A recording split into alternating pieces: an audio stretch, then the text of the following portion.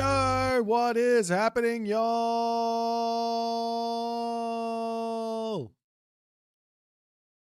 Another day, another you, another me. But mostly another you, because I'm back. I don't actually know anymore. Oh, jeepers creepers. I am a shell of myself. It was a whip around the world and a lot of craziness, but I did have a good time, and I'm back ready to watch some Age of Mythology games. Now, Grandma as well. How's everyone going? Have you missed me? I've missed you guys. I didn't have a lot of time to check in. I just basically had time to troll people in the balance Discord and things like that. Also, shout outs to Eyes Machine for subbing. Iorian or Lorian, thank you so much for the sub as well, my friend. Appreciate you, my friend. Thank you. Did I get souvenirs? No. But I do have some good news.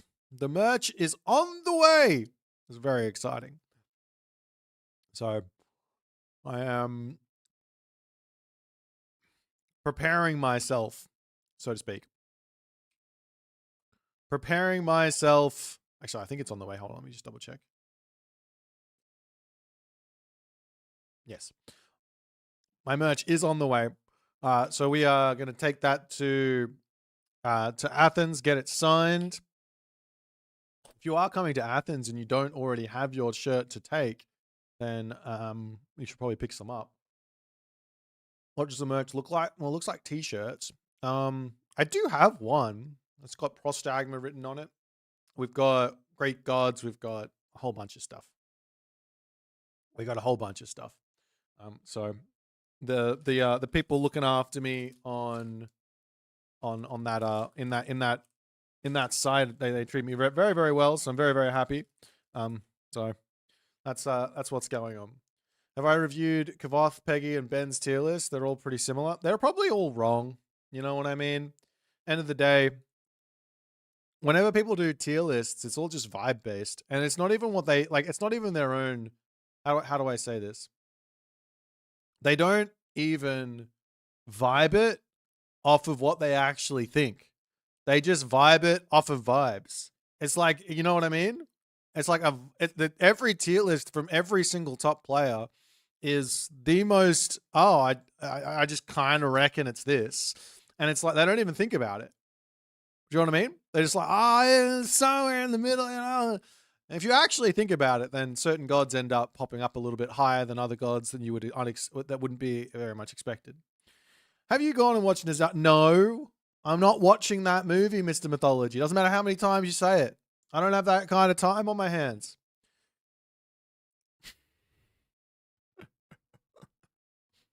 No, we're actually watching Toy Story. We watched Toy Story 1, 2, 3. That's what we're doing. I think we're up to Toy Story 4 now before we go on to the next thing. Jazzbox, thank you, my friend. Alrighty. So today we are going to be watching, well, two series.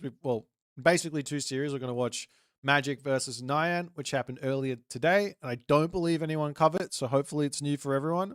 And then we're going to be watching El Matador versus Garnath straight after. So it should be some really, really good games today. And of course, you've got the Saturday round of 8 that's going to be happening tomorrow, and then the obviously the finals, the semi-finals and finals on Sunday, and then we've got playoff 4. So we've only got about 2 weeks and a couple of days left of these qualifiers, and then in August it's a little bit of a relax from all the competition. To be honest, there might be something else on. I don't really know, but personally, I'm not planning much for that. We might do some fun stuff throughout that month where we play some free for alls or something. I don't know. I honestly haven't thought about it. I've just been focusing on this and organizing this stuff. So that's what's upcoming. And then of course September comes and we have the big LAN, the big event. It's going to be ridiculously amazing, I think. Tickets are available as well, so if you were planning on coming, you should be picking those up they're not already sold out. Which I don't think they are. There's the Athenian link. There you go. So that's happening in August. So we can check out some of those games if there's any out there that are any good. Anyways, it is time to take a little quick look at what we're going to be seeing today. So thanks everyone for joining with me, and we are going to be taking a look at the Nyan Magic shenanigans. Let's jump over to the head-to-head, and it's going to be some fun. So sit back, strap in, hands and legs inside the vehicle at all times. Make sure you have fun, but no one jumping out and killing themselves. All right, let's go.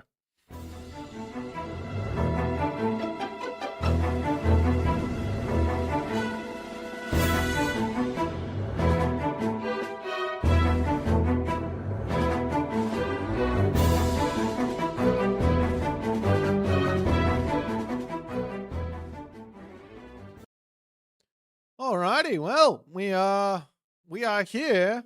We are checking things out. We've got Magic, we got Nyan. So these guys have met. Oh.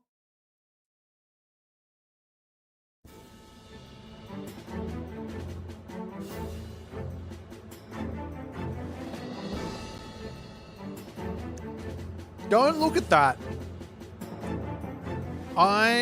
Somebody decided to update that before I'd even got there. It was supposed to, nothing happened. You saw nothing. You all saw nothing. Okay? We're going to pretend like it never happened. All right? The battle of the Canadians that have never met each other in tournament before, and we have no idea what's going on there. Oh dear, what are we doing? What is happening here? Oh no. Ross, thanks for the 14 months, my friend. Okay, so we've got ourselves our draft here. Of course, an interesting draft, actually, with Magic banning out Tezcat Lapoca. I'm not really surprised at the Uranus ban. No one wants to play versus that broken god. No one wants to play versus the Susanoo. I am kind of surprised from Nyan banning out the Odin, but that might just be to protect the gods that he wants to play. There's some gods that Odin's quite good against. And, well, if you want to play those gods, you don't want to deal with it, I guess it sort of makes sense. But it does leave open some pretty big problems that end up showing up here as Magic takes Quetzalcoatl first. Nyan then snaps up the Chronos Amaterasu. Nyan is obviously a Chronos like one trick from way back when, so it makes sense that he wants to prioritize that one. But he also prioritizing Amaterasu over Huitzilopochtli, and more so Magic prioritizing Quetzalcoatl over Huitzilopochtli too is somewhat offbeat, I would say. I don't know if it's just that's the better god, or he thinks that, or he just decided to vibe today. I don't know. Nyan then grabs Gaia and Tsukiyomi. I have been seeing Gaia having a lot of success. Tsukiyomi, I don't know about the success from him, but he's been a solid pick. Definitely in the higher echelons, doesn't have too many bad matchups. Feeling pretty good. Shenong Fushi in for Magic. I'm not surprised on the Fushi, but I think a lot of people that I've been seeing, unless this has changed recently, a lot of people I've been seeing have been saying Nuwa is actually one of the strongest of the Chinese at the moment. She's got a really good 2TC classical fight. She's got a really good 2TC fast heroic as well. So she's incredibly versatile. Has the fastest of the second town centers out of all of the Chinese gods too. So you can kind of do whatever you want with that god. Very versatile at the moment, but of course, Magic says, no, I want to have myself access to Qi Yao, apparently, which I don't actually think is that important, but maybe it is. Maybe I'm missing something there. Nyan picks up Ra and Nuwa. The Ra pick, I'm not exactly sure what that is about. There doesn't seem, maybe on Giza, I guess. Hello to all the YouTube chatters as well. Whipped Editor, Feistrian, Wolfhound, from Cyprus. It's Ronan, Theomite. What's going on?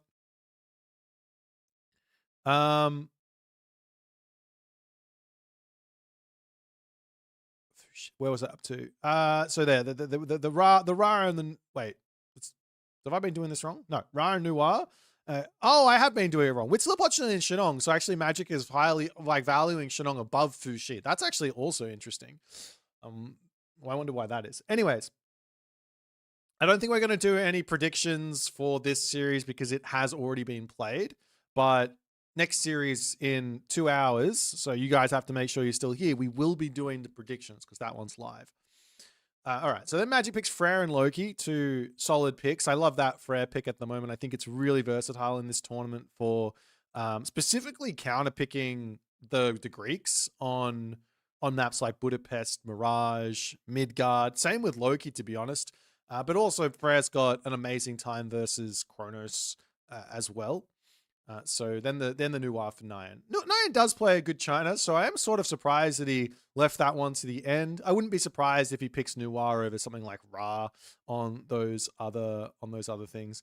No Greek in draft is expected. Yeah, I think all these top players aren't very good at the game. That's what it's beginning to really show to me. When you watch someone very solid like Mosca, he's picking that Poseidon first.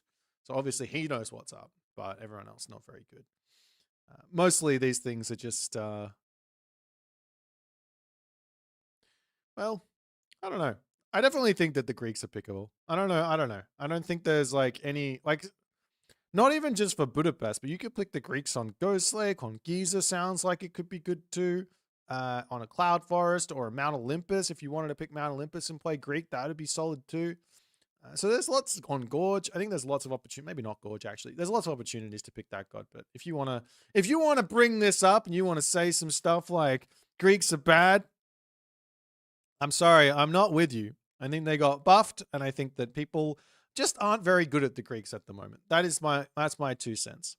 I think that the Greek players have fallen behind by basically playing the same strategies for too long. And there's a lot of other stuff that has been buffed and is very, very good. So time to learn how to play the other styles of Greek, and then you'll see the Greek players having some more success. Alrighty, well, our first map is on Blue Lagoon. We're just going to be enjoying today, and I am not the most awake, I must admit. I had a 6 hours of travel today, or 7 hours-ish of travel today. So, well, we'll enjoy it, but let's jump into our first game on Blue Lagoon. We got Magic, we got Nyan, we got ourselves some fun here. Off onto Blue Lagoon we go.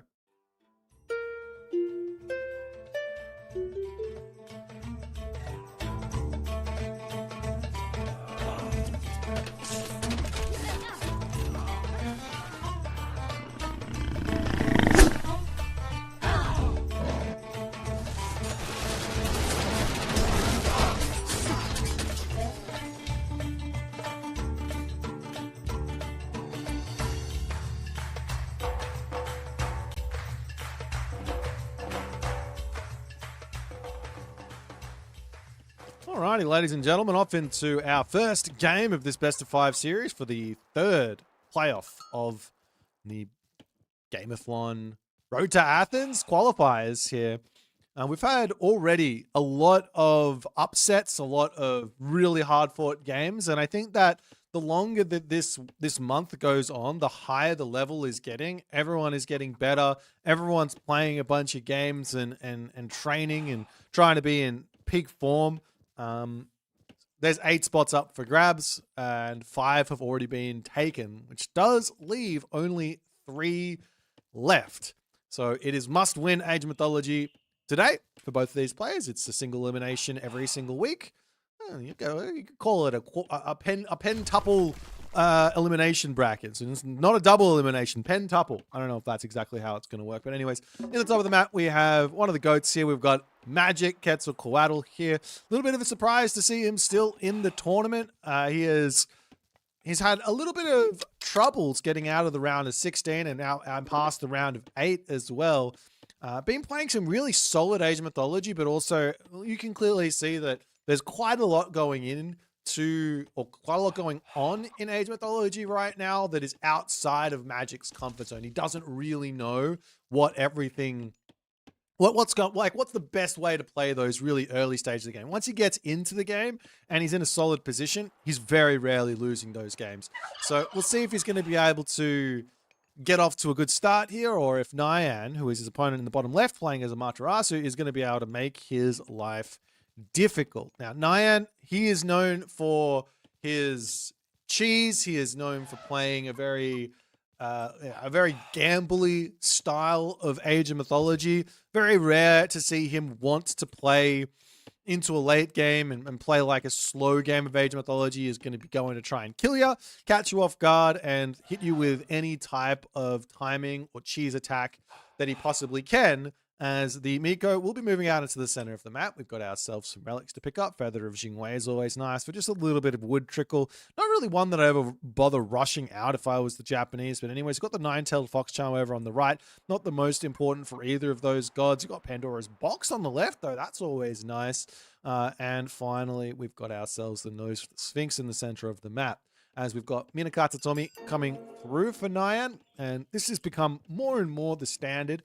And you really don't want to go Amano Uzume in this matchup, just on the fact that the Suicide Kamikaze, Kamatachi, I should say, the Kamikaze Kamatachi, those just aren't really value because you charge them in and you're just giving Tenali or free favor over to the Aztec player. It's similar to trying to do Amano Uzume shenanigans versus a Norse player. Like, you could potentially get some kills in that, but if someone plays a really good defense, you're probably not going to get anywhere. Whereas if you're going to play Minakata Tomi, you get to sit back, you get to play defense, and you can kind of prevent the Bushido from, or not even Bushido, you're not looking for that, prevent the Tenali from getting grabbed and, you know, slow the game down a little bit. We will see a stable coming through from Nyan. On the other side, it's a bit of a later advance from Magic going up through Cattle, and it's going to be the Livestock Pen, the Lumber Outpost, and the Craft Workshop here. So a lot of economy for Magic. This is very, very standard at the moment, as also the relics are coming through, and he does grab himself that Nose of Sphinx. Obviously very nice. A little bit of extra HP does go a long way, as it's going to be Noble's Hut times 2 for Magic. I got to say, I don't know if I like this approach from Quetzalcoatl. I love the Noble's Hut in the Heroic Age when things are a little bit more sorted out. But if you're going to play for a classical fight, I don't understand the Noble's Hut. If I break it down just a little bit, the only way you can have an advantage playing for the Noble's Hut inside of the Ocelot Warriors is to take advantage of that, is to take advantage of the stealth of the ambush. If you're not taking advantage of the ambush mechanic, it's just better to have War Hut units up until you're at full population, because the War Hut units are more like, you get more stats for your resources, basically. But nonetheless, in comes a misclick from Magic. He went to click his Agave Bloom and he's clicked his Tailwind. Tournament jitters getting the best of everyone. I was talking with Magic a little bit about this, and he says, man, I've been getting nervous for these games. I used to level up when it comes to tournaments, but getting nervous and making mistakes. Also trying to put a whole bunch of pressure on here early game versus Nyan, who just says, hey, I heard people were telling us that horse is good. What if I just go horse? And just go horse he has done, as one little trade back there does go the wayside of Magic. But here's the thing from the point of view of, like, if I'm playing this as Magic, these units here, they can all get healed. So the little tiny skirmishes, they feel good only if you get the kill. And you don't have the speed to chase those Naginata riders away. So trying to take these little skirmishes early on, I don't know about this. I think that Nyan has come out very much in front after all is said and done. Of course, there is the Agave Bloom to just heal up a little bit, but you almost don't want that because you just want to be sitting in your base anyways, because your opponent has got all the value or all the advantage with the cavalry, as the Naginata riders charging and causing a little bit of idle time. The warrior priests, one does go down there. Does he get the Naginata rider? No, he doesn't. So out Nyan goes, and Magic is a little bit in a little bit in trouble, I'd say. He's now asked to deal with the samurai coming through, of which he needs to build a lot of Tekiwa archers to actually take out. And Nyan, he can basically just sit back with these bad boys. These are all giving him resources. It's not a huge amount of resources for each of these samurai, but 1 XP a second, well, that will contribute to Bushido, which will contribute to free medium, free heavy, and all the other good stuff. as Magic is under attack yet again on this side position. He's got himself the Tsompantli Towers, which actually, little known fact about these bad boys, if you didn't know, they actually do have a snare effect. Unlike the other towers, they don't have a snare effect. So the Tsompantli Tower, if they do hit a cavalry unit, it'll slow down by, I believe it's something like 15, 20% speed. So down to 5.1 there. So it is a really, really nice tech to grab. Of course, the towers are doing a little bit less damage as the Aztecs, but that slowdown can be a gigantic amount of help for those who disrespect it. Because, I mean, you think about it, 5.1 speed Naginata Rider, and then you might be able to get yourself a 5-speed Spearman that can get in there and take the Naginata Riders out a little bit easier. Not a terrible idea. But anyways, another Noble's Hut coming through for Magic. He wants to get to the next age. He is going up through Coatlicue, and he is going to be looking for Eagle Warriors here. But the problem, I think, with the way that Magic is approaching this is, well, the Eagle Warrior against Japan, especially a Japanese god that's not building archers, it does feel a little bit lackluster. Everybody likes to say that Eagle Warriors are incredibly strong, but the Samurai, they've just got such a gigantic HP pool that they can tank for days, and the Naginata Riders are strong too. And if you don't mix in the Spearmen, and it's a bit of a tough thing to make happen and make work, but the Tsalmani Spearmen now are coming in, so that's going to help Magic. And in come the Naginata Riders up to the top as these towers. They don't have crenellations yet. Do we have ballistics in? Nope, so no real help where that's concerned as the Jaguar or the Oscillator Warriors dive through, but again, just gets out of there. It is tough to deal with these Naginata Raiders. It doesn't matter how good you are at a game of Age of Mythology. The speed advantage for these cavalry cannot be understated.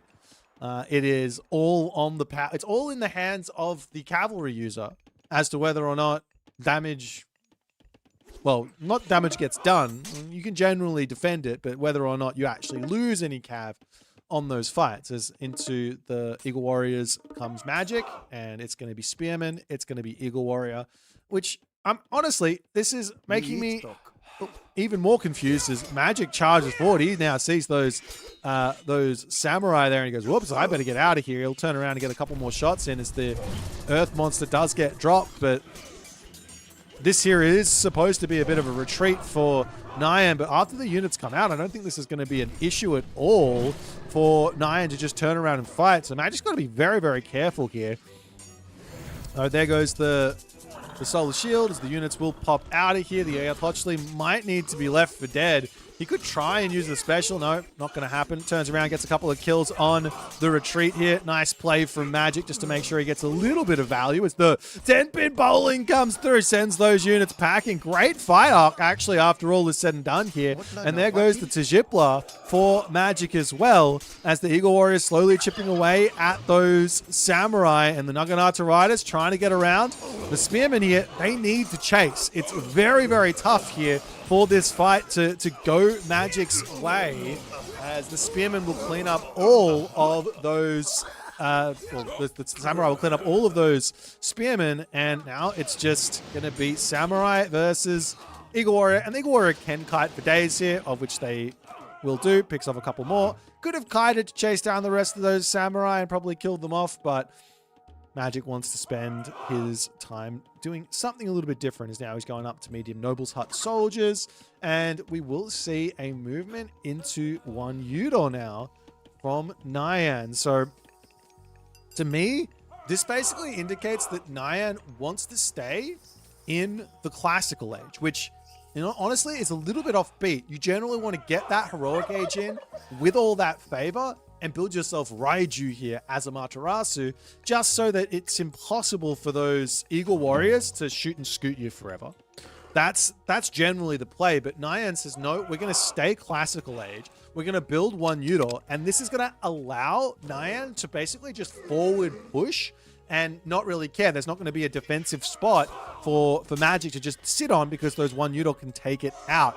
As the Eagle Warriors get caught out on this position, going to take a little bit of damage here. Can try and speedwalk these units out of here, but at the moment, just not really enough in the way of Plow-Manny Spearmen. There's only 6. I mean, there's probably enough of them, I guess, but he needs to micro them really well. Picks off one Naginata Rider. In comes the shoot and scoot as the one Yudo will start to target down the Great Temple here, of course. Building out some Shorn ones would not go astray. In comes Bushido tier 3 for Nyan. Gigantic power spike here for Nyan at the moment as Magic's going to be pulling back into his main base. And, well, more Warrior Priest to come through. But Nyan's got to be careful here, but so too does Magic. One Yudo goes down. These one Yudo are pretty strong. They do have 65% pierce armor, but they will die to a Great Temple if they're not careful, and they'll also die very quickly to a Warrior Priest. But on the other hand, you do have the Solar Shield you can drop at any point, if you so choose, as another little attempt at a Tajipla creation there comes through. The Eagle Warriors pushed back yet again. There's still a decent amount of resources in the bank for Nyan to be spending here, but Magic, he's out of gold. And this could be game 1 going to Nyan with a very, very powerful usage of just simply building cav and infantry and attacking here. Magic is in a very tough spot. He could try for a sneaky gold mine. There is a cheeky Naginata Rider over here. Take a look at what Magic actually sees. He does see gold mine here. He could try for some sort of a sneaky gold mine. He's making himself out the Shorn one now, which are an amazing answer to the Samurai. But when the Great Temple falls, well, this is going to be incredibly tough for Magic to pull back. You know, the score differential right now doesn't really mean a huge amount. It's just, it doesn't matter if Magic can't continue to play in the game because he just doesn't have enough stuff here. He's only got 1.2k military resources to Nyan's 3.5k. So a very, very large advantage cooking here for Nyan. And Magic going to try his luck at a bit of a sneaky gold mine over here. Nyan's going to be spreading out across the map. He has scouted nearly everything. He's missing himself a gold mine on the bottom here, but of course Magic has to take a big risk to get over there. Magic can sell for a little bit, but he just doesn't have enough stuff remaining here. So maybe if he didn't waste himself that tailwind, things might have been a little bit different. But Nyan says, I'm happy to just pull back, heal up, which is fair enough. He can continue to pump units, continue to get himself forward. I don't really understand the Yumi archers here. This Samurai Naginata Rider comp for Nyan is just working an absolute treat, especially now that the Great Temple is taken down. No access to the Shorn one until another one does end up coming up. And Magic is going to now, he does decide, oh, I can come onto that back gold mine a little bit safer. But, of course, Nyan here, I wouldn't be surprised to see him rotate around and come up onto this top gold mine immediately after seeing nothing over here. So the obvious second choice, and Magic does notice that, attempt to pull his villagers back, sacrificing this villager over here to try and stay out of line of sight, as the villagers do manage to keep themselves safe. This food situation, however, is in for a little bit of a tough position as the villagers come back. They do get spotted. And onto the gold mine they go. So Magic's still got a little bit of play here in this game. But you just take a look at the army. It's absolutely gigantic.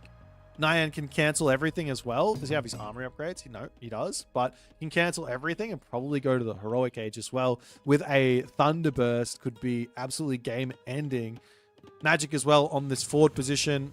Having some issues with the wood line there. Definitely shouldn't be on this wood line anyways because he's got the Kalpuli over on this side. But he's just going to pull back and see how things go.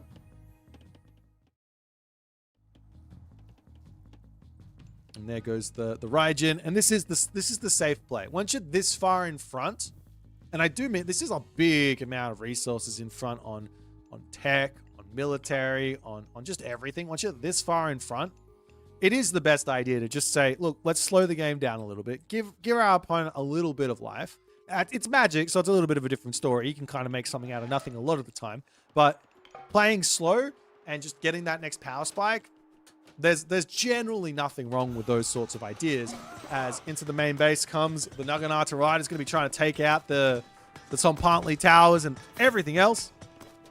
And he's going to be checking things out up onto the top.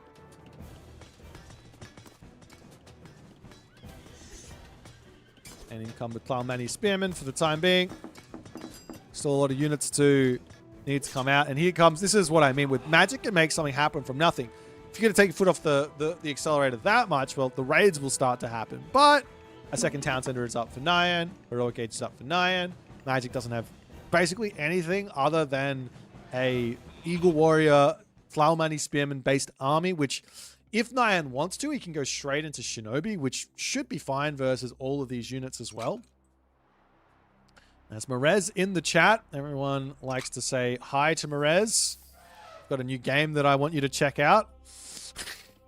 Hope you've sorted that out, my friend.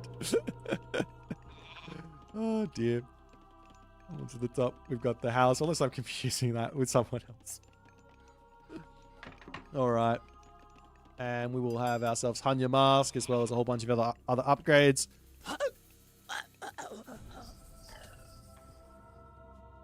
But Nyan, he has given a lot of time actually over to Magic. Magic on the back here now. Putting up a Noble's Hut. I actually reckon not a half bad idea.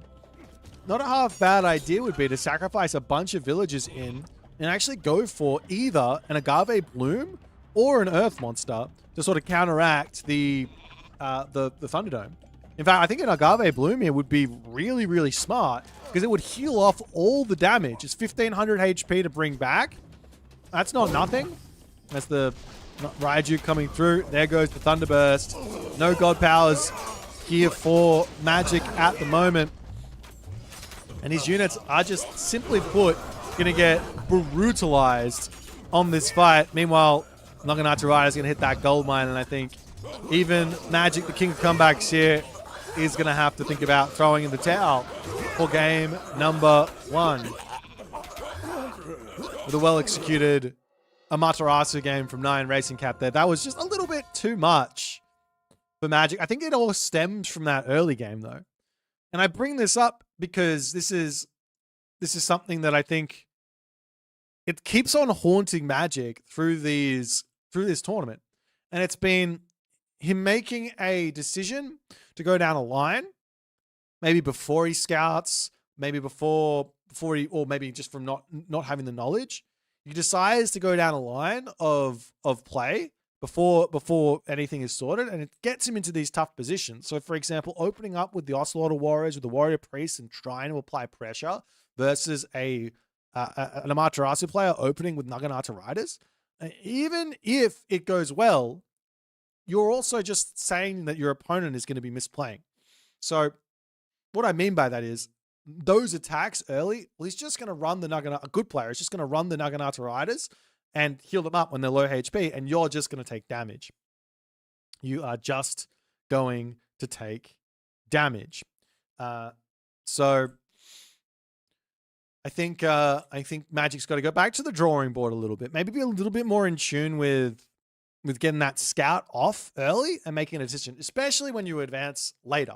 If you're the second player to the classical age, it means you get to be reactive. You not only have extra resources than your opponent to play with, but also you get to see what they're doing and then just say, oh, you're building double stable. Fantastic. Let's go into one war hut, maybe one war hut, maybe one Noble's Hut, and you can make Ocelot Warriors and Tlaumani Spearmen and sit back and just deflect until you end up coming out in front.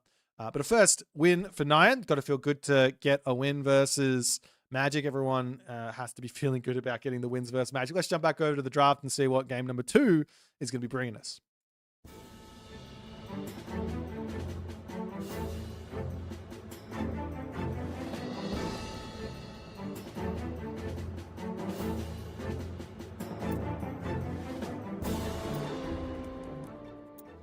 Alrighty, so we do have ourselves a Shenong versus Gaia on the map Giza, everyone's favorite Giza.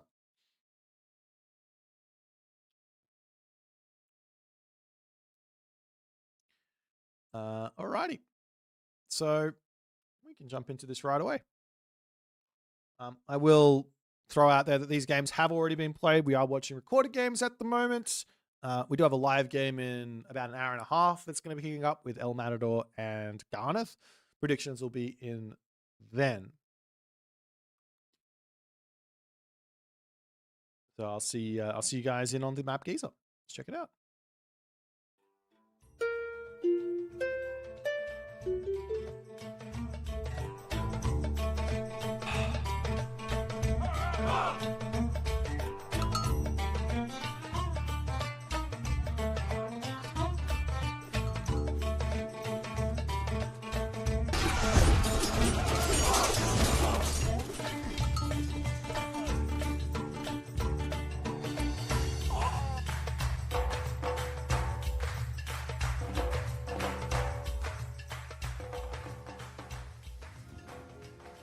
Alrighty, off to the races we go, and this time Magic does take himself Shenong as Nyan takes Gaia.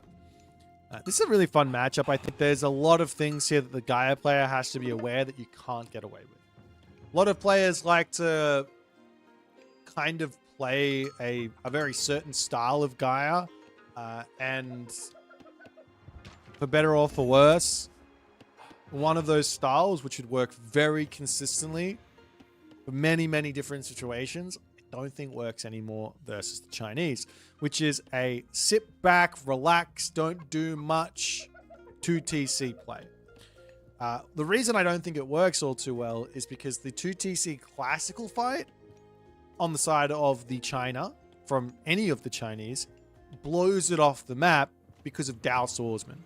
Because the Dao Swordsmen, they don't really care about the defensive buildings as much. They've got such a high amount of Pierce armor, and they now have a half-decent amount of speed at 4.0 that they're able to just get in and then start getting that damage done. So, I'm not saying you can't play a 2TC Gaia, but I don't think you can play a 2TC defensive, sit-back, sort of greedy, power spike-based Gaia anymore. You got to be a little bit more interactive with what the Chinese player is doing. And of course, the Chinese player can also then do some other sort of cheeky stuff behind the whole thing. Kevin Yagami, thank you so much for the rating party. Appreciate you, my friend. The other thing that, of course, is always going to be an option for the Gaia, no matter how many times I say it. Every time I say it, we tend not to see it. But Gaia can definitely go Leto in this matchup. And that's a really, really nice option to play like a 2TC Leto. Threatens out the mass automaton type ideas, especially with kind of a gold mine over on this left side here that you can jump onto really early. If this does end up going that way, you can jump onto this gold mine really early, have your second town center over here, happily eating the rhinoceros, mana down, 5-6 oracles, and if the game goes that way, you can end up spamming the automatons. If it doesn't, then you have a whole bunch of favor for things like Stymphalian birds or Lampedes or an extra Hesperid's tree later on, which can be really, really good too. That being said, it's going to be an Oceanus from Nyan. Nyan taking a really late advance time here. Magic's already in the second age, and well, he's getting himself out another Kwafu. Now, I'm not sure what his plan is in this game. I was suggesting town center vibes. It's probably not a terrible idea here, but the town centers, I mean, there's two town centers that are spawned really far away from each other. And the back town center, I mean, doesn't really play super well into what I was talking about with the aggressive 2TC play. Maybe the play here for Magic is to just drop a military building, try and push forward, and try and get onto this position, or maybe catch out the Gaia as well. But Nyan, with such a late advance time here, he's done something a little bit special. He's got himself an extra 2 hero citizens. Now, these, if you compare their wood gather rates, we can do a quick little comparison here. 1.79 a second to 1.96 a second. So there is a considerable amount of extra wood coming in at close to 0.2, right? Or something like that. So it will pay for itself. But I think I can't remember the exact time. Maybe someone in the chat can give me some math on how long it takes for a citizen hero to pay itself off, especially when you've already got yourself hand axe. But anyways, it's somewhat worth it, but it does slow you down quite a bit. And Nyan, he's going for this town center, and there are the relic monkeys in the back there to defend. As the Kwafu now from Magic, well, they're moving forward to grab this town center. So this here, what I'll say is, I actually quite like what Magic's done.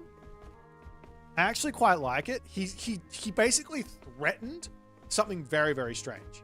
He threatened a one-town center aggro type of play as the Yachts over here goes down. And he waited. And he sees Nyan grabbing this town center quite late. But it's basically an equal town center to what Magic has. So there's not really an advantage or disadvantage here. The big advantage for Magic, however, is he's nice and close to be able to start his siege on Nyan's base. Whereas Nyan, well, he advanced late. He's got his back town center. I did say that this gold mine getting onto it nice and early is going to be good, but he has to be very proactive here. He's got to build units. He's got to get going in the matchup. He can't sit back. And like I said, he can't sit back and power spike greed, which is what the Gaia players want to do. What do I mean by power spike greed? I basically mean not build the smallest amount of units and try and make it work. He's going to be dropping the armory here and he's going to try and make it work. But Magic, he's already dropped himself a military camp. I wouldn't mind seeing him drop an extra 2 military camps and also potentially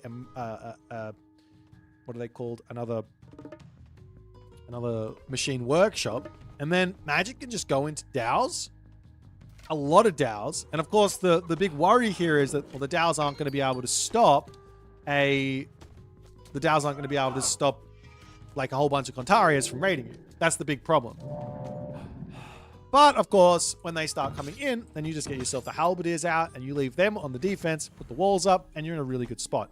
As now in comes the Relic Monkeys. The Kwafu comes out for Magic, and he is going to keep pumping these Kwafu out non-stop. He's actually auto-queuing them. So full spam on the income for the moment, and Magic very smart here, already getting his walls up, very aware of the fact that it is a weakness that is here. The weakness is obviously to the Contarius, but I think he's being a little bit slow on getting his units going. You want to be looking to be aggressive probably around about the 9-minute mark here, because you need a bit. Basically, you charge forward, and if there ends up being a whole bunch of other units, of course you're scouting with the gold lines. If you see a whole bunch of units, you say, okay, fantastic, we're not facing the fast heroic, we can play a little bit slower. But if you do see the armor and you don't see a whole bunch of units, you've got to be attacking right away.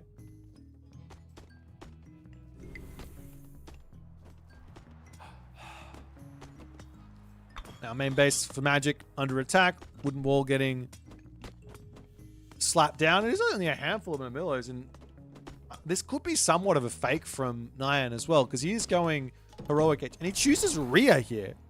That is another super interesting decision. I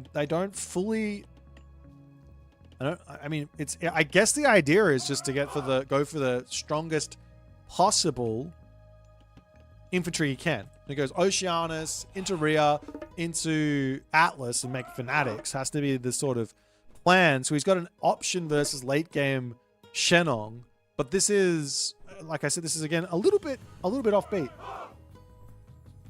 A little bit offbeat, as the Murmillo will get converted in. And one thing here that I don't see enough players doing is building Caraballister, especially with Gaia. So having one Caraballister out here would force out the Javelineers, and then you can get into your Arcus. You can maybe even go into 2 Caraballister. It's not a big deal. And of course still build your Murmillos and things like that. But it's such a strong thing to utilize on top of Gaia Lush.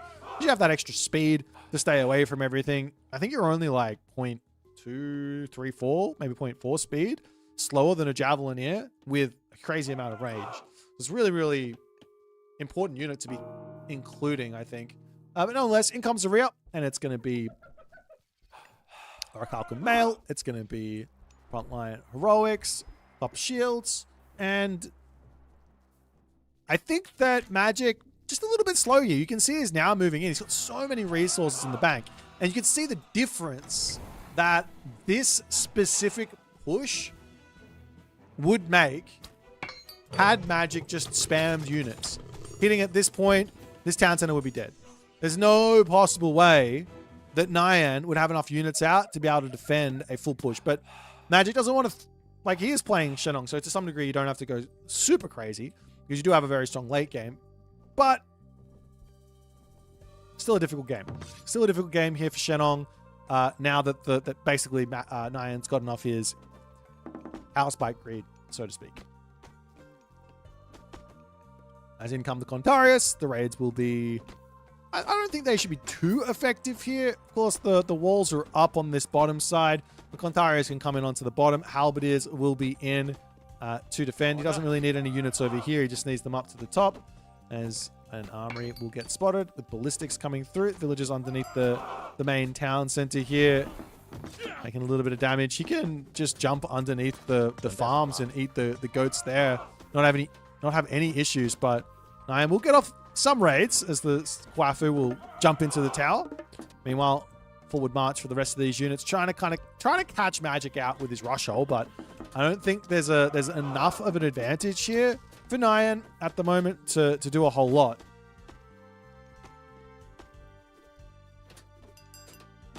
He's up onto the top side. In comes that behemoth, and well, Nyan, he does have quite a bit of stuff coming. Really smart usage of the villagers here, attacking the behind of the behemoth. It does have that armor plating bonus, so if you attack it from the front, it takes half damage. But Magic is out of position with his units right now. He's got to get over here and defend this position onto this spot here. Does drop the Fey Beasts, and well, Fey Beasts have the potential to kill a lot of stuff here, and don't trace the Singe, because that's what's going to happen. As Magic gets out with just 2 Fey Beasts, he's continuing to chase them. The town center will go down, but I think the value from that Fey Beasts is more than going to be justifying losing that town center. Fey Beast is one of those god powers.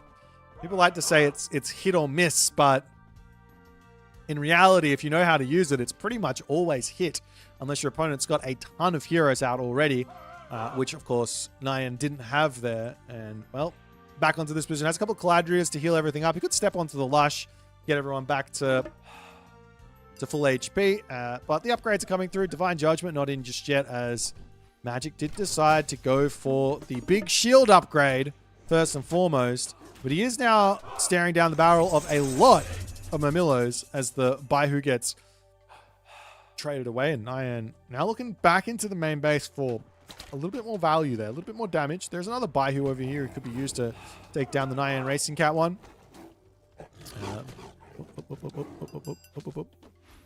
Well, he jumps, he misses. The only way to really hit that is for the other unit to be not running away. Unless this doesn't get ballistics. It does get ballistics, but it doesn't work on the special.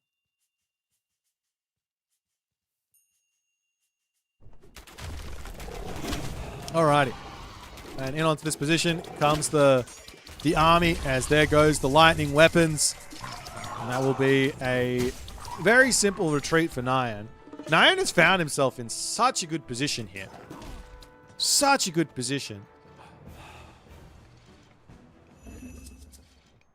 But Magic is also totally fine. A third town center going to be coming up onto the left, which, I mean, half of the time I say somewhat of a quick third town center is good, but if you're going to grab it at 84 villages, it's not really going to give you a huge advantage over an opponent who doesn't and decides to go for a Mythic Age instead.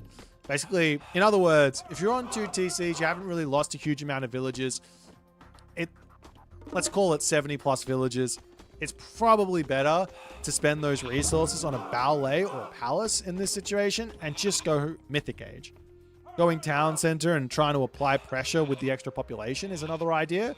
But if your opponent puts the ballet down, they've got defense for it. So it naturally feeds into itself that this is just the better way to play. But Magic, he is looking to push forward, shut down some of that Lush as the main base under attack again, as Crenellations will get bought for Magic. He's going to lose that tower. It's not the end of the world. But Magic says, hey, you're not going to fight me. What if I just charge after your bottom town center? I kind of like the play. It's nice and close to this position, so there's not a huge amount of defender's advantage. As in he comes, and pick off one citizen there with his Baihu, trying to take down the town center with all those dows. They are very, very good at this. 40% pierce armor at the moment. Lots and lots of damage, as we do have the fire archers on the back, but in comes the very powerful Nyan Racing Cat army, and Magic kind of caught out here. As the backline getting targeted down by the Baihu. Fire Archers also are kind of frontlining. That's not what you want, but with the Fire Archers on the back here, immediately targeting down everything, they're going to be dying incredibly fast. The only issue here for Magic is he doesn't have himself his upgrade, so his Dow Swordsman and his Halberdiers aren't going to be doing all too much, as Magic now on the shoot and scoot, as he says, it is time to retreat here. But I think, you know, with that decision and that attack and the way that Nyan reacted, I'm kind of liking Nyan's position more and more as this game goes on. That being said, behind this, Huang Di does manage to come through. Magic turns around and takes this fight, but there's a lot of units that aren't actually in the fight for Nyan, so it's not a terrible fight for Magic in the slightest, and those Murmillos, they just get melted. And I have to say, I'll say it again, I don't understand the Arcus here. Yeah, I just build Caraballister until you start seeing Javelineers. And also, Terma, to take out the Fire Archers as well, has to be the right call in this sort of a situation. Murmillos are obviously fine, but Contaria's frontline with some Caraballister as well as Terma, mix everything in, that also sounds fantastic. But Magic can just hold here for the moment. I mean, I just love the idea of building Terma as Gaia, because you just mix the 5 speed in with Gaia Lush, and it's so good. Yeah, I'm pretty sure the damage that a Caraballister does. So this is 4 population, right? So it's doing, let's call it 14 pierce damage per second, with the extra 1.25. The Caraballister is just doing way more damage to an infantry unit, as Magic will be attempting to get his settlement up. We do have more units coming up to the top side, as some units are in on the defense. The Carnivora is going to get involved, and I think the town center for Magic does end up finishing, so he gets away with that. But over onto this position now, the gold mine of Magic under attack. Big issue for Nyan is he's about to lose the entirety of this Arcus Ball to a gigantic Yinglong that comes in. Huge zaps coming through as he does try to convert the units into heroes here. He is going to be able to get that off somehow, some way. I don't know how Magic allows that, but immediately he will be flying away as up onto the top. Has dealt with this top position. He can eat himself those rhinos there if he wants to.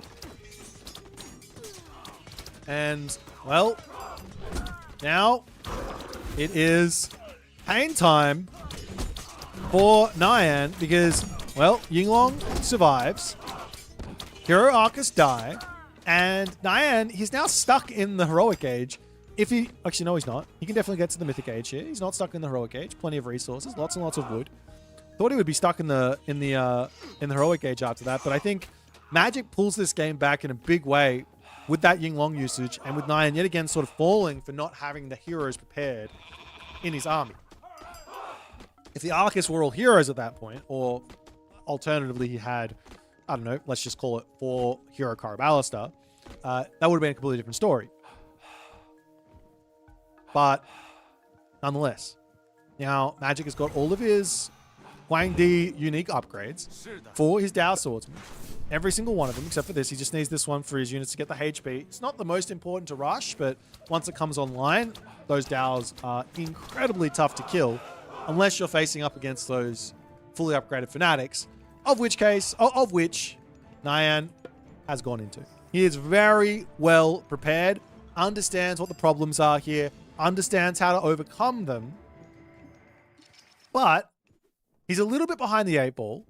Yes, he's in front on resources, but he's a little bit behind the 8 ball on economy, on tech here. Armory situation, Magic's just a little bit behind on that compared to what Nyan's got. So no real big advantage, and there's going to be an implode that gets dropped down that can take out all those heavy fire archers. And yeah, I think right now, in seeing this army, yes, the Fanatics are correct without question, but you need Terma.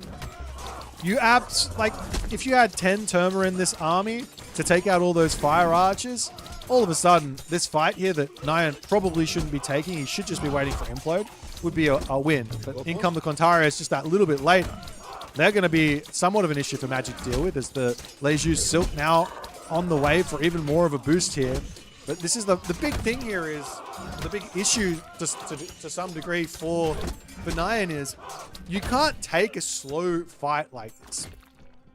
Because the units are so cheap for Magic with those upgrades. It's 20% cheaper.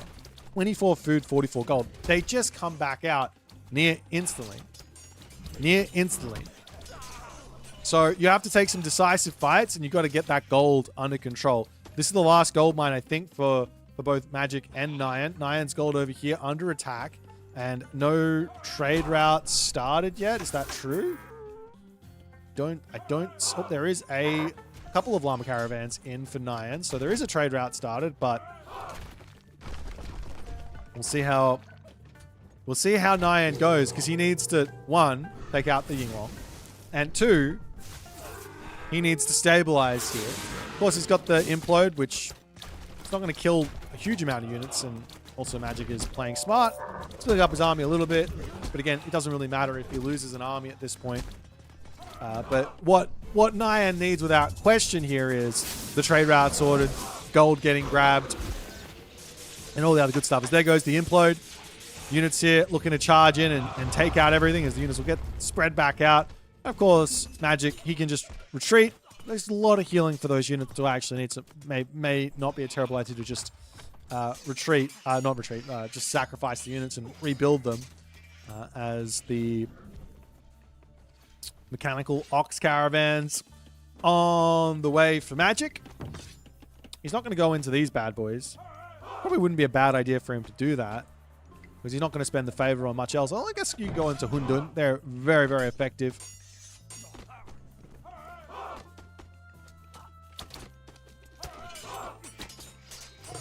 So,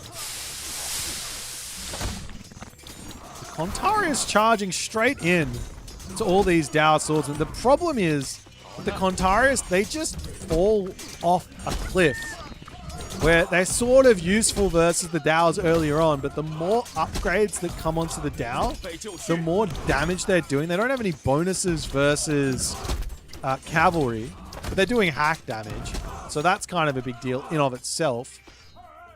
But they just have so many bonuses, and mostly it's the life steal as well as the bonus damage from Zhuan Yu's bloodline that just completely brutalizes the Contarius at this moment. So yeah, Nyan still refusing to build those Karabalista.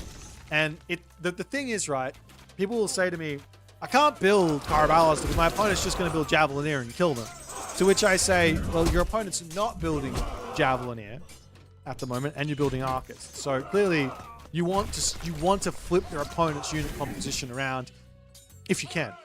So Karabalista here with Fanatics just makes sense. Alternatively, pure Destroyer, Arcus, and a lot of Palaces is the other option. If you have the economic advantage, that's how you would stamp your opponent out.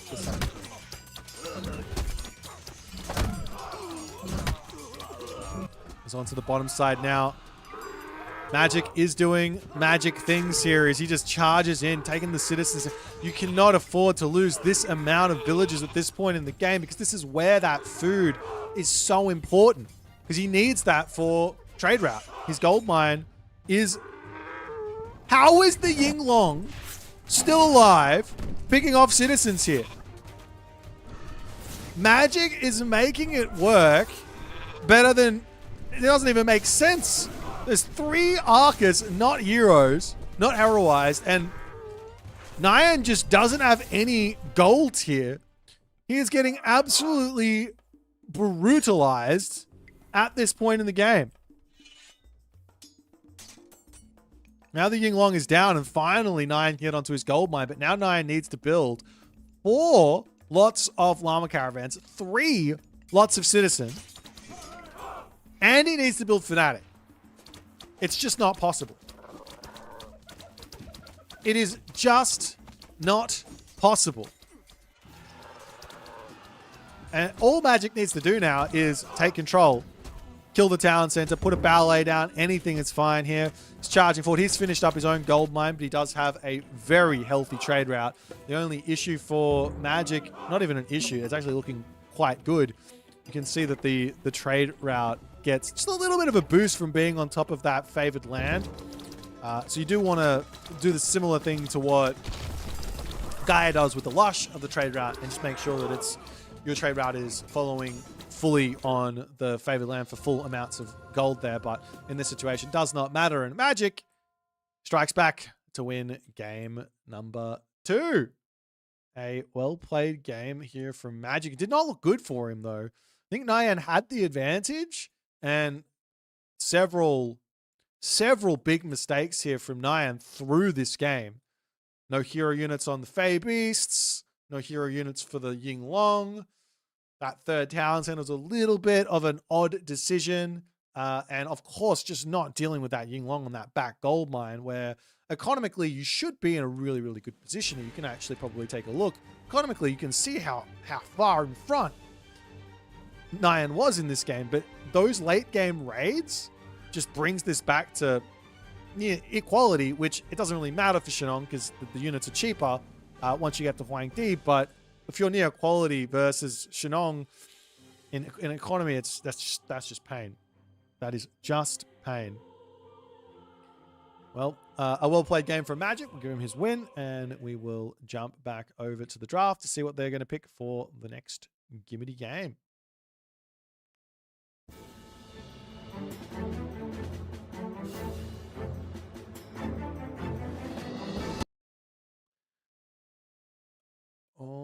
Alrighty then.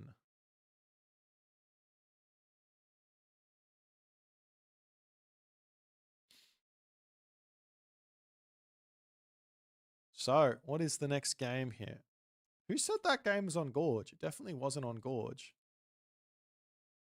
The misclick of the misclicks.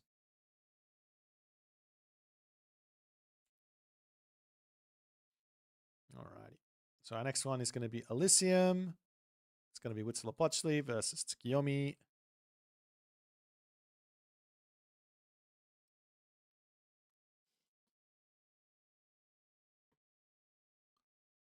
All right.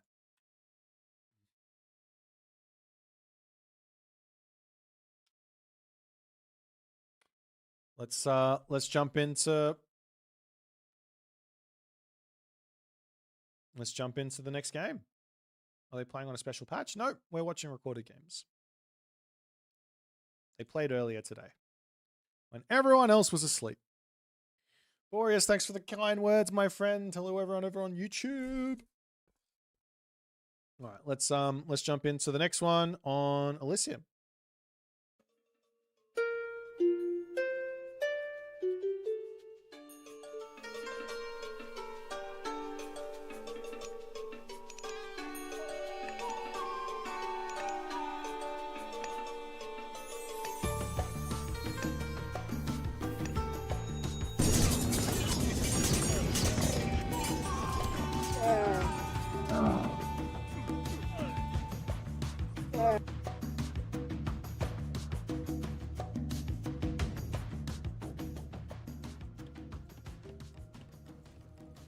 Alrighty, ladies and gentlemen, another game, another you, another me in the right-hand corner of the map. Now, Magic is going to be taking his Huitzilopochtli, the second time he's been commanding the Aztecs in this best-of-5 series, and Nyan takes himself Tsukiyomi, so the second time he's been taking the Japanese in this series. Now, we'll see if Magic learned his lesson from the first game. He did end up losing to Nyan's Japanese in that first one. We'll see if he's going to fix that and strike back yet again. Let's take a little look-see at the relics, as we've got Bard's Scepter over on the left side, wooden gold minus 25%. To this top side, we've got the Dwarven Calipers, which is minus 20% there. Over onto the right-hand corner, we've got the Kugnir Odin's Spear, which is plus 5% there for some spearman damage. And Hermes' Swing Sandals is always nice for an extra bit of movement speed on those already speedy warrior priests. And I guess at this point, just because Soup's name popped up, let's let's bring up the fact that there is a new Fandangle Huitzilopochtli rush. We have to figure out how to call that because the Kronos rush is the crush. And if the Kronos rush is the crush, then the Huitzilopochtli rush must be the crush, right? Is that what it's called? Shout out to the Redditor, I can't even remember the name, who came up with said build. You can get yourself to the classical age sub 3 minutes with 0 idle time on the town center. It does come at the cost of one villager's life, but it takes about 3-ish minutes, I think, from memory, for that villager's life to actually start being a negative, because you have to blood pack it. It's the hush. No, it's got to be the crush. Anyways, on the left side with Nyan, he's got himself his temple up. He's looking for somewhat of a fast advance. He's going in Arty or Kami. Not surprised to see that. Let's see. There's also, I've already done the relics. We are losing our brain here. I must say at this point, I was up at... No, I'll just say it all. I didn't really sleep last night. I was up at... I think I woke up at 2 a.m. I went to sleep at a reasonable time, 10, 11 p.m. But I woke up at 2 a.m. to get on a plane, and they stuck me in the center of the plane between 2 other big boys. So there was 3 big boys in 1 small economy class on the plane today. So I did not get any sleep on that plane. I'm a bit on the old tide here. So forgive me if my brain does decide to go elsewhere. All right. Ro16. There's a lot of different options for the name, but this is not that. This is more of a just going to get himself the Kalpuli livestock pen, the lumber outpost, and not the gold one just yet. A little bit of delay on that. He's going up through Malinaljaw Chittle. And we'll see what way Magic wants to play this, because I said this in the last one. When he played as Quetzalcoatl, he decided to open up with the Ocelotl Warriors. But versus Japan, it just makes sense to open up with those Spearmen, because it allows you to have an answer versus Naginata Riders right away. And also, they're cheaper. They're more stats per resource. Less stat per pop, but more stat per resource. So, anyways, it's going to be a war hut this time for Magic. So he is definitely going to go for this angle. Now, I have heard people saying, and I have experienced this myself as well, that Huitzilopochtli, for one reason or another, I don't know exactly why, but Huitzilopochtli can get a crazy amount of value going for these war hut units. I guess it's probably because of the Wings of the South, but there's probably something more to it than just that, because there's obviously some other sort of options, ideas, and things like that can come from playing as Tezcatlipoca, or come from playing as Quetzalcoatl and doing a similar idea. But anyways, we've got the Infested Nest coming down. I mean, of course you have the Wings and Molina, but for example, if you play as Quetzalcoatl, you have access to the Lullaby, and you have access to the Tailwind. So you got a little bit more of an engaged tool to find advantage with Quetzalcoatl. And you've also got more economy as Quetzalcoatl early on. The Scorpions are good too. But it's kind of a similar thing, no? You just kind of drop Lullaby down on the opponent, kill all their units. It's kind of similar to what a Scorpion would do. Maybe I'm stupid though. Nice little raid coming in though as the Warrior Priests get through, and Nyan this time not here to defend himself. In that first game, Nyan had all of his Naginata Riders on the defense, and in this one, Magic has snuck through, and even if the Naginata Riders come back to defend, they have to deal with those Spearmen.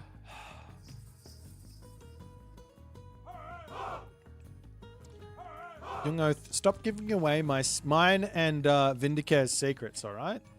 Don't give away my secrets. This has been a secret I've been sitting on since pre-launch.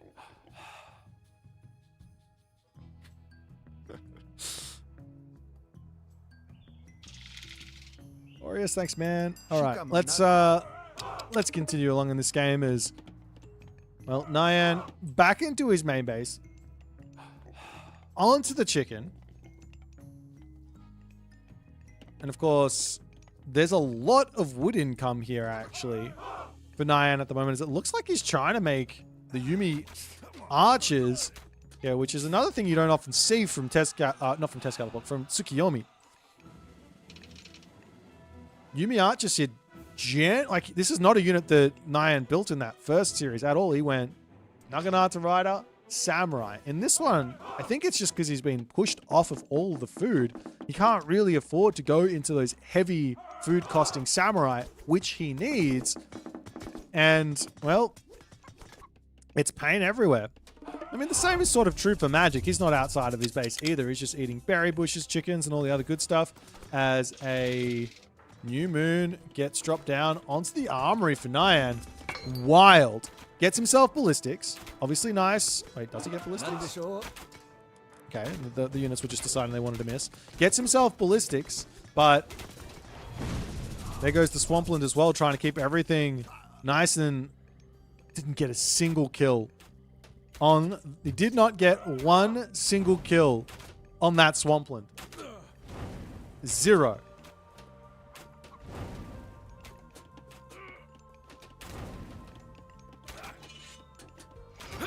So Tsujipola ends up dying.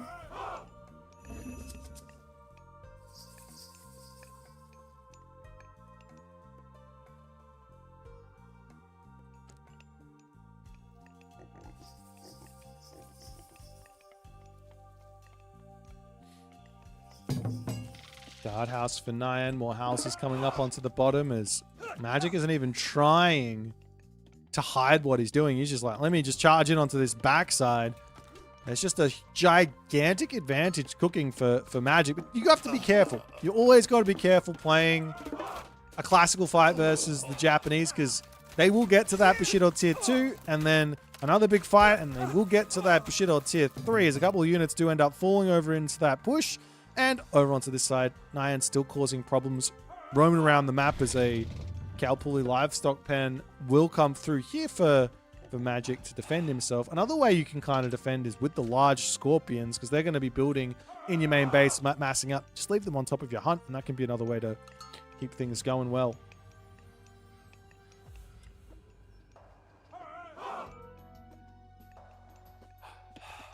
As in comes the pickaxe. Or just a little bit more economic advantage here, but you look at this army that Nyan's got, and it's just like nothing in this army spells Tsukiyomi. Like Yumi archers, he's got a 1 or 2 samurai. It's such a mismatch of units for this Tsukiyomi god. And on top of that, I guess the option here for Nyan, not really, this isn't even an option. Like, I was thinking maybe another Swampland to drop down to try and catch Magic's army out could be an idea, but we'll see. He new mooned the armory to get copper weapons, copper shields, and ballistics to help him stay alive. I think it was mostly just to get that ballistics in so that his Yumi archers were feeling like they could actually do some defense.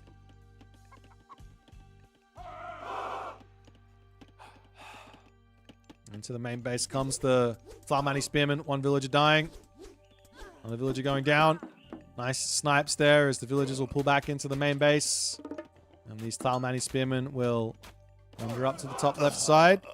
And here, large scorpions in the defense. And you can see how much attention you need to be putting in onto those Naginata riders to make things happen there. If you get out of position one time, it's game over. And I guess on the top of this, there is a gigantic power spike coming for Magic, which is very, very strong, which is the Ayatochli, which will be on the way momentarily once Magic gets a little bit more food in. Of course, Magic could just keep spamming and keep fighting like this, but it's a little bit risky as the Spearman gets thrown to its death. And now For the first time in this game, it's looking like Nyan does actually have quite an advantage here. Now, if Magic wants to stick it out in this classical age, he probably could go into a whole bunch of Priority Warriors. He's got the resources set up to actually make that happen. He charges in with his Spearman, picks off a Naginata Rider for 4 Spearmen. That's a good trade there for Nyan as well, and it's helping him get his Bushido in.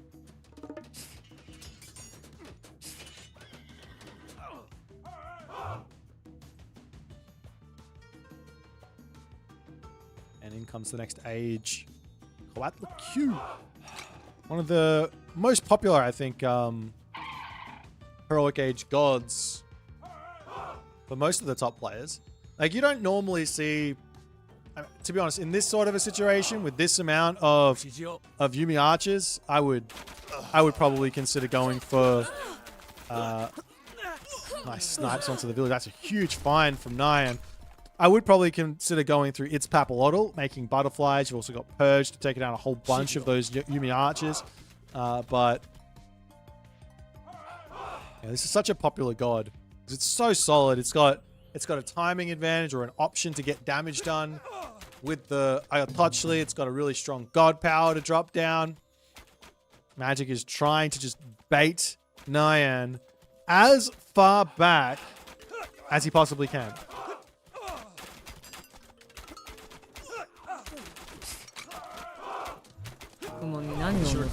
Gonna go down. Another Swampland will get dropped, but Magic now, he could just run out of this side as the Earth Monster is killing everything. Not the best usage there from Nyan. All these units will get popped back out over here. The Ayatollah can definitely just move straight across the map.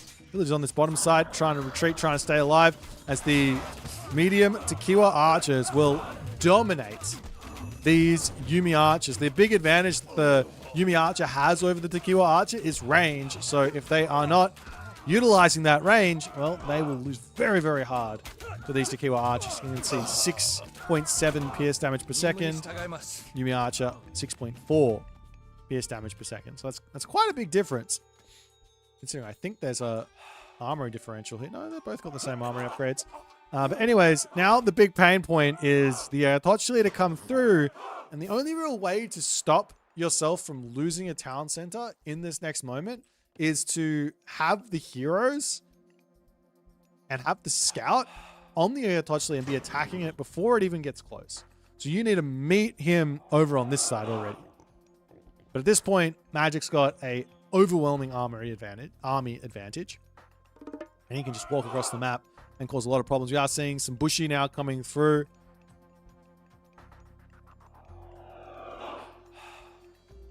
How you going, Neymar? Appreciate you guys for coming in and hanging out during the midweek qualifier shenanigans. I know the excitement all starts tomorrow, but these games are important too. And they are very, very high level. As the Ayatollah to come through. We have seen a crazy amount of upsets as well.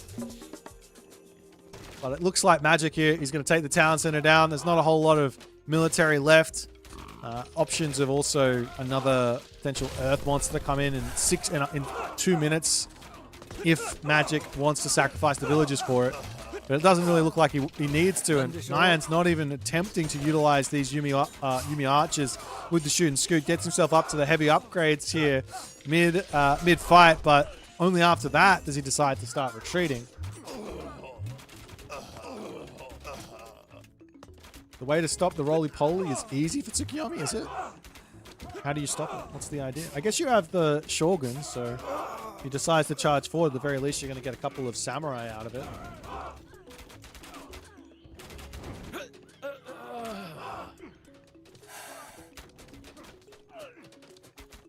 Nandes.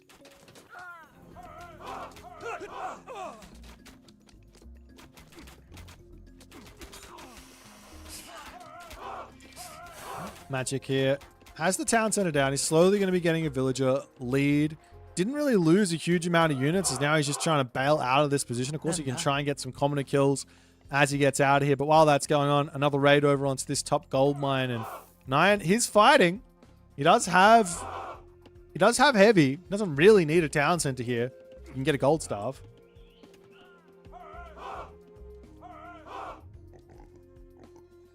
Yeah, Smiting Gust is an option versus the Yo-Yo Touchly for sure.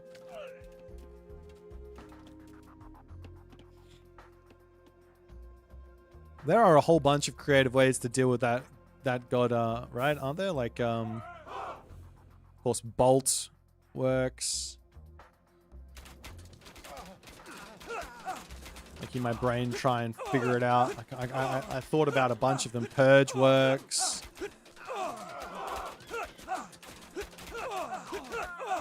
Chaos works.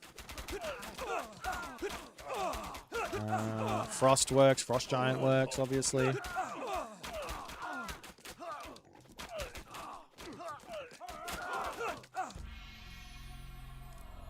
Look, man, I'm just going through them. Well, that's the game there. Magic gets the dub.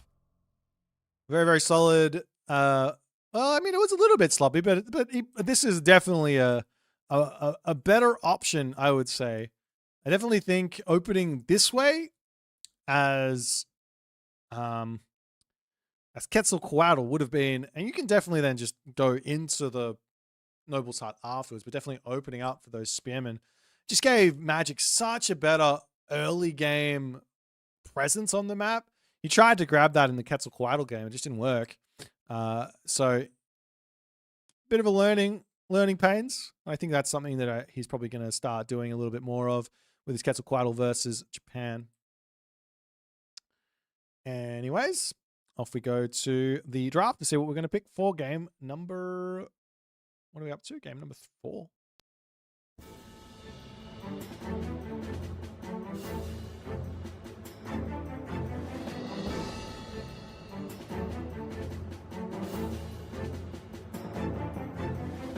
Boom, boom, boom, boom. Do 5 on Namusha kill the AR Touchly though? I don't think so. I did the hide. I can't even remember how many priests I had. I think I hit like 8 priests in my town center. Or maybe 9 or 10 priests in my town center. And I got scarab rushed with 3 scarabs. I still lost the town center. I killed all the 3 scarabs, but I still lost the town center. Ugh.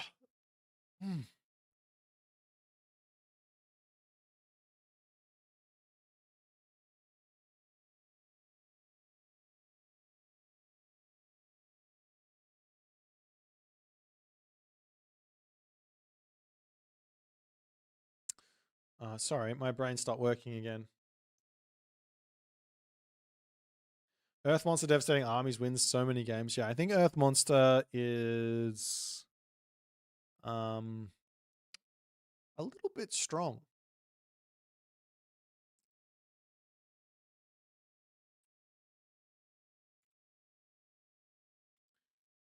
Only people who think the Japanese heroes need buffs are the Japanese players that don't build myth units.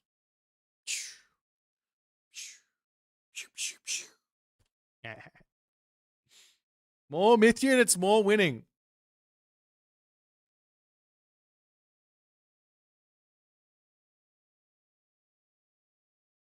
All right. Let us do some shenanigans here.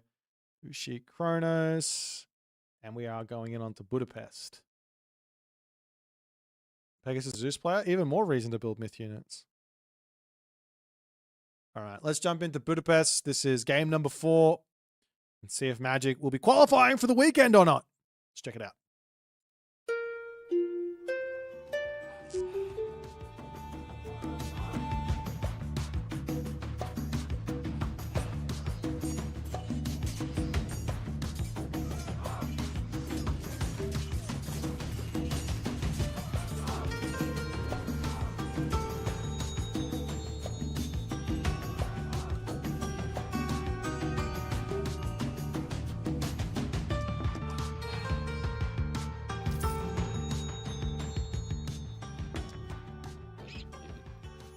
Alrighty.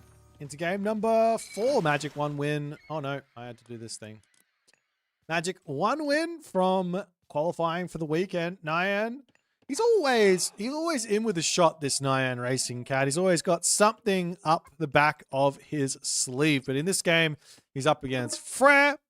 And I got to tell you, I love this god versus Kronos on this map. I think this is one of the best picks for this map in general. I think Magic is without question onto something here. There are some very nice counter picks here, but to be honest, everyone is incredibly locked into their own sort of meta, so to speak, or own sort of strategies, that they forget that they need to have multiple strategies to be able to win these games.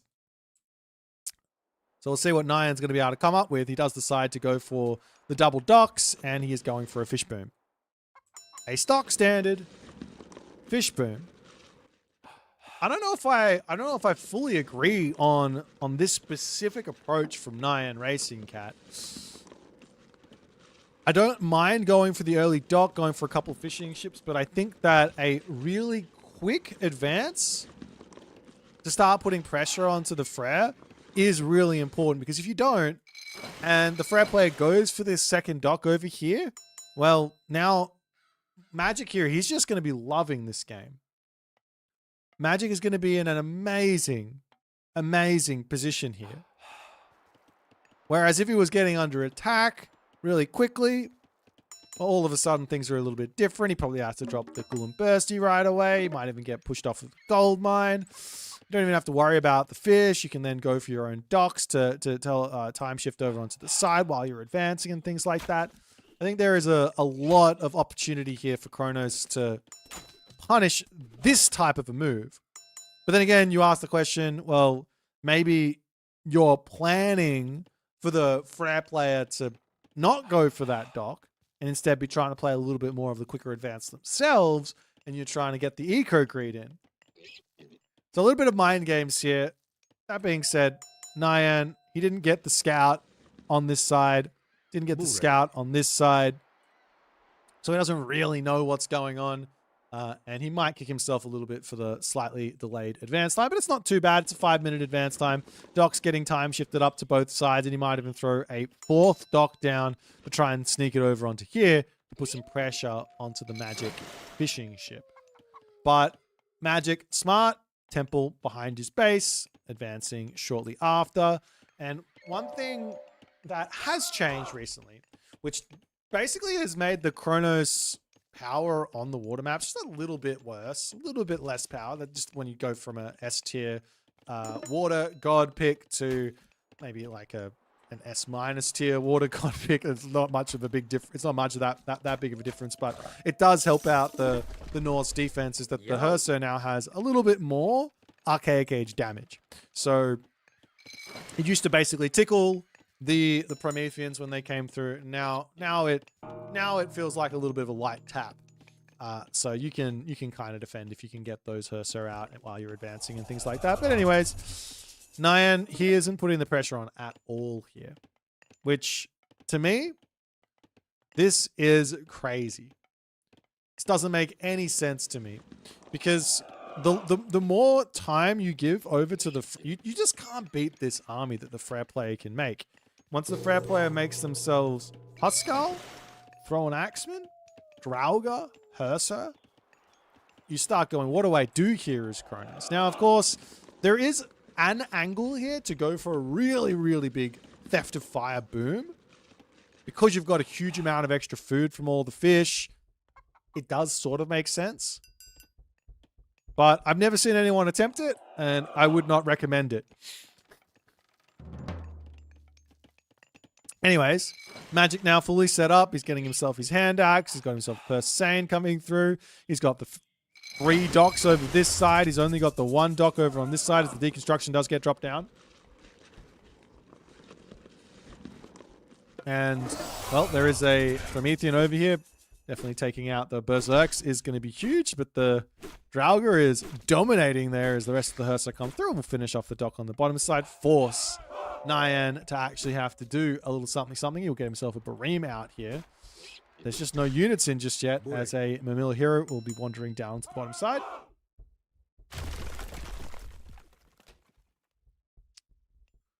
And Magic is also looking for his own pressure up to the top. I'm a little surprised to see Magic not dropping his own hill fort right away. But, well, He might do it a little bit later. He might try and get to the heroic age. Generally, I think that the faster you get the hill fort down, the more you get to threaten different options. For example, going into portable rams and starting to push your opponent. Huskarls, defending positions. Yeah, if you like the maps and you want to play on them, and you like the mod or whatever, you like the tournament, you want to have a go, you can play these in the custom games. So you see the hill fort coming over here. Just download the Gameathlon mod package. I think if you just go into the mod workshop and look Gameathlon up, it will show up. It is made by Al, A-L. So you can get these. There's also the Pandora's Box 2 one, as well as I think Al has his own collection of maps which do feature these as well.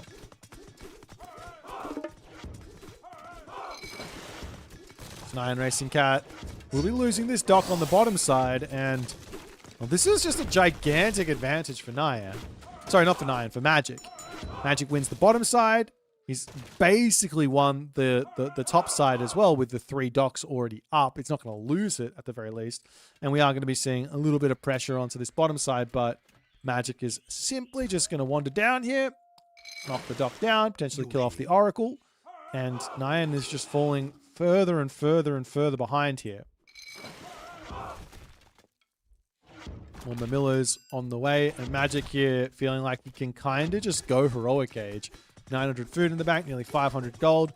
And this is the thing is, when you play versus Frere, is even if you're in front on economy, it doesn't really matter so long as the Frere player gets to the heroic age. And then it doesn't really matter so long as the Frere player gets to the mythic age, because they get the half price costing technologies, which effectively just, it's basically like a big gift of resources back for just getting to that next stage of the game. But when you're behind the Frere on economy, which is the case right now, oh baby, that there is a big problem. It's the Mamillos coming through here. Nice catch out though from Nyan. He needs this. He needs some good damage. Doesn't quite get the block off as Magic just kind of squeezes by here. And the longboat's going to come in. Just got a little bit of damage. Not going to be doing all too much there, but Nyan pulls back. And a town center on the front here for Magic. And this here has to be the big idea for playing Frere on this map. And it's sometimes you get this spawn. Sometimes you don't get this spawn. Sometimes it's 2 back town centers. Sometimes there's a town center in the middle. There's a town center in the middle, then all of a sudden this plays sort of similar to a Hades player who's looking for that central fortress.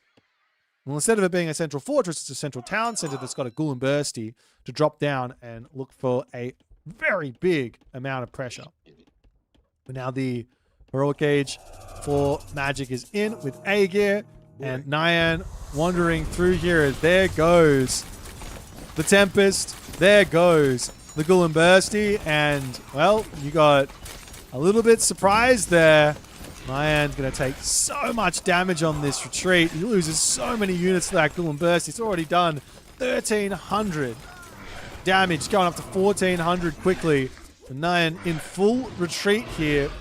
He gets back into his town center to see what's going on. But a huge advantage now for Magic. That being said, doesn't have his god power anymore. So no heroic age god power, no archaic age god power. We'll be able to drop down another classical age god power on the Asgardian and Hillfort if he wants.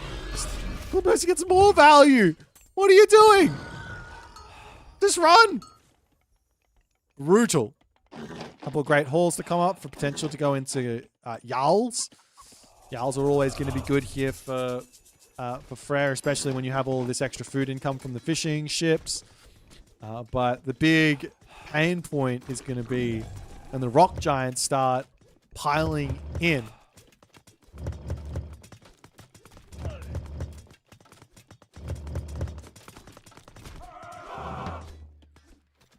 And up onto the top. Magic just searching for any sort of straggler villages. Nothing up here apart. Well, there is the Oracle there if he wants to, if he manages to find that. But at the moment, Nyan, he doesn't really have a whole lot of options here. The main option that he has is to have already had 6-7 Oracles out, be it like 100 favor, pump out a butt ton of Prometheans and just try and break through.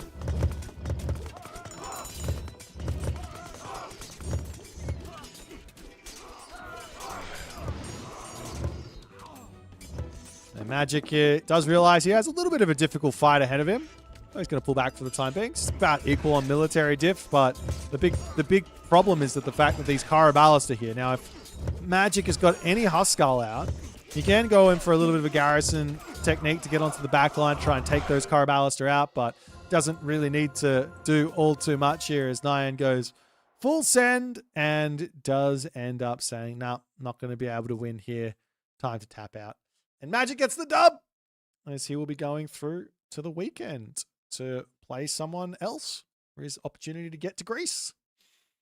Nice play from Magic all around here, to be honest. The first game a little bit shaky, but it's tournament. Anyone can lose a game in a tournament. It's whether you win the set or not that matters. So, yeah, very, very solid fair play here. I am a little confused on what Nyan's plan was. I think he could have gone for more of a Promethean angle. That could have been interesting. Or for a Theft of Fire boom behind this. That could have been interesting as well. Inside of just like not going for any sort of attack. I don't really understand what his plan was. But Magic, he took full advantage of Nyan's meandering and not really being fully sure of what he wanted to do. And he gets an easy dub. All right, guys. Going to take a short break. I got to jump to the toilet. And we do have ourselves... what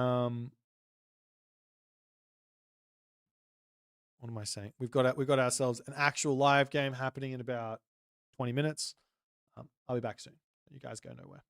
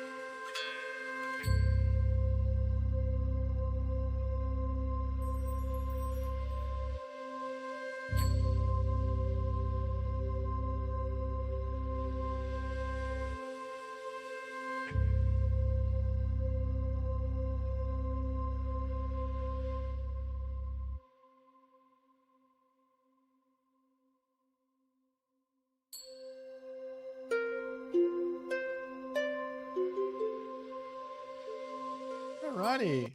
Well, I have myself my pre-game snack here.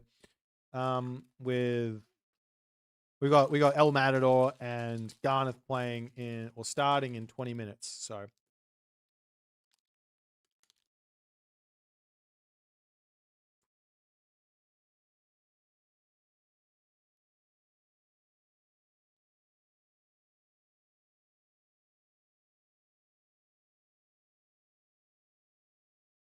maybe I should play a game while we wait.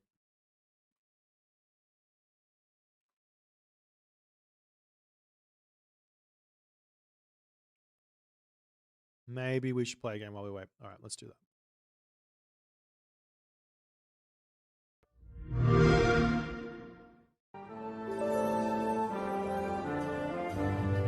Would someone like to play me? I haven't played all week. Very rusty.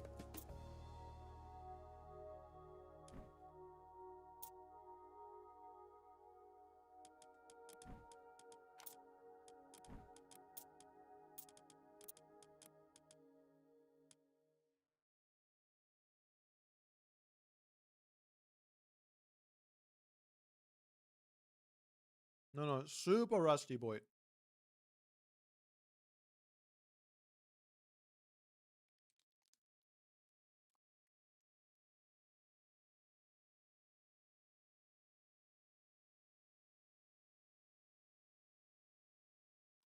All right. I will play a thief.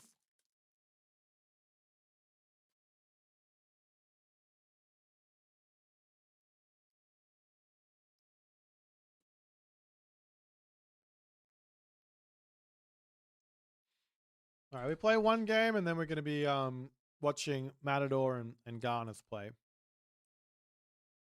I think, unless I got the time wrong, which I don't think I did. Shenong versus Tezcatler, whatever it is. What the hell? Let's try that again. Sorry, Atif. I don't know why my game decides to basically have its own like fit. It says, hey, I'm just going to change the settings. I kind of want to play that matchup. I want to play that map.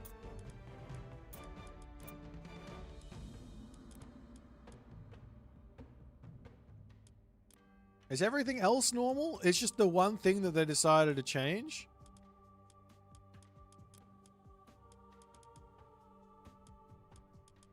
I see. Allow Titans is off. What the hell? Like, why? I didn't change it.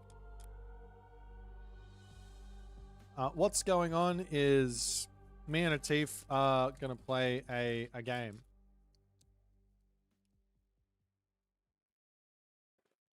I am Ars Anatolia. Me too.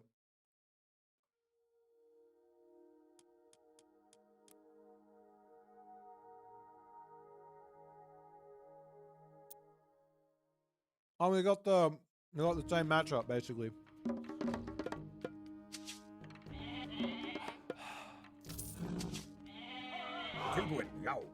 Something. I wonder if Tezcatler is any good here. I tell you, I think it's probably worth it to go for Bragi in this matchup. Make my my Deuterinos a bit stronger. What's this relic? Tail Featherers of Heaven. I love that relic. Right.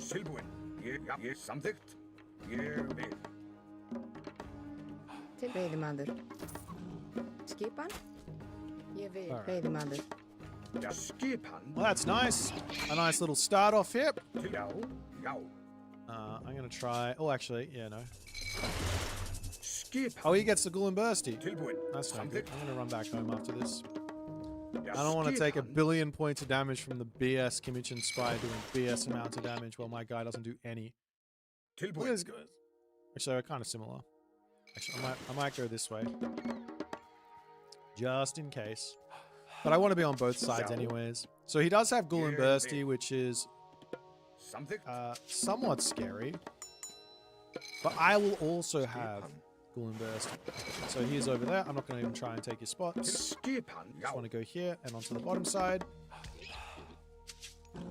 Now that we've got 3 villagers on food, I can split the rest onto wood. Freya and Bragi could be really good.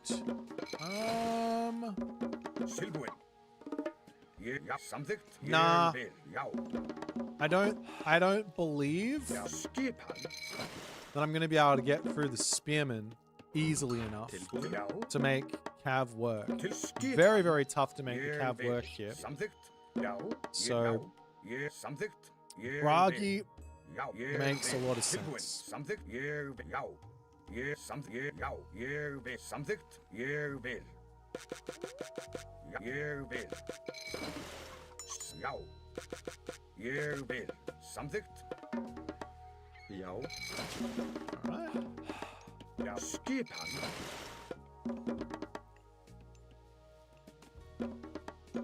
Mostly just need that hill fort as well, so that I don't die to too much BS.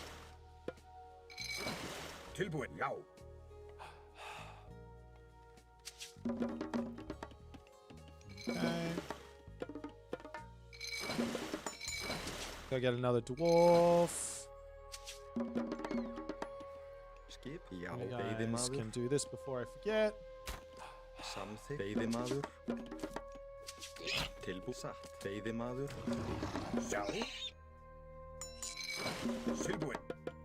Another house. I am on the back gold mine, which is probably wrong. But what can you do? Okay, that's that. I might turn off my fish for just a little bit. Get my temple up. I'm gonna put it, I guess, over on this side.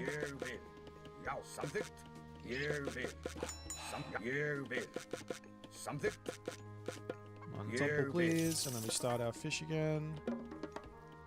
I will get another dwarf because why not? The more dwarfs, the merrier. One of the big problems that generally plagues Norse on Anatolia and on the high fish maps is going to be a lack of gold. I need one more here. Okay, so temple up. This is a pretty respectable advance time, I think. I'm going to come over onto this one with this guy. Okay, last villager.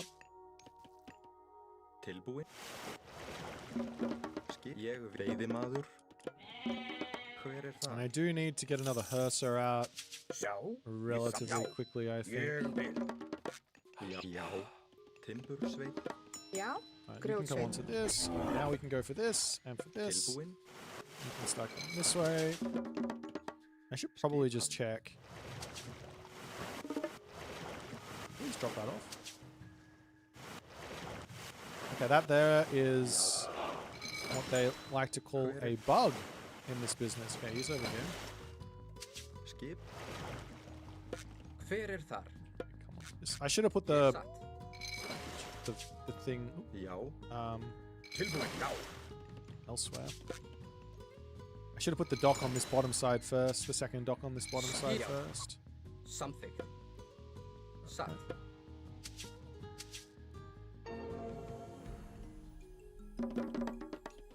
Okay, so that's that coming in.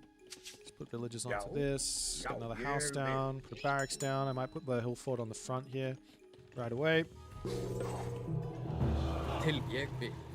Oh no. Something. Skip. Something. You will. Fair sat.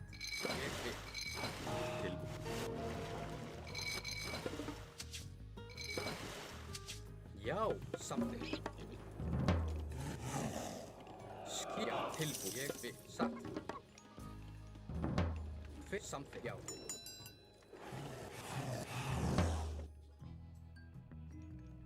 Skip.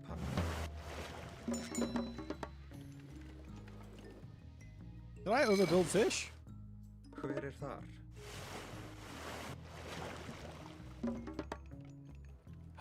Yo, ég vil satt. Fit yo, something. Ég vil. Já. já, samþykkt. Skipan. Tilbúin. Hver er... Já. Tilbúin. Já. Tilbúin. Satt, ég vil. Skipan. Skipan. Tilbúin.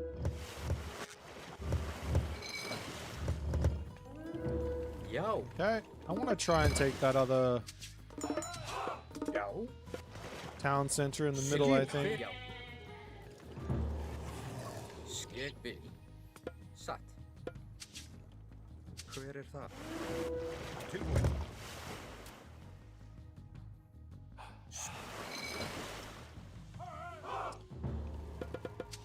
já.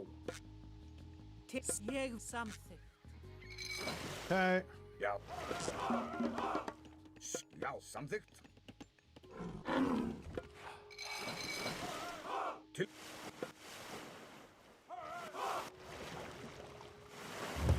Já. Skipan. Já. Skip, samþykkt. Satt,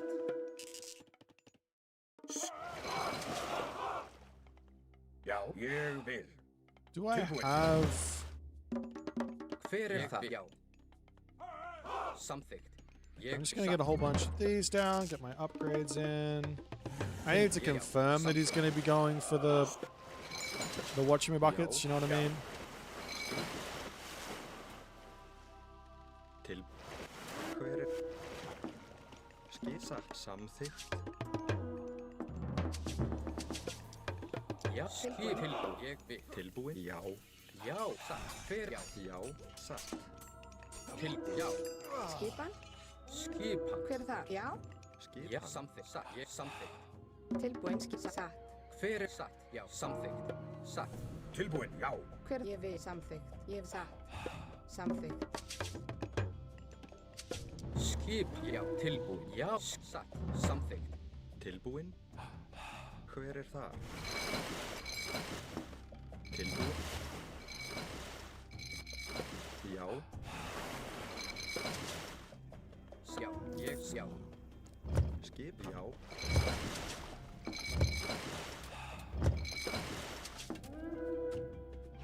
Já. Skipan. Tilbúin. Já. Tilbúin. Skip. Já.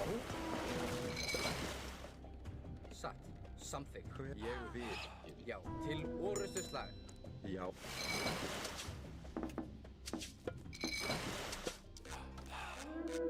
Já. Satt. Grjótsveinn. Ég vil. Hver er það? Ég vil. Já, já. Tilbúin. Tilbúin. Hver er það? Já. Tilbúin. Já. Já. Skipan. Já. Grjótsveinn. Satt, tilbúin. Ég, já. Já. Ah! Skip.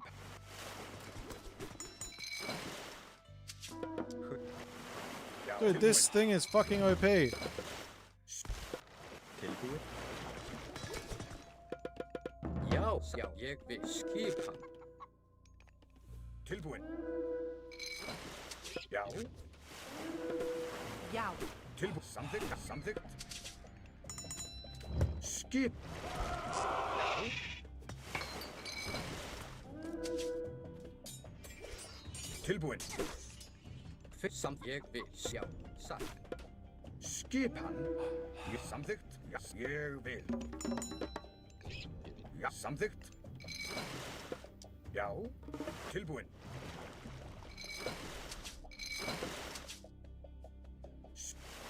Já. Skipan. Hver er það? Tilbúin. Ég vil. Já. Samþykkt. Okay. Tilbúin. Hver er, já. Ég, já, satt. Skip. Já. Já. Skipan. Tilbúin, ég vil. Tilbúin. Ég til Já, orrustuslag. Tilbúin. Ég grjótsveið. Skipan, Tilbúin. Já. hver er það? Satt, ég vil. Grjótsveit, Já.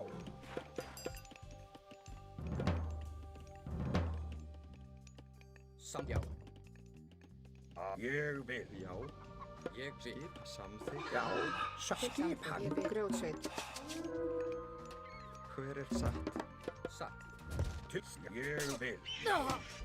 Samþykkt. Já. Samþykkt. Já.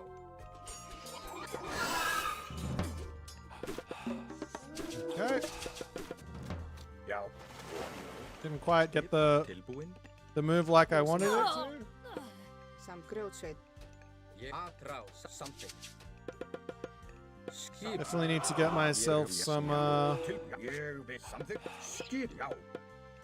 Já. Ég more vil. Já. upgrades. Satt. Skipan. Tilbúin. Já. Samþykkt. Samþykkt. Ég. Já. Ég vil. Satt. Ég vil.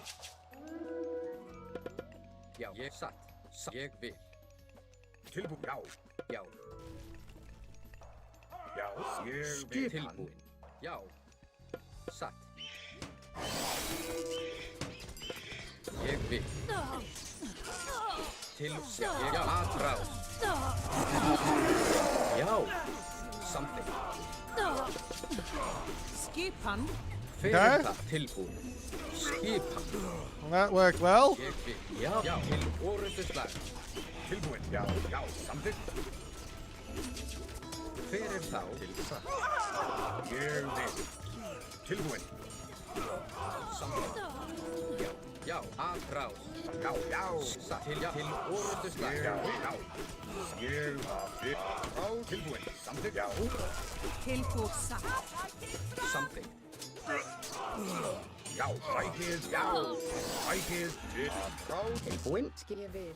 Satt, grjótsveit, Skip. Samþykkt. Ég vil. Já. Já. Já. Samþykkt. The Bursty. Til orrustuslag. Ækið. Tilbúin. I think I need to run here. Já. Samþykkt. já, samt timbursveit. Hver er það? Ég vil. Timbursveið. Satt. Já. Satt. Ég. Já. Satt. Samþykkt. Já. Samþykkt. Ég vil. Satt. Atrás. Ég vil. Já. Samþykkt. Já. Já. Samþykkt. Okay. Skip. Ég samþykkt. Fyrir það. Skipa. Tilbúin. Já. Já. Tilbúin. Ég. Já. Skipan, Já. Til orrustuslag. Ég. Já. I would like Fyrir Já. þá. Ég samþykkt. one more talent center on the back here, I think. Oh, yeah, there's a talent center going up over there. Já, ég vil. Tilbúin. Ég samþykkt. Very similar. Já. Samþykkt. Ég samþykkt. Já. At some point, the wood will come in. Ég vil. Tilbúin. Skipa. Guys are being Ég. Já. quite stupid here. Ég. Já. Ég. Satt. Ég. I win Já. this Ég fight. vil. Samþykkt. Já. Samþykkt. Já. Til orrustuslag. Ég vil. Já. Já. Já. Já. Atrás. Samþykkt. Já. Ég vil. Ég samþykkt. Já. Ég vil. Ég vil. Samþykkt. Ég. Já. Ég. Já. Ég vil. I definitely need Ja, satt. Til samþykkt. Atrás. Já. Ég vil. Já. Samþykkt. Skipan. Já. I think we're okay. Grjótsveið. He's definitely hurting me, but I think we're okay. Let's get some more battle balls. Já. Grjótsveit. More of these satt, things. grjótsveit, Grjótsveið. Grjótsveit. All right. Tilbúin. Skipan. Já. Já. Satt. Ég. Samþykkt. Já. Now Satt. Trojan Gate Ég. Satt. hinge. Já. Ja, sækið fram. Now we charge. Yes, yow. Yes, something till winning? Orstens far. Yow. like we Skip. are. Yow. Yeah, sack. Something. Sack. Vikings, year bill. Yow. Something. House. Year till Orst. Yow. House. Year bill. Vikings. Year yow. House. Bragi owns this. Yeah, something. GG. Hey, perfect timing.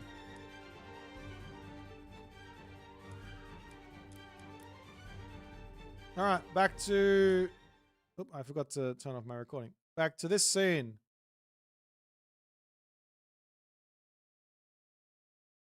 Do we have a thing? I hope so. Have they drafted? Is there a Garnath? Oh no, there's no Garnath. A rot roll. Not rusty at all, Boit. That's right. We had a week off thinking about Age of Mythology, and we've come back stronger and stronger than before.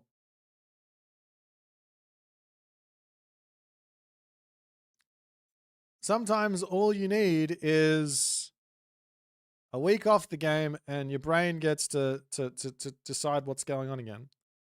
Did I do it? Did I add the things in? I don't think I did. Garnath is looking ready to go. Who was I trying to say? I think I was trying to tell Grass. No, I wasn't trying to tell Grass. I was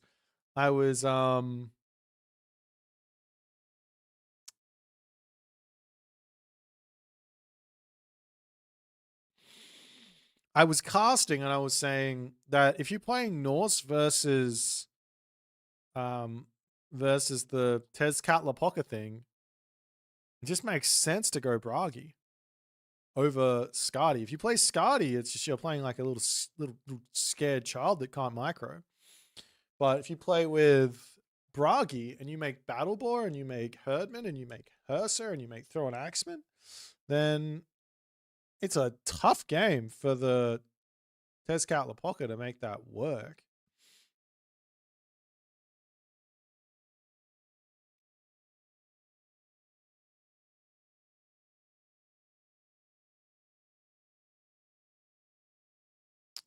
Why do people use these two god powers at the same time? I don't know. I forgot that was there, actually. It was a pretty big mistake. Damos the Legend, thanks for the raiding party as well. I'm sorry I missed your raid.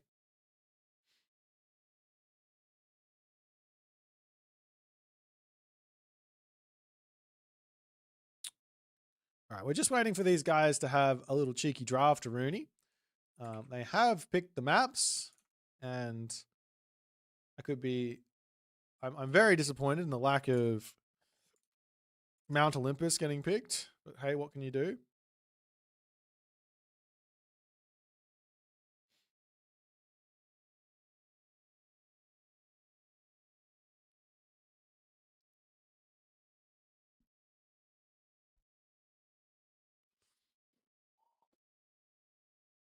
Which gods do I think might be good or bad on Mount Olympus? The Greeks.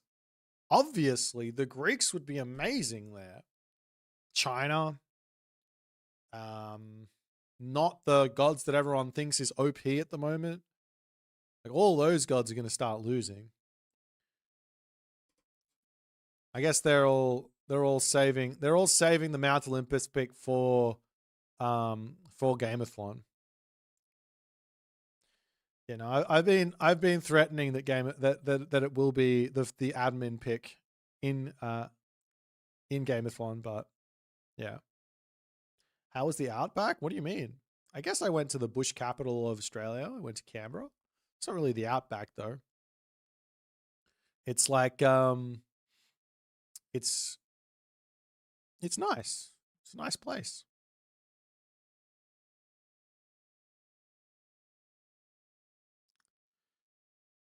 So the draft Rooney is draft Rooneying. You know about Zeus on that map? Zeus doesn't. This is the thing about people who don't understand the Greeks, don't understand Zeus. Zeus does have some pressure. I'm going to have another bite of this. I hope that's okay, guys.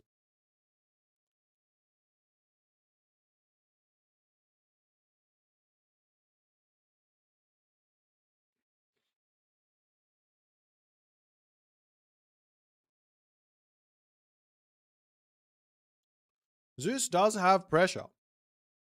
But Zeus's main advantage is not timing attack. It's not like some bronze restoration bullshit. It's not like infinite restoration casts. Zeus's main advantage is the I'm not even gonna tell you what it is. You guys have to look it up. It's the third bonus that Zeus has. That is Zeus's main advantage over everything else in this game, and it's such a big advantage when you actually understand what it means. It's the third unique bonus.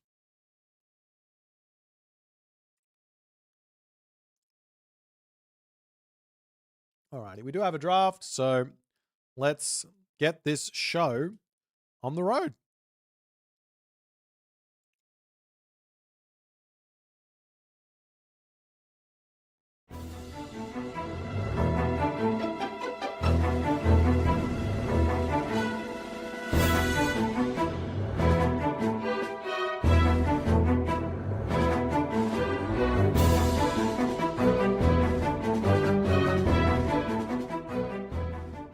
Alrighty. We do have ourselves a pretty interesting matchup here for our round of 16. This is a matchup that we haven't seen it before. We haven't seen El Matador playing against Garnath. Garnath is becoming a very strong player in his own right. And Matador has been underperforming. To put it completely bluntly, he's been underperforming in this tournament thus far. I think he made it to the weekend. Did he make it to the weekend last weekend? Let me have a quick look. A quick refresher. Yeah, Matador made it to the weekend last weekend, and he dropped to Moscow 3-0. So he has been, I would say he's been underperforming. He's a player that I expected to be making the semifinals, to be honest, and potentially also winning one of the finals. But unfortunately for him thus far in this tournament, he hasn't had his success. He hasn't found his footing. But luckily for him, he does have three more qualifiers to go. So this is his first game here. So he will have to take out Garnath. And then if he gets through Garnath, he's going to go on and meet Grass. Garnath, on the other hand, he has been playing out of his mind. He's been taking some of the best players to 5 games. He had to play his teammate in B last week, and he did. He took that to game 5, and I think he had opportunities to win that game 5 as well, but unfortunately could not quite figure it out in the moment, and B did end up going past him there. And then, of course, he even played a ridiculous set against Recon in the first qualifiers. So Garnath has been popping off without question. This guy has been playing an incredible tournament thus far. So I'm really excited to see if he's going to be able to keep it up. But Clash of Styles, Matador is a really, really technical player in terms of his skill, the amount of pressure that he can put out on a map. He doesn't play the style of power greeting that I think a lot of other people play. So if you're not used to it, it can catch you off guard. It can catch you off guard in a really, really big way. Let's jump over to the draft and see what these guys are picking.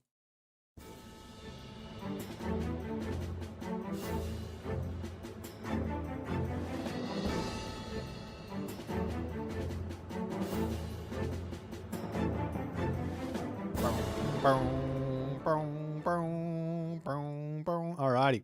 So we got ourselves a draft here. Our first map is going to be on Giza.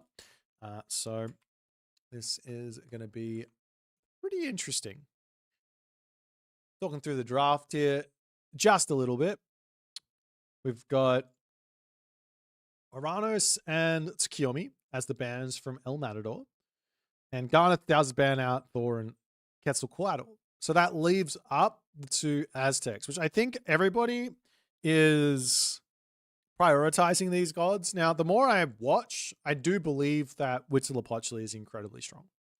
I think it's an incredibly strong god. It's got a lot of power. There are some gods that can play okay into it, but when you think about what you want out of your priority pick, you want the god that has just no really bad matchups. Like you could, even if the god was just like S triple plus tier, but still had like, I don't know, 3 big counter matchups that play pretty well into it, that's probably not the first pick you want. You'd rather the god that is just kind of like 50-ish % win rate versus everything as your first picks.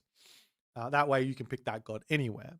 But Huitzilopochtli is definitely a god that is head and shoulders above the rest at the moment, it seems, and solid pick. We've also got the Tezcatlipoca next, which I'll say makes a lot of sense. Though I don't believe this god is as strong as people made it out. I definitely think it's a strong god. I don't think it's a first pick god anymore. I think there's some other more powerful picks in the roster, to be honest. Garnath also takes Kronos, which I think is a solid pick. It's a threatening pick. It makes your opponent have to really be switched on about their own god picks, and you can see how El Matador has constructed his actual draft here, and I think it's commend to him for constructing this very, very smart draft as he grabs Nyan and Fuxi. Why is it so good? Well, every single one of the gods that El Matador has picked here, with the exception of Odin, is quite good versus Kronos. Not bad versus Kronos. I think that the Egyptians are good versus Kronos. Not the Egyptians, excuse me. The Chinese, the new and improved Egyptians, the Chinese, they are good versus Kronos. I think Gaia is good versus Kronos. I think Huitzilopochtli is good versus Kronos. I think Susanoo is good versus Kronos. But of the 3, it's probably the one that's the most difficult to play. So that's the matchup that we're going to be having here to kick off the whole kit and caboodle. Following that, Garnath has that Amaterasu and Frep and Set and Shenong there. So that'll be interesting. But yeah, Susanoo versus Kronos as our matchup here ends up being, I mean, it's a bit spicy. I wouldn't have expected Kronos here. I think that El Matador wasn't expecting Kronos here either. I think he was expecting maybe a Set, maybe a Tezcatlipoca, potentially a Matarasu here. But I guess in picking Kronos on Giza, that kind of gives away that Garnath wants to go for that Frere on Mirage, which has been a very solid pick for a lot of different players here, including Garnath throughout this playoffs. El Matador, on the other hand, he doesn't really have that Mirage pick, does he? Of course you can play China there. Of course you can play Gaia there. It's not a problem, but doesn't really have that big, powerful Mirage pick for later on in this draft. So we'll see how he's going to be approaching that. So on the one hand, you can just say, hey, I can play any of these gods. It's fine. I kind of always think that the best way to play these types of tournament games is if you've got specific maps that play really differently than the other ones. It's important to have gods that you can flex between the 2 maps to say, hey, I could play, say, a Zeus here. I could play the Zeus though on Ghost Lake, or I could play a Kronos here, or I could play the Kronos on, say, Giza, like we're seeing now. I could play the Frere here, or I could play the Frere on say, like a Mount Olympus or a Cloud Forest. Now, I mean, in this situation, you don't really have that Frere getting flexed around, so you just kind of say, well, he's going to pick it there, so he can already start constructing a strategy to sort of pick the rest of my gods around this draft. I can think, okay, if he's not going to play Frere on Gorge, for example, I'm now happy to take the Chinese gods on that map as well, for reasons of it's just a kind of a difficult-ish matchup for the Chinese there. Now, of course, there could be the crazy ideas from Garnath where he's actually feeling comfortable playing, say, a Set on Mirage, but that, anyways, we're getting a little bit too into the details, a little bit too into the nitty-gritties. End of the day, just play what you're good at and you're going to have a good time.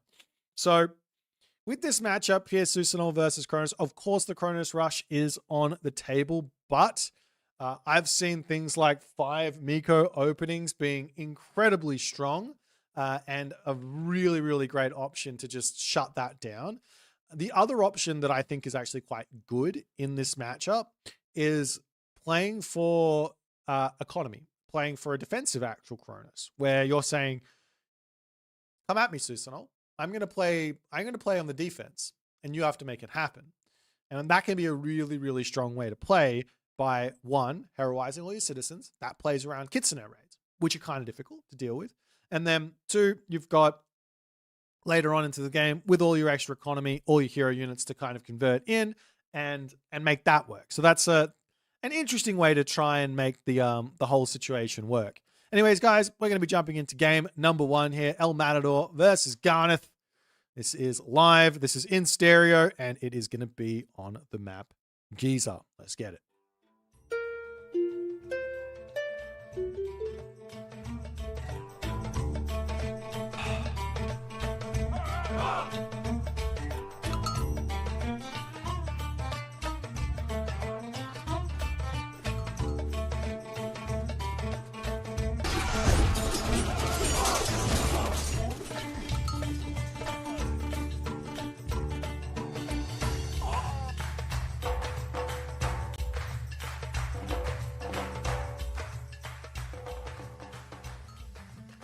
Alrighty, off to the races we go. In the left-hand corner of the map, we've got Matador playing as Susanoo. And in the right-hand corner of the map, we've got Garnath playing as Kronos. And we are indeed seeing the Kronos up to shenanigans. It's going to be a Kronos rush.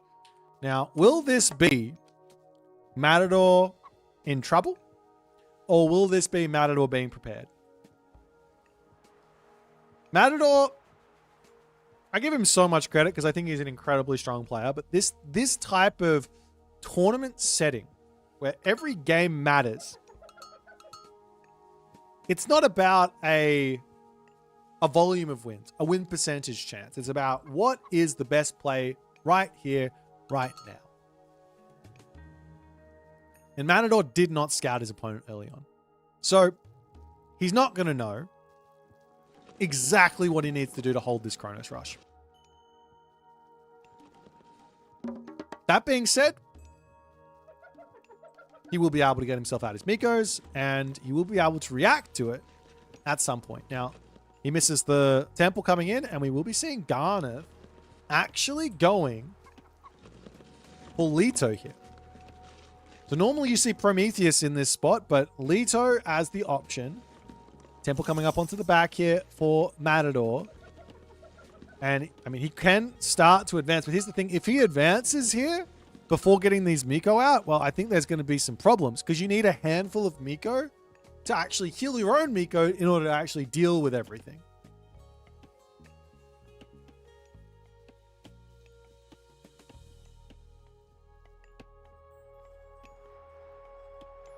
Anyways, we'll see what the decision is going to be here for Matador. His temple's not quite finished for the advance time.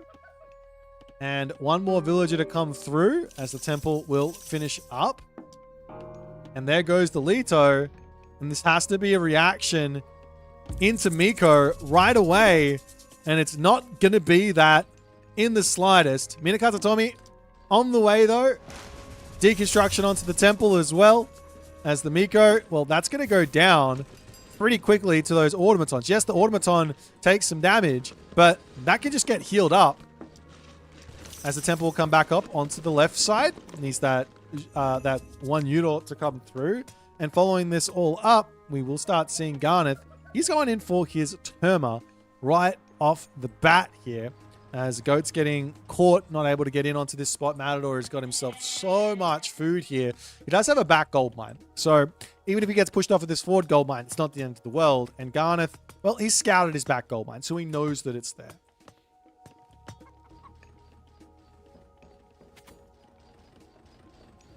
But end of the day, there will be a Miko coming in to help defend. And on the front here, there is going to be a Shrine of the Hunt. So that should be maybe enough to hold on this front. That's going to have to be the idea. He drops that down. There comes the Wolves. So the Wolves are going to take some damage. The one unit comes in for a little bit of damage there as well. And out the units run as... Can these things die to Spider Lair? I'm not exactly sure. Hero Terma coming in to try and deal with everything. And the Kitsune will get spammed out here from Matador as he immediately drops a stable. And Kitsune versus Terma. Not the easiest to fight to take for the Terma, actually, because they're so quick. But with the Miko to heal everyone up, it's going to be fine for him, and he does get a lot of fighting early on to get that Bushido in. That's going to slowly start trickling through. Realistically, one of the more important units to heroize here would be the Catapulti hero, as this Miko kind of gets a little bit too excited with the positioning. As Matador enjoying himself that hunt on the front here. Terma hero on the back there does need to get taken down. It's almost out of HP. 5 HP goes down to the wolf there. As the Kitsune now venturing off into the beyond. Hero Terma coming back to defend these raids for the time being. As no more damage can really be made just yet from Garnath. And Garnath actually says, alright, let's run. I don't feel like he got the value that he wanted out of that Chronos Rush. I don't think he got the value here. Charging around into the main base. The Terma are here waiting and watching. That's another Spider Egg. Spider Layers. They get dropped over onto this side. And the Naginata Riders, they are on the hunt right now. About to get joined up by these Kitsune. Now, when you don't go for the Inari Orkami or Susanoo, these Kitsune, they're a little bit less effective because you can't get yourself that Wisdom of the 9 tech, which is super important for those raids, and those Naginata Riders going incredibly quick. But at the moment, it is going to be Spider Lair sensation. Literally just everywhere.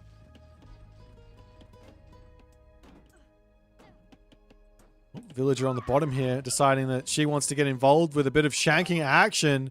Raids coming in. Matador not paying attention to this at the moment.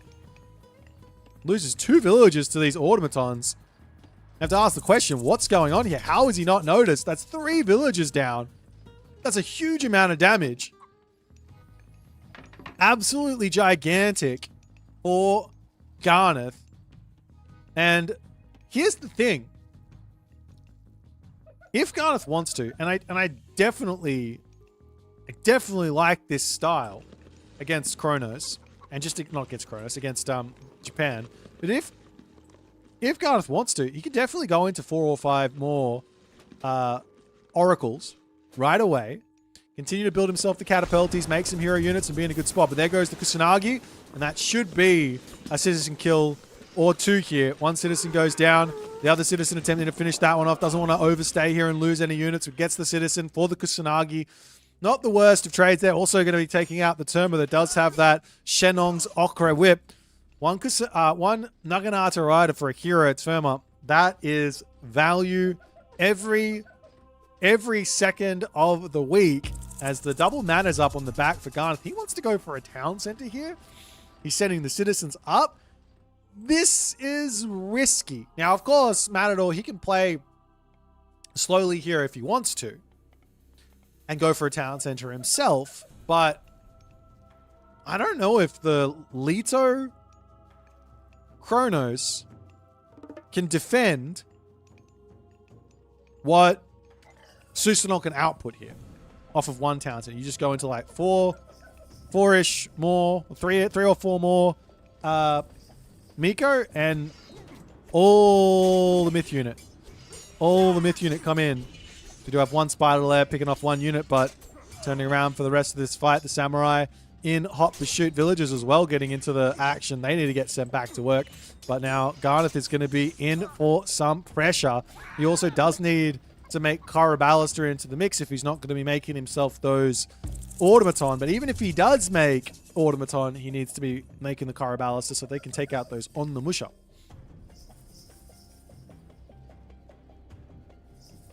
We'll see what the game plan is here for Matador. He's up to 112 favor because of his favor stipend from playing Susanoo up to tier 2.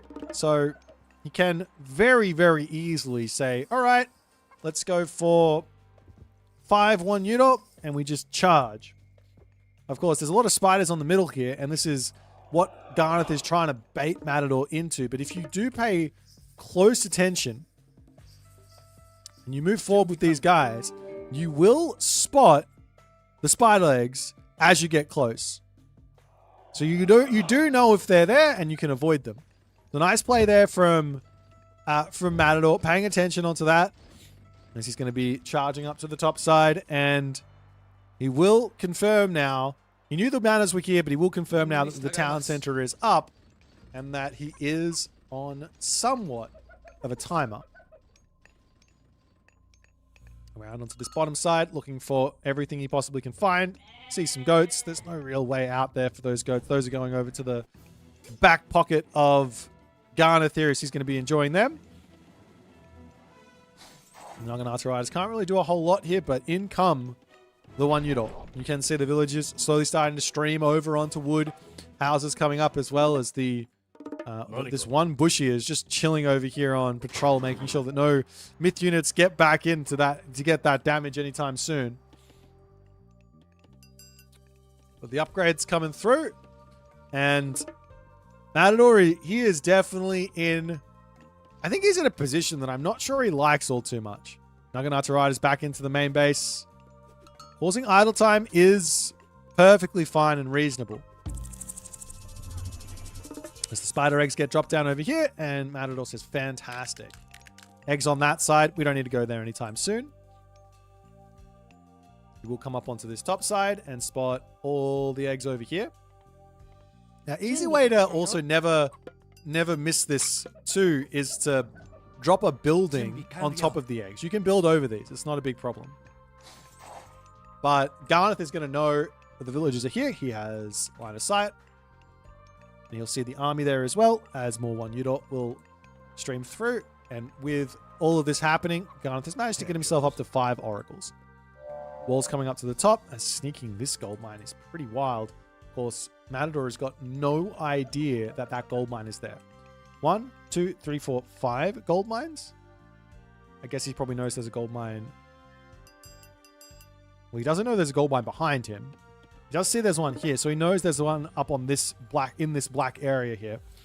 But Garnath getting onto that second gold mine here, even if he loses the town center, as long as he doesn't lose any citizens and that top corner stays secret, stays safe, well, it's going to be a tough game for Matador. There's the one Udor. Making their way across the map, sneaking in. For one Udor, it's more than enough to take down a town center. You can see that this army here, it really doesn't have a huge amount of heroes. 2 hero Terma, 2 hero Caraballister is nice. 1 hero Catapulti, but he needs a lot more stuff in order to defend this. We see another spider lair getting dropped down onto the back position. One Udor going to be taking out the manners and all that other good stuff. In onto this spot comes the Catapultis there, as the Samurai can take those down. The one Udor needs to be controlled onto that back position as the town center under fire here. I don't think Matador needs to target that down with his actual army. He needs the one Udor on the town center. Everything else onto the army would be fine. The Samurai here, they can absolutely dominate the Catapultis, but onto the backside, these Caraballister, they're out of position. In come the Naginata Riders here to take all of this stuff out, but the one Udor, they are falling. Samurai onto the back, or the Ondamush onto the back, needs to take out the Automaton, not able to do so fast enough, but Heavy now in for Matador as he cleans the army, and there is nothing left here for Garnath. The town center's still alive, but Heavy in. Another stipend of favor for even more one Udor to come through. Temple on this side to go down to stop any sort of automatons or oracles or anything. But leaving that town center alive here, I don't understand that in the slightest. He will take the I'm sure he'll take the temple and then move back as in onto this side, loses a bunch of units to the spider lair, but not the biggest of problems where that's concerned. But I am so confused with this decision from Matador. He needs to get back in here and clean that town center up. Hero Catapultis now coming through. There are 9 Samurai though. 9. That's like having 18 Hapaspists. It's a lot of Hapaspists to take out those Catapultis. It's the town center under attack again. He's down to 1200 HP, so will die incredibly quickly as the citizens will pop out. They're trying to bait Samurai in on top of the spider lairs, but lots of those are low HP. And Garnath slowly moving forward. He's got the Hero Caraballister again in. Citizens will sneak out onto the back here, but some good control from Matador is going to be necessary. In comes the Kusanagi again. And that back line of Caraballister going to be doing a lot of damage here if they stay alive. Catapulties need to be microed here from Garnath as it's just not happening, but more units are coming through. Still 47 to 78 civilian differential here as Matador continuing his push. But like I said, it's not the end of the world here if Garnath loses that town center. It is if he gets spotted on this gold mine. Of course, there's also villagers on this gold mine as well, so that's a problem. But Garnath can keep on producing units. He does have an economic advantage. And behind this all, however, in comes the Raijin. As the Spider Lair claims a couple more victims. Luckily, just the Catapulties there. Nope, gets the Samurai. And another Yati. The Yati Spearmen aren't the, or Yati Yumi Archer aren't the worst thing in the world to be losing to that. But every little bit of value that comes from those spider eggs is feeling very, very good. Meanwhile, Garnath comes back in and says, I would like my town center back. Thank you very much. Which is a wild prospect. Matador takes his foot off the pedal because he's got that Thunderdome coming through. Naginata Riders searching around, trying to spot any semblance of an oracle in these corners.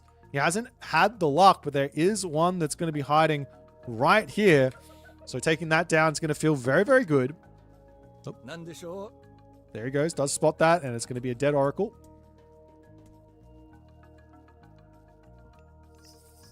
I'm just getting healed up into the center of the map, but I'm always, whenever I'm in these sorts of situations, I know that I know, you know how many villages you've killed.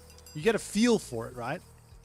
The fact that Matador is playing this calm is wild to me. Garnath is going to be back up to full population. He's got a really strong army here. The only thing missing is Automaton, to be completely honest. If he had the Automaton, I think life would be a little bit more scary for Matador because he'd have to actually build himself on the Musha and all that other good stuff.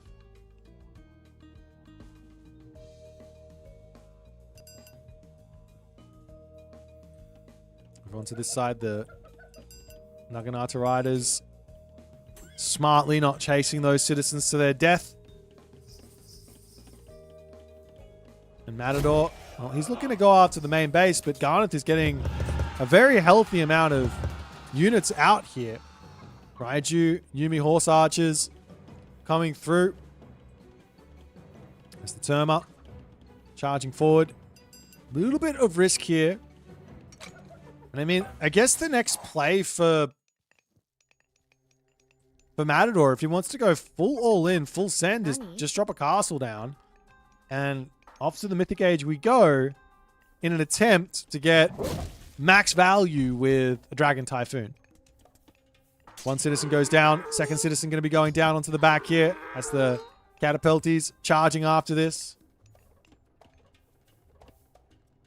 He is kind of getting caught out, but the speed advantage and lack of base defenses is a bit of an issue. So the town center now up for Garnath as well. It does get spotted, but behind all of this, Hyperion coming through. And we'll start to see the Shinobi on the way for Matador, which, truth be told, this is one of the best units he can possibly make versus this army. Not only that, well, Thunderburst is amazing versus these Caraballister. Matador smartly again, avoiding those spider eggs on the back. But, man, Matador is just playing so ridiculously safe here. He gets up the next town center and he's putting up a castle. And he's just allowing Garnath to sit on this economic advantage. And you can see the score just catching up. Of course, there's another gigantic power spike for Matador a little bit later. Inside of the next Bushido, but he still hasn't checked this top corner. He knows there's a gold mine here. Doesn't matter how many times I say it. We all forget this in these games to be very switched on to gold mine positioning. Check the gold mines and go from that. As in comes this position, there goes the Chaos. There goes the Thunderburst as the counter. And Matador does not want anything to do with it just yet. Now decides, let's go in there onto the backline. The Raiju can take out the Karabalister as well. As in comes the Kusanagi, sending everyone flying. And this army of Matador is just dominating here as the Hero Karabalister getting taken down. The Satyrs in onto this side as well. Hero Catapult is getting converted to try and deal with all of this, but he just doesn't have anything here to deal with the God Power spammage from Matador. But Matador now, no favor in the bank. No options for another God Power. Garnath does still have the eco advantage, so he will be able to bring this back for one more fight. He's up to 2 TCs with fortified town center. Citizens going to be garrisoning.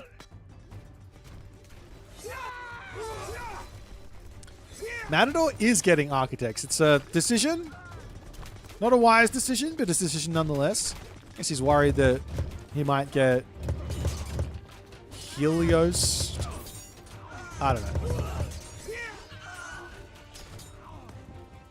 In comes the units from Matador yet again, but Matador now will start to catch up on villages on 3 town centers. So he's done the damage. He's done the deed. He is in a perfectly good position after the early game.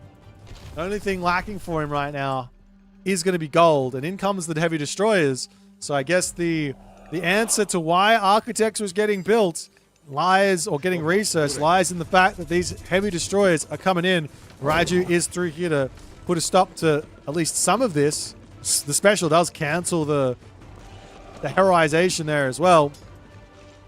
Another hero destroyer to come in. But a deconstruction onto a castle. The destroyers... That's another... Not even sure where he clicked that. Another Shrine of the Hunt to come through. Onto this side. But Matador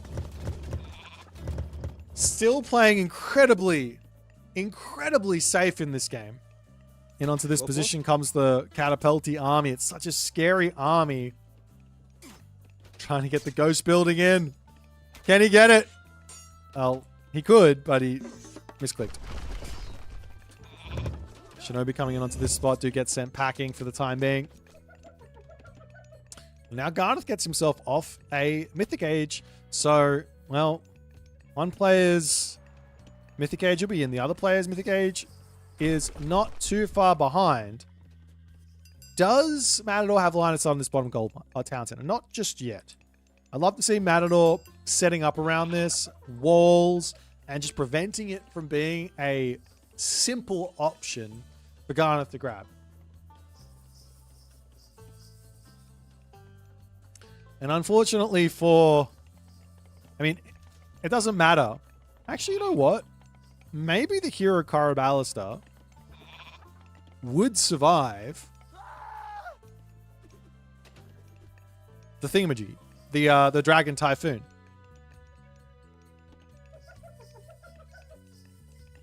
Maybe it would.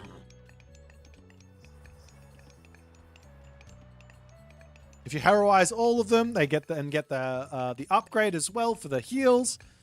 Might be able to survive it. I don't know. They might. Does have a lot of HP. Yeah, it goes up to 144 HP. That's not nothing. Like a normal unit survives. Like a chariot archer survives the Dragon Typhoon. I would suggest that they would survive the Dragon Typhoon. I'm gonna double down on it. I don't believe this Twitch chat. Never ever believe Twitch chat. They're always wrong.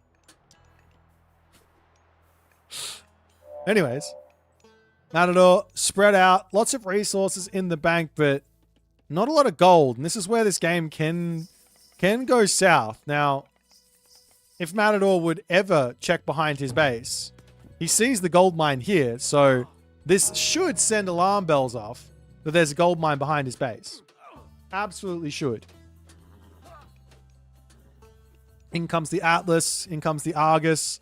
Nearly full population for Garnath, as well, he wants to put some sort of pressure on. Implode gets dropped down. Villagers here, they can't garrison. They're not going to die to the implode because they take half damage from it, but it's still going to be painful. But now with Dragon Typhoon in, Castle coming up into the center of the map, man, this is exactly where things go really, really badly for Matador. He's so far in front, but if he gets pushed off of this gold mine, he will end up losing this game because he just doesn't realize this gold mine's on the back of his map. He doesn't need to be here. He gets his castle up onto the front, but a fire siphon is now out. Smart move from Matador to not panic here, not dropping his Dragon Typhoon on top of anything small. Up onto the top side, however, it might be worthwhile to go for the Dragon Typhoon here. The village is falling, and in comes the Dragon Typhoon onto this position. And would you look at that? Twitch chat is wrong yet again. Fire to 53 HP remaining. Ha! Take that. Why go Arcus when you can go Hero Caraballister? But this position has been pushed off of. I'm going to continue to send the vibes out to Matador. Check behind your base, you dummy. He's got 196 favor in the bank.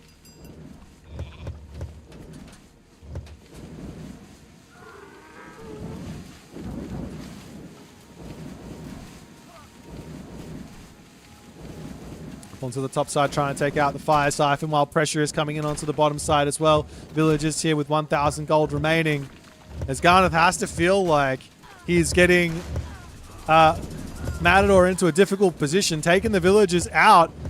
Unrelenting pressure here. Matador not paying attention on this side, loses a bunch of villagers, as he's now going to say, all right, we charge in here and take this gold mine out. Of course, this is one of the final pieces of gold here for Garnath as well. As the palace under attack, Yumi Horse Archers coming through. There goes the Thunderdome, as this palace will end up going down. Now Matador can go into a whole bunch of Shinigami here, which it's never a bad idea to go into myth units, especially when your opponent's only got one Oracle.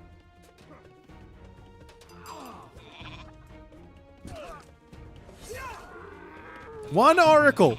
If there was, there we go. If there was a time to make a Shinigami, it would be right now. Massive amounts of value. As the Shrine of the Hunt goes down, but the Wolves will still remain. They'll still get a little bit more value here. And onto the main base now. The Citizen getting targeted down here too. Lots of units to come through. Those Fanatics are very, very scary. But the micro here from Matador also very, very strong. He's got to be careful against those Terminator. Luckily, he does have the Shinobi. The Shinobi plus Yumi Horse Archer might be the way forward. One Shinigami ends up dying to the Fanatics, but there's still only 4 favor in the bank. More Shinigami. They just come back as vengeful Shinigami. They get even stronger here. Matador has found himself a gold mine down on the bottom, actually, so he's still okay here. There is no reason for this game to be this close, though, as we've also got behind this one of the most fun technologies in the game, Seaside Infiltrators, to come through. Meanwhile, Town Center coming up over here for Garnath. It's the Yumi Horse Archers on their way. Champion Archers to come through from Garnath, as well as Ballistics. As the villagers will pull off. One Hero Fanatic is going to be enough to scare those Shinigami all the way away. Of course, it doesn't matter if you lose these ones, because they, like I said, they come back alive again. So villagers get sent packing there. The Yumi Horse Archers will clean those up. There's a couple of units to hit the gold mine, and Garnath, he is running out of steam in this game. It's the town center here. We'll take out the Fanatic, but not before all the Shinigami end up going down.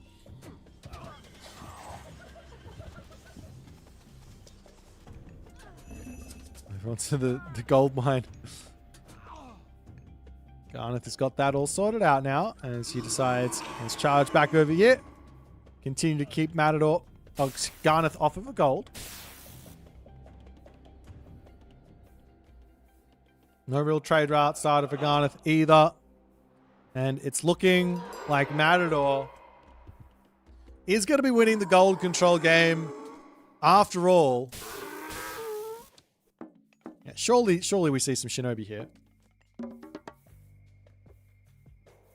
He got the upgrade. Nandes. In come the Terma. Unfortunately for Kronos, his Terma are the worst of the bunch. No access to Gaia Lush and no access to Thea.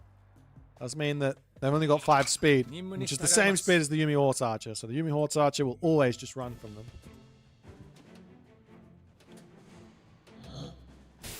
Onto the top side here. Hero Citizens getting chased down as the Destroyers. Yet again, Garnath going for Destroyer raids. It's quite interesting. He loves those Destroyer raids.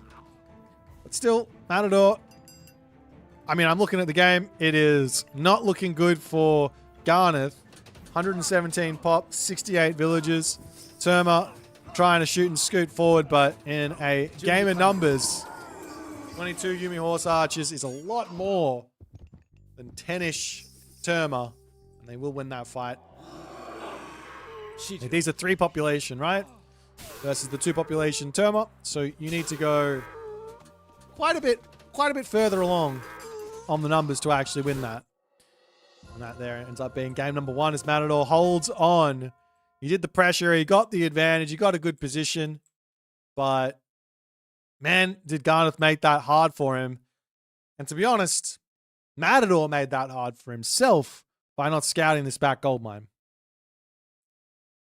Some big tournament mistakes here from both players in a lot of different ways here, but a well-played game regardless from Matador. Always feels good to kick off with a win. So we'll see if he's going to be able to continue those winning ways into game number 2, but the Susanoo does get that first win. Let's jump back over to the draft and see what game number 2 is going to look like.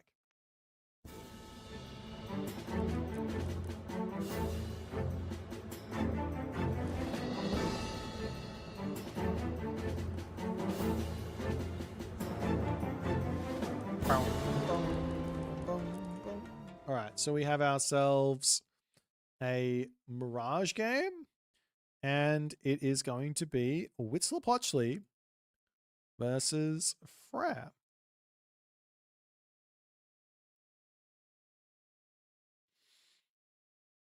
I think Tsukiyomi Horse Archer beat Terma. I don't believe you. I've heard that before. I've heard the old story before. I've heard it before, and it's not something that I believe. I'm never going to believe it. All right, so Huitzilopochtli and Frere for our next game.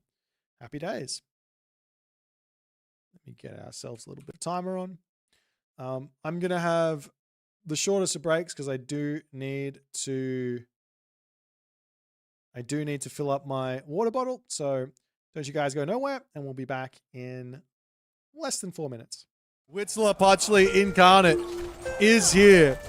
The new fire ceremony does get dropped.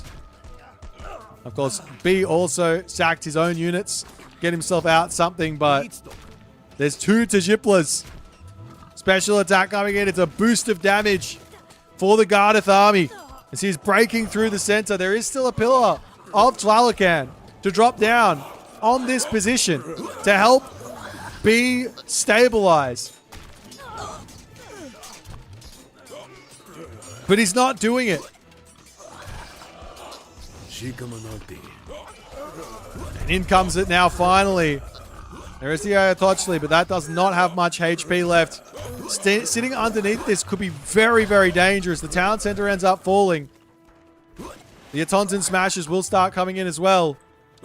Little bits of damage to come through. Lots and lots of dead units from Garnath. Now into the center of the map.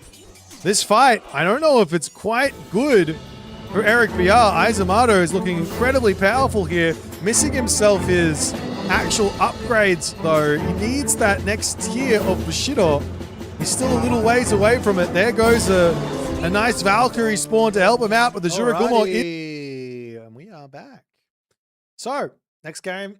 It'll be interesting to see here. Put my little blanket on. It'll be interesting to see here.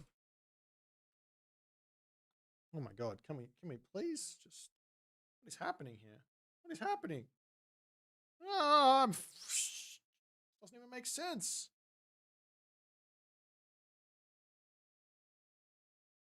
All right. Much better. All right. What was I going to say? It'll be interesting to see the Huitzilopochtli approach here from El Matador versus Garnath's Frere.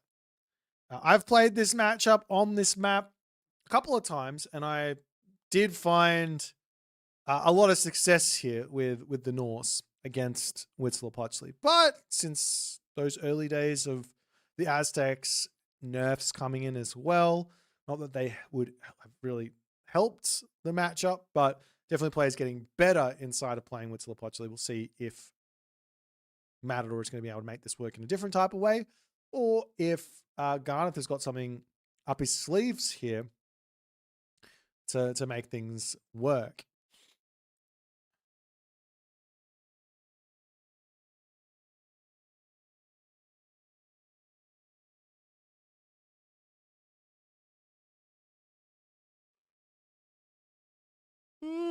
Excuse me. Yeah, I'm all right. Well then.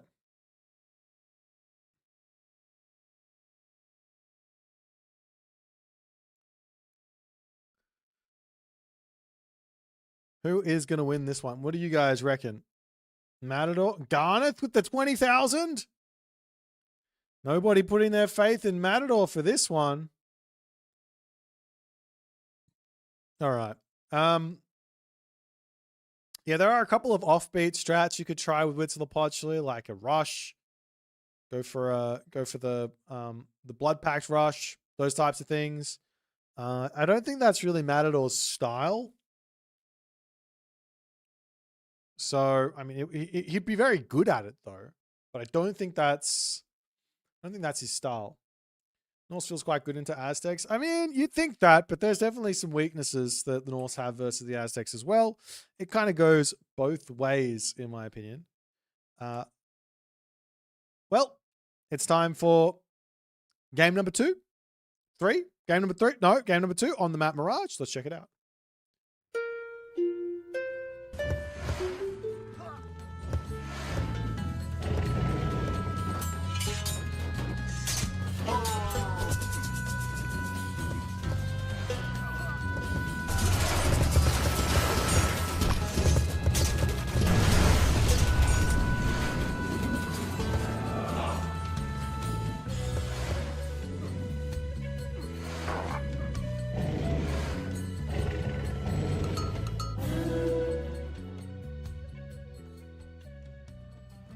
And off to the races we go. Into the right-hand corner of the map, we've got El Matador.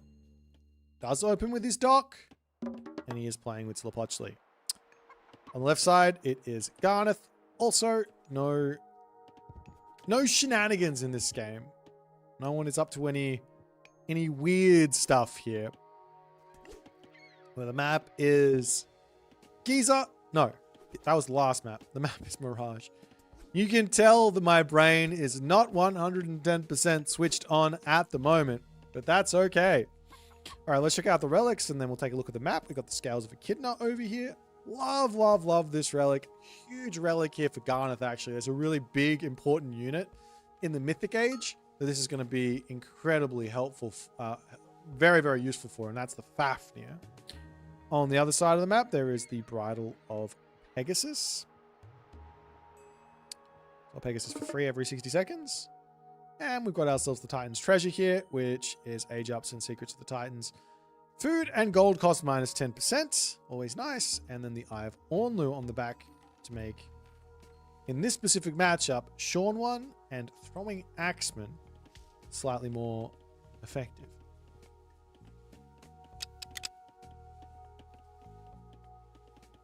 All right. Yeah, so if you do go for a rush here with Huitzilopochtli, there is the pig, there is the Gullimbursi that can get dropped down to take out the blood-pacted version. But if you go for the super fast advance, kind of like a Chronos rush with Huitzilopochtli, that Gullimbursi doesn't feel nearly as strong, right?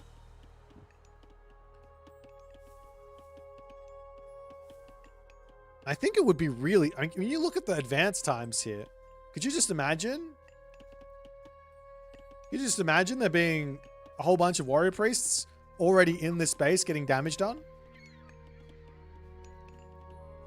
Sounds wild, obviously. And of course, when there's 9 fishing ships, you do kind of have to kill off around about 4 villagers, but that seems somewhat guaranteed. You go Malin as your Chittle, you get the Scorpion in there right away.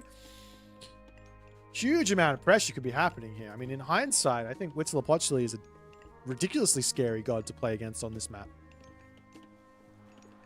Nonetheless, that's not what we're going to be seeing. And of course, there's always a whole bunch of different options here for Huitzilopochtli with that Blood Pact. Whether it be dropping it on an Iot Shot Diddle, going for the Obsidian Butterfly sort of angle there as well, or even just a Warrior Priest early on. Can be really, really strong. That's the final amount of fishing ships to come through. There you do only want to get 9 of them out. Of course, it looks like Garnath's already got his. He has not got his economic upgrades in just yet, but it's going to be Ulla. And it's going to be the Millennial Chittle. I'm not surprised to see that here. Now, one thing that I think Norse players will struggle against is going to be the Wings of the South War Hut spam. Now, the obvious defense for this is playing nice and turtly with towers and an Asgardian bastion and maybe walls. Behind walls, you have Draugr, those sorts of things.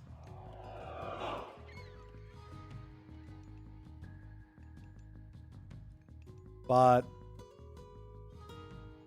we'll see. We'll see what the idea is going to be here from Garnath as the Titan's treasure gets picked up, and Matador going to be pulling himself back into his main base. Plenty of villagers on the gold here just to spam out warrior priests right away.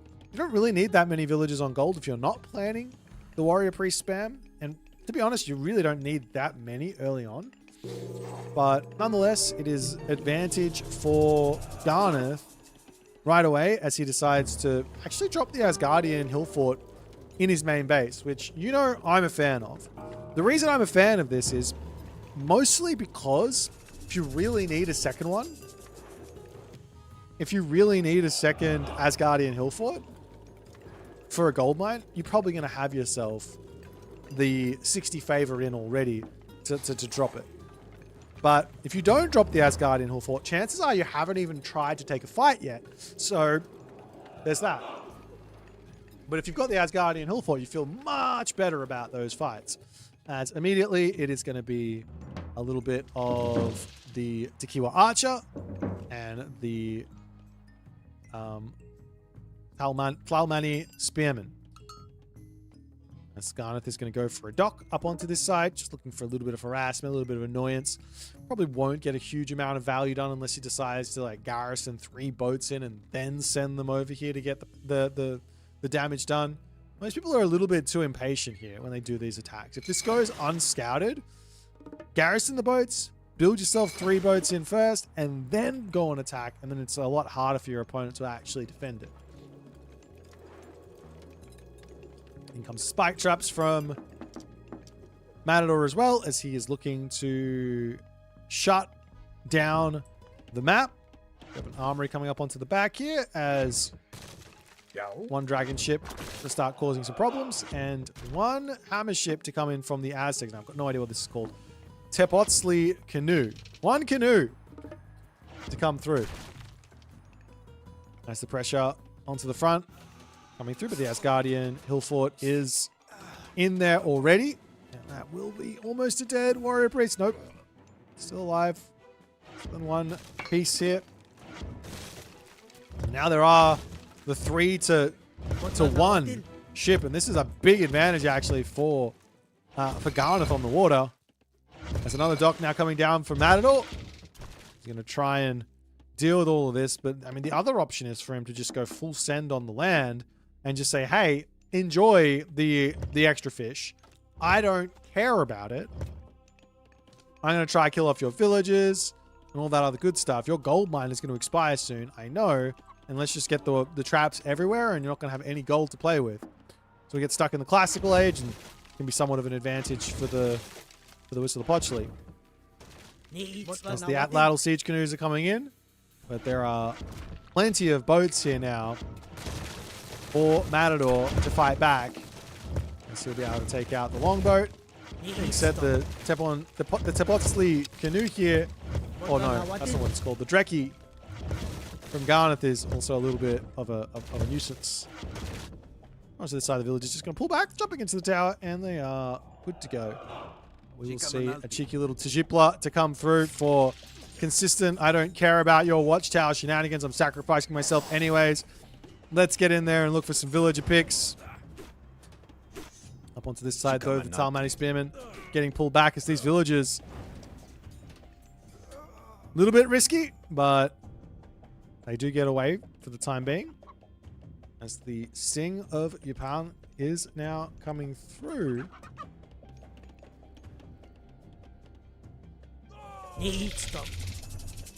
And we do have, there we go, there goes the Blood Pact. There's 2 Vil picks to come in from that one. That's got to feel good, but the Herso will come in and get a lot of favor for that trade. And like I said, well, now Garnath can just drop another Asgardian hill fort down.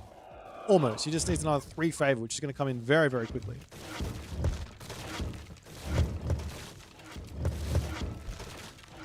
Matador trying to out-micro on this top side. Doing a good job of it. There's no ships inside of the dock at this moment for Garnath, so no real point in pulling back here.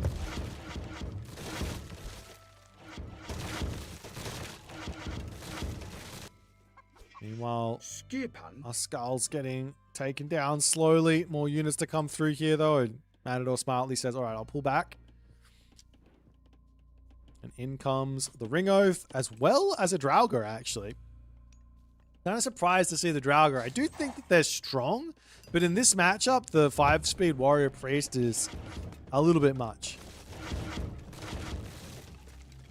As more water fighting continuing along here. Look at this guy's damage just kind of just get annihilated from those archers there. So the rest of the boats will fall, and Matador does manage to keep his water for himself. Cleans up the dock. The gold mine here, 300 gold remaining. Going up for the Coatla Q here instead of its Papalotl. Again, similarly very much the standard in this matchup.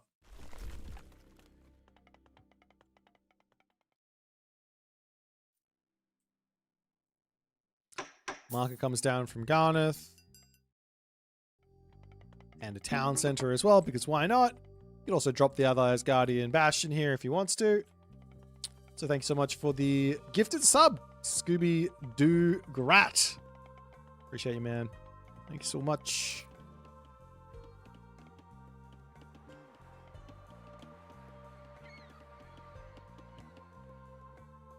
It's just walls going up everywhere. And the big thing here is, though, can Gulen Bursty counter the Ayotchitl with a Blood Pact? Now, there isn't a Blood Pact without sacrificing some villagers or spending some favor on it, but it does stun, which is the big deal. That's the Asgardian Hill Fort on the front, walls going up all over the place, and it looks like this game is going to be heading pretty well into either a Garnath win or a late game type situation here. It's going to be tough for Matador to really find himself a big mid-game win here. Tequila Archers back in. That ballistics not yet through, so there is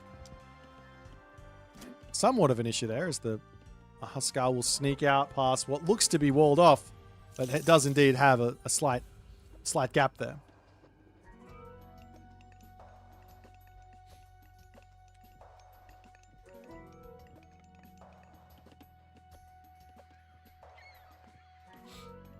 But upgrades coming. A lot of Ayototl. I can't even say it. How do I say it again? Ayototl. Lots of those bad boys to come through for Matador. He doesn't want to use the Blood Pact. Well, I think he does want to use the Blood Pact, but another dot coming up over onto this side as the archers saying, no, not again. One goes down. Can't manage to kill off the dock, but those axolotls coming through. Does he get another one? Really? Oh, there's docks literally everywhere. Garnath is just continuing this annoying dock spammage for the moment. And it's delaying Matador so much here, which is the name of the game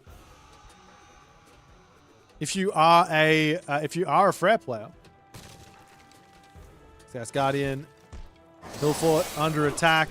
There is obviously going to have the Earth Monster. In comes Gullimbursty here. Now, of course, the Tequila archers can simply just target that one down.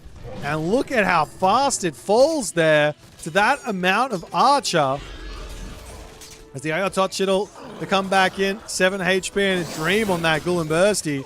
How is it still getting value here? Does it now finally go down as Guardian Bastion ends up falling? There goes the Heroic Age as the Tempest gets dropped. I don't even think you want to, at this point, run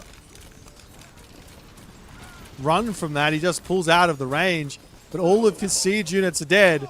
Town Center is going to still be alive. There's no Huskar at the moment, so this Archer Ball of heavy Tequila archers is so strong, but no pushing power until another siege weapon of some variety comes through. You see the Tajipla to come in as a Hillfort on the back to come through as well. As the Pegasus ends up getting picked off. Little bits of chip damage to come through here as the Tequila Arch is trying to get into position to finish off a couple of units here before the Hillfort finishes off there. And the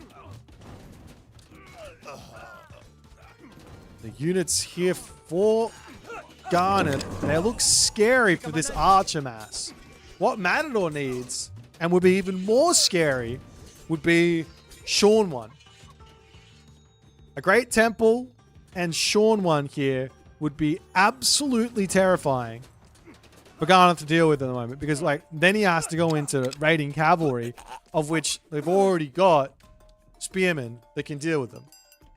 Tequila Archer, Thalmani Spearman, Sean one. That's a scary looking army. Once to the top though, walls coming up all over the place. Spearman getting around onto the backside, picking off a couple of units here, pushing off of that back gold mine. Where is the Ayototl? There it is.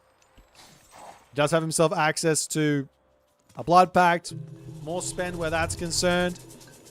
Hillfort up onto this side as Matador spots that, so this is not going to be all too easy to finish off.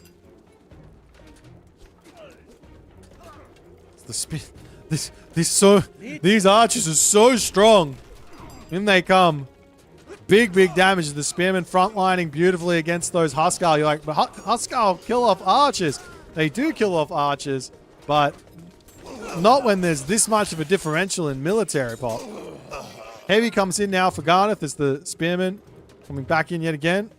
Slowly but surely that Ayototl to come through. I still think some Sean one would not go astray here. As in comes the Blood Pact. Trying to take out the market first and then go after the Town Center. He does have that queued up and in he comes. So that will be a dead Town Center here, I think. But it is a Town Center for a myth unit and a gold power. It's not the worst of trades. More upgrades though to come in, and Matador in hot pursuit to try and take out that Asgardian Hillfort there as the villagers on the back going down. Huskar charging it onto this backside, and they do manage to catch him out. Matador has to pull back. He does have all the speed in the world as we've got a spike trap slowly coming up. Takes a long time for this to finish here. And then Matador will pull back on top of it. A little bit of damage to come in, bit of a stunnage. Nice move from Matador, but very, very good move from Garnath to get that win of a fight, or at least a little bit of a win of a fight before he has to pull back.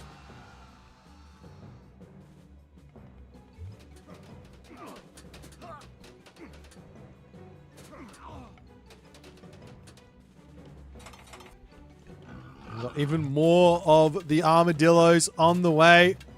I mean, I've got it. I've said it once, but I'll say it a million times. This would be so simple for Matador if he just built a great temple and started building himself Sean one. But he is making it work nonetheless. And Garnath, he's going to have to find a different way to deal with all this. Rock Giants aren't it. Huskal aren't working for him. Berserks will get absolutely obliterated. Jarls, raiding cavalry, Mythic Age, and a Nidhogg. Lots of different options to try out, but that's Guardian Hill 4 to go down. Village is starting to get picked off as well to give a little bit of a comeback on the villager differential here. We'll see some villagers sneaking forward to grab this gold mine as the spearmen will come over onto this gold mine and go, hang on. There were villagers here. Not anymore. Huskal raid. Good revenge fire from Garnath. If you can't kill the death ball, go find something else to kill.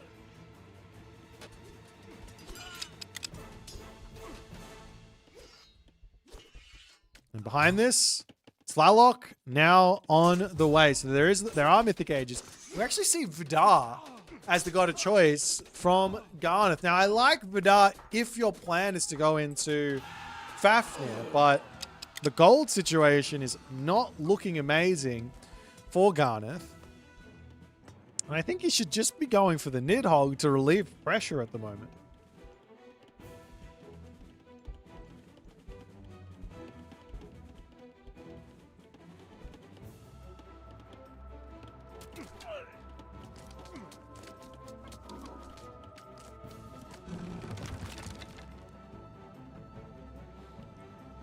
Villagers will get sent packing from that wood line. There's another town center on this left going up. Of course, that does get scouted by the Commission Spy. That also gets spotted by Garnath here, but you do actually have to attack it. And there he goes.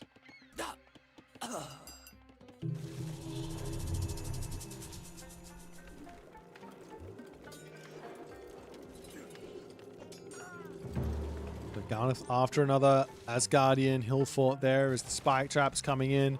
I touched little, still causing problems. I mean, now there is a great temple. We will start seeing some very all-important Sean ones. Now there is no excuse. You absolutely must build yourself Jarls. Or if you've got the micro, you can kind of still go for Rock Giant, throw an axe and Huskal, but anyways, up onto this top side. Spearmen have spotted the villagers, and it is a long time to take down a stone wall for 4 Thalmani spearmen. They will scratch at that wall for a very, very long time.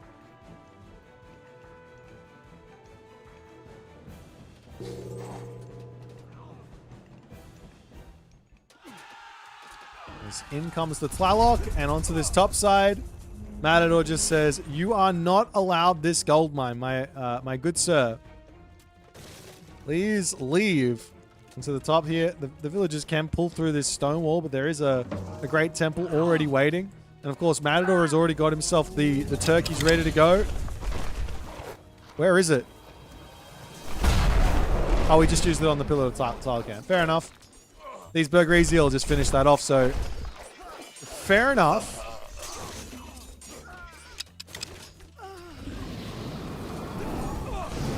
In comes another usage of Earth Monster.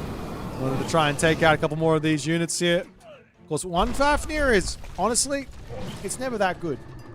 One Fafnir. Not that strong. Tell you what is strong? 3 Fafnir. 4 Fafnir.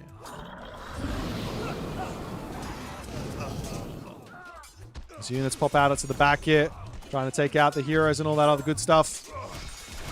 Of course, the Aeon Tot Shittle can take out the Bergrizi quite easily.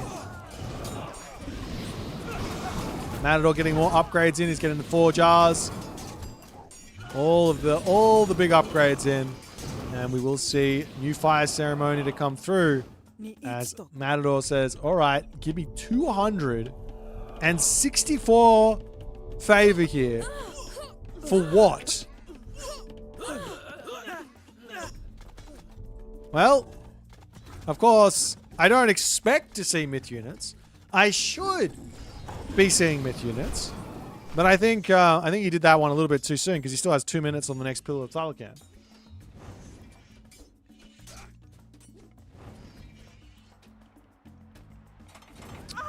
In comes Burnt Water. Upgrades to come through as well. Of course, Garnath is playing the long game here. If he does get to equality in this game, if he gets to full pop and he gets to all of his upgrades, it's going to be a tough game for Matador to win, no matter how far in front he is on the map. But yeah, I mean, dealing with these Tequila archers is just proving to be nigh impossible. As Matador, he's got the spike trap set up. Great control from Garnath to pull back, just send one in to trigger that trap. Of course, that even if you pick off one unit for a trap, it is actually worth it. The trap is quite cheap. As the Fafnir dies, giving a little bit of gold over to the Matador cause. He's already got all the gold in the world, so it doesn't really matter. Run up onto this side. Gold mine and gold mine still getting grabbed here. I mean, these villagers can... Wait. Does he have HP regen, or am I going crazy? Oh, he's repairing it with the Berserk. You can repair it with the villagers if you want. Anyways.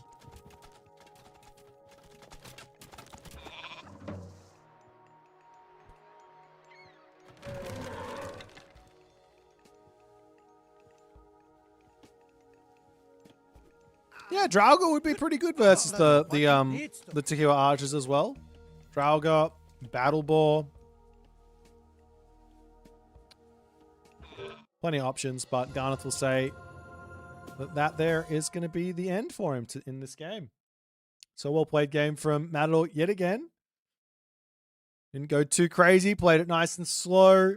I think Garnath maybe didn't get the memo on the Freyr game plan. He was looking for a little bit too many fights. And realistically, all you want to do is just not fight with this god. More buildings, more defense, less fights. I think he also, unfortunately, did he not use the... Yeah, I don't think he used the Ghoul and Bursty and the Tempest together, so missed out on some value there.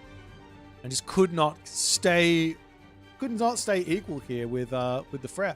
But a well-played game from Matador. He's up 2-0 now. One win from another weekend appearance.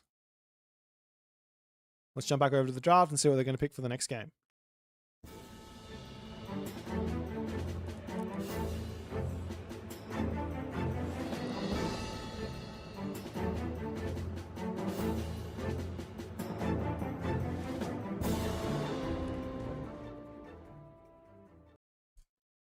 All right. I'm supposed to see the...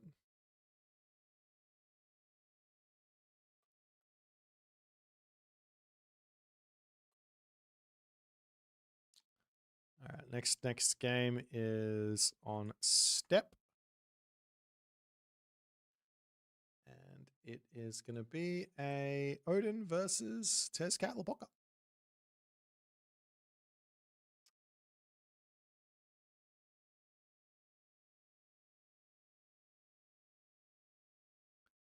On Step.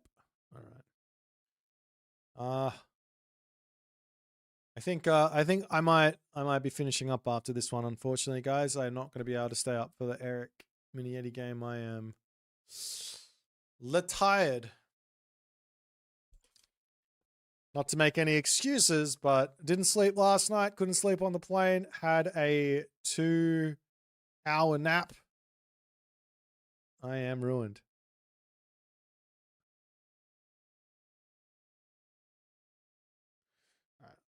Let me add some things. Hang on. Save.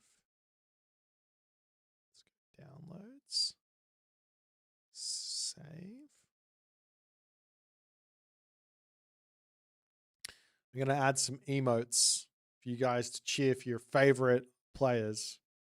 If I can somehow get there. Give me a second.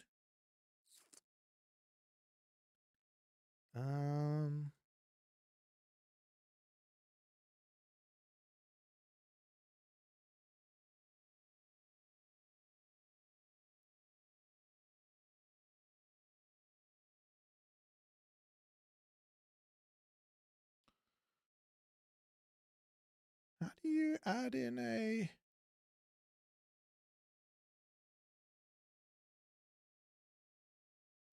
Unlock to it? Oh, I have animated emotes here. That's where. I found it.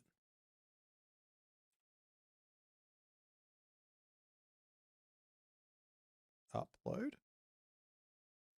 And then here. Uh-huh.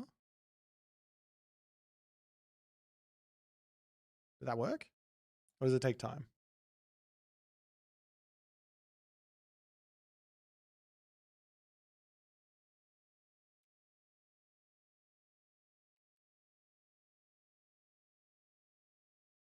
Well, it takes time. Should be up there soon. These guys have not yet started, so we are chilling.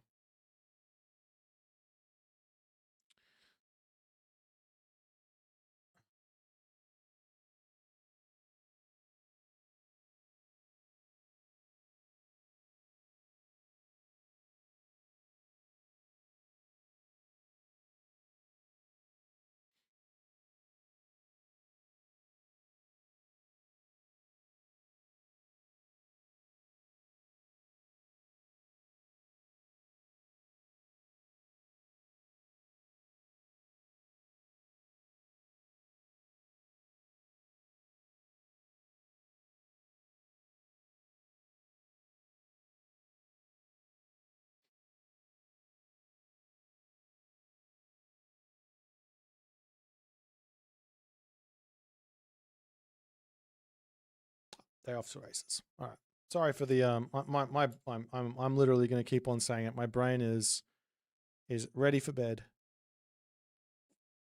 So we're going to finish this series off and then I'm going to head off to bed. I will be back on for the full day tomorrow. Round of 8. Before we jump into this one, we can check out the bracket. So we'll check out the bracket and tell you what's going to happen tomorrow while we are waiting for this game to get started.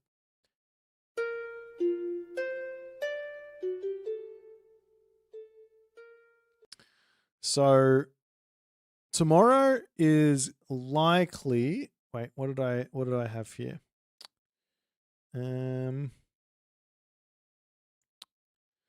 Likely going to be Magic versus B at 1400 GMT.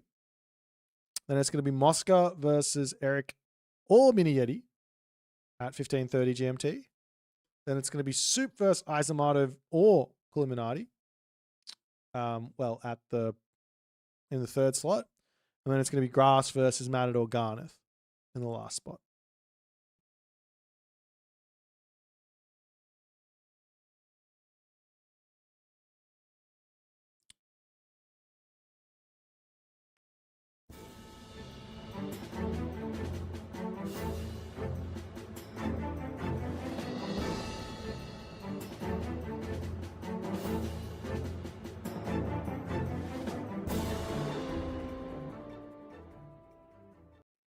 All right. Etterbrute, how's my family? Yeah, everyone's still good. I have a very small amount of time throughout my year that I can go and visit people and see people because of the nature of my work, my partner's work. So there really wasn't another good time. And I just had to go see them. Is my shenanigans there.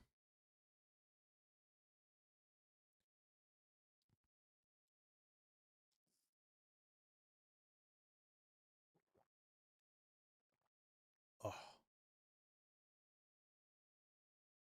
Who do you guys reckon is going to win? Illuminati or Izamato? Can you ski in Australia in the winter? Yeah, you can. There are some mountains. They're pretty... They're not the most high. They're quite low. But it is skiable. Now, I have got nothing to compare it to, but what everyone else tells me, the snow in places like New Zealand, Japan, Canada, etc., it's night and day.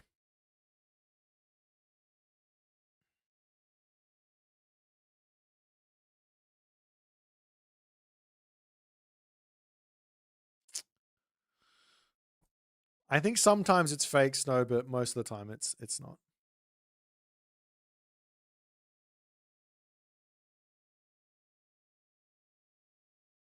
How are the games? They're going good.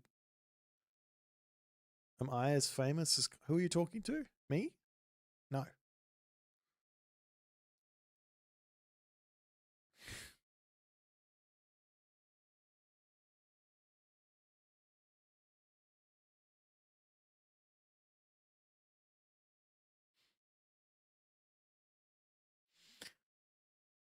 Oh. Oh. How are the games? I am 1-0. That's what I am. I'm dominating. All right, guys, let's get into game number 3. It is an Odin versus Tezcatlipoca game. Should be fun. Let's jump onto step.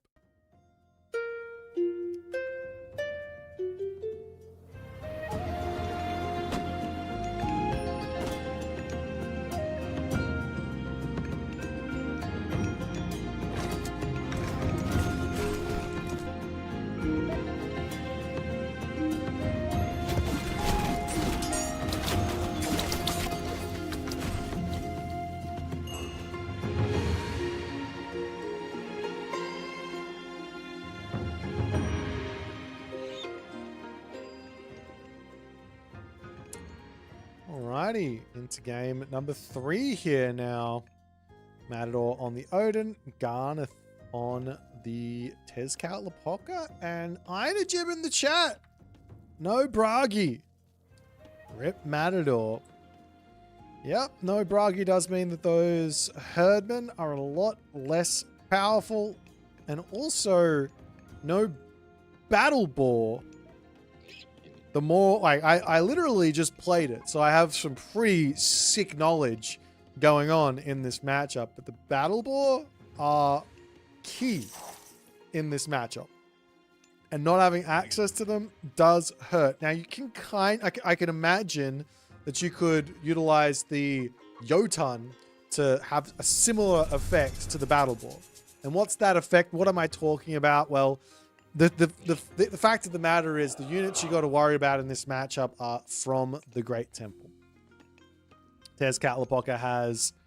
that's great. Hunt gets dropped down. Tezcatlipoca has himself the Jaguar Rider in the Heroic Gauge, the Shorn one in the Heroic Gauge, and those 2 units in combination with a Warrior Priest ends up being an incredibly tough unit composition to actually deal with. Why? Well, Tezcatlipoca just has to kind of attack move in, and you have to somehow manage to click your Thrown Axeman onto the Shorn ones and your Herdmen or Berserks and or berserks onto the Jaguar riders. But if you have yourself access to a battle ball or 3, then all of a sudden you start knocking those Shorn ones away from your Herdmen, away from your Thrown Axemen, and you can actually limit the numbers before the fight even begins, and that gives you enough of an edge to take out those Jaguar riders. But of course, Odin doesn't have Bragi, so doesn't have that option. Potentially the Jotun can kick those Shorn ones away, as we do have ourselves a pause.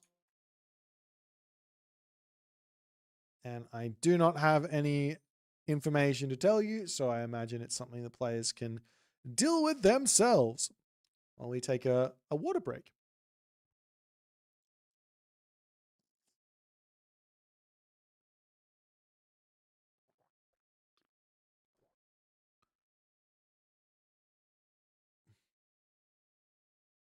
Hydration break. Yep. And then, of course, I really need to make a bug report on this.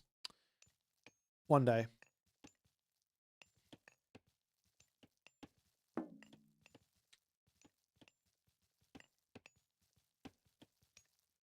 All right, we've got the Girdle of Hippolyta in for Matador as well. That's actually a big couple relics there. Plus 10% for Thrown Axeman.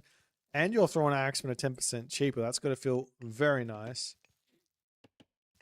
Heimdall got a choice from Matador. Now, I've seen people going for this. It's not my style, and I don't think it's Matador's style either. But Matador going for the Heimdall angle, and this is the soup opening, basically. With Odin, it's soup. With Freyr, it's Pegasus Rush. It's exactly the same build order. It's just funny. Come on, guys. But Hver þar? I didn't update my mod. That's why. Oh well. All right. Everyone's to this side. Adamantine shingles to get picked up as the warrior priest steals that away from him. Brutal. But yeah, this build order, I'm not sure how much, or this way of playing this match, I'm not sure how much I like it, just because there's not a whole lot I think you get done here, unless I'm missing something. Versus the Tezcatlipoca early game. But we'll see what way Garnath is going to play. He does advance very, very late here. Gets himself his relics in. I mean, if he doesn't want to fight, you just undermine the temple, kill that. You can even take the adamantine shingles back. As in comes the fight. Right now, there goes the Macca's Coatl, Yo. which I do believe if you use the right special, you can actually have that Macca's Coatl be quite a bit of value in those early game fights. But so far, Garnath back and forth defense here, getting himself up a war hut immediately as the Ironry under attack. Matador trying to pull that one back, but it's a tough unit to keep alive there. Picks off the large scorpion for his hard work, but losing that Ironry, that's big because it's such a big boost to just have. Matador trying to get in onto this position, though. He's getting sent packing here, and looks like Garnath has gotten through the worst of it early on.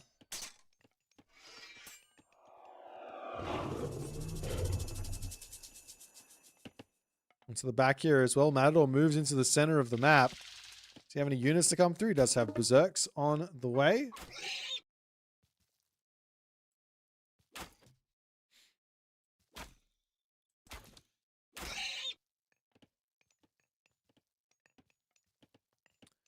And in comes Rixtula.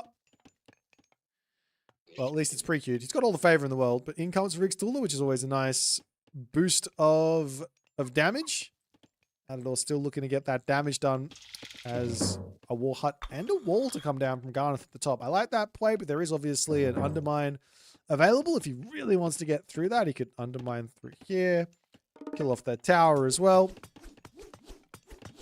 There's the spearman chasing down these berserks. And, of course, turning around and taking the fight is perfectly valid. Can also run. Those Talmani spearmen can chase the berserks to Kingdom Come here, I think, is Safeguard also going to come through. Could be a town center angle from Matador in the very center of the map, but this is very, very tough to make work.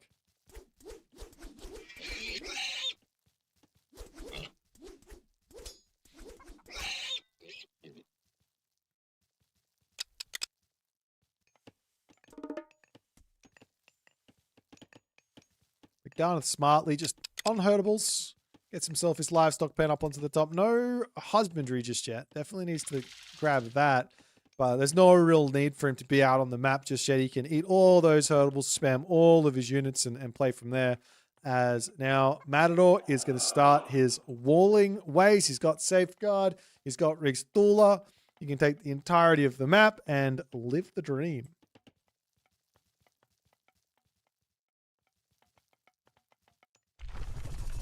Up onto the top, there goes the undermine. I don't think that was the most perfectly placed undermine I've ever seen. Trying to get in and kill off some villagers there is the screen shake, making it impossible for me to do anything. But in onto this position now, the Berserk's getting caught out, tries to run through, and Garnath, well, he gets a very, very big defense there. Matador does not manage to make that raid happen. And that is why you don't do that. Well played from Garnath, but Great Hall coming up onto this side. House as well.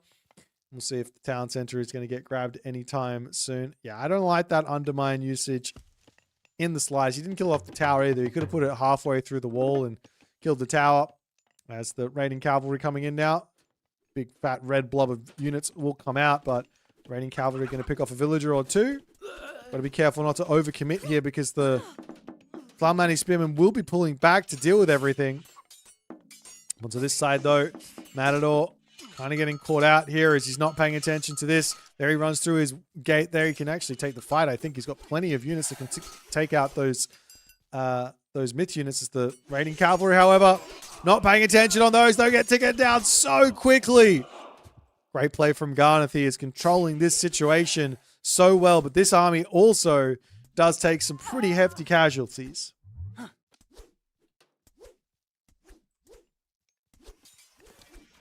So Tajipla trying to get in here and take out the village. A great usage of the wall there to keep everything alive. Who comes out in front right now is the big question. The big problem for Matador is how is he ever going to take a fight here? Units sneaking past the walls. Tries to get up another longhouse. Thalmani's spearmen are in on the back as the Tequila archers getting pot shots going.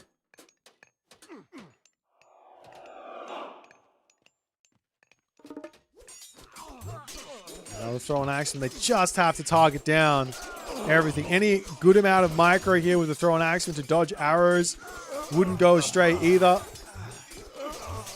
Not making that happen as this front line does not quite... It does appear to be enough, actually. Does he have enough to chase up to the Tequila archers, though, after all is said and done, is the big question. Only 3 raiding cavalry here to get the chase in, as the Tequila archers will turn when those spearmen reinforcements get in here, and well, Matador pulls back. Having an ironry in this army would not go astray. Just one. You can go 2, but just one. More than enough. Have it on the back and just get those. He does spot these guys. He spots the villagers in the center. There's also villagers over here. Very dangerous position for Matador. He's playing with fire, but the Raven spots the army movement. And of course, the dwarves, they're going to have to pull back as well. He could try and sneak forward there, but decides to come back, and the commissioned spy is going to be spotting this, as Matador very well notices this now, and he is in trouble. We're going to lose all of those dwarves there. That's absolutely huge for Garnath. And Garnath is still hiding inside of his base, still on top of those herdables. He does not have any weaknesses. A couple of dwarves managed to get back here, as the houses will come up over here and prevent the units from sneaking in. Main base going to be under attack as the temple gets taken down. I'm not sure why Matador wanted to go over onto the right side, but maybe he thought that it was sneaky enough to get through there. Onto the top, more walls to come down as Shenong's Okra Whip is discovered and happily taken. As the front of this position gets targeted down, Spearman will get cleaned up and the fighting continues with the temple falling over here, losing two very important relics here. I've said it once, I'll say it a million times. The temple goes here, not here. Anyways, raiding cavalry searching for any villagers to kill as this gold mine's still not finished up. Now it does finish off, so also remember these are incredibly cheap units. 20 gold and 15 gold. I don't think there's another unit that's 15 gold in this game.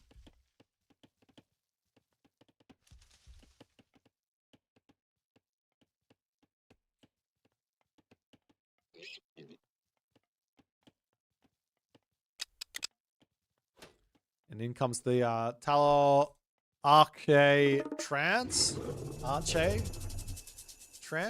And once that's through, life gets very, very tough, I think.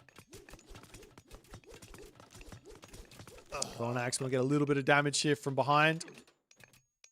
Of course, the Tequila Archers do have the range advantage ever so slightly, 14 to 11, so they can sit in and get revenge damage while the buildings get taken down. And Matador will attempt to get a raid off, but there are spearmen just hanging back here. I think it's probably better to go for raids with the Berserks, with Hamask, rather than go for the raids with the raiding cavalry, funnily enough.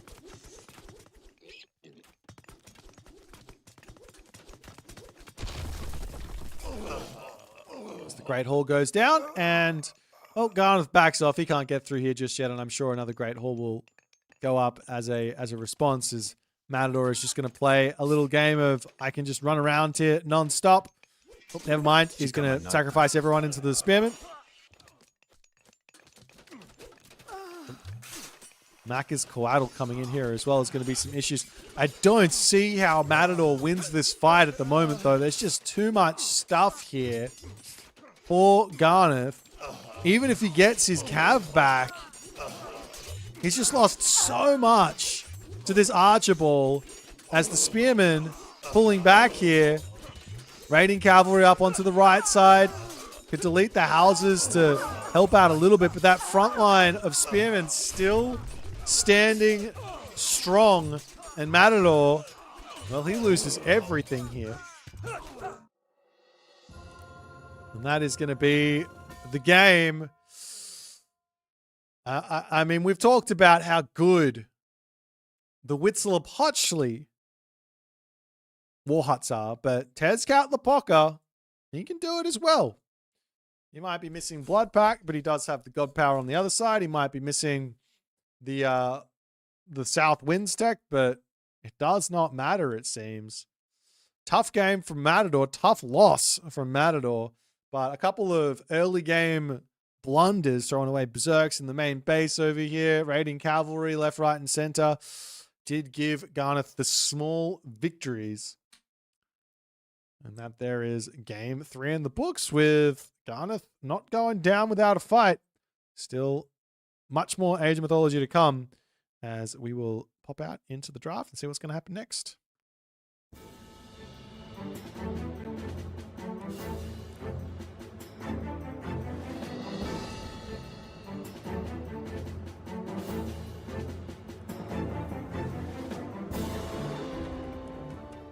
Alrighty.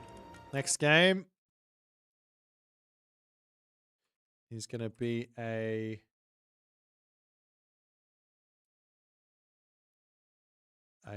Nuwa versus Amaterasu, which should be quite interesting, I think.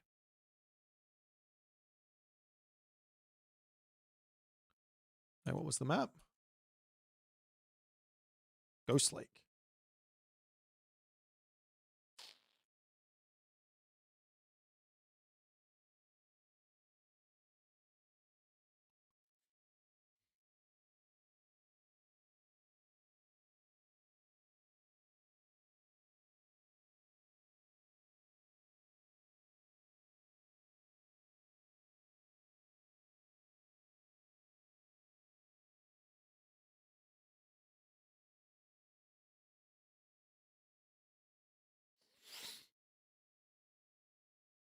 Ugh.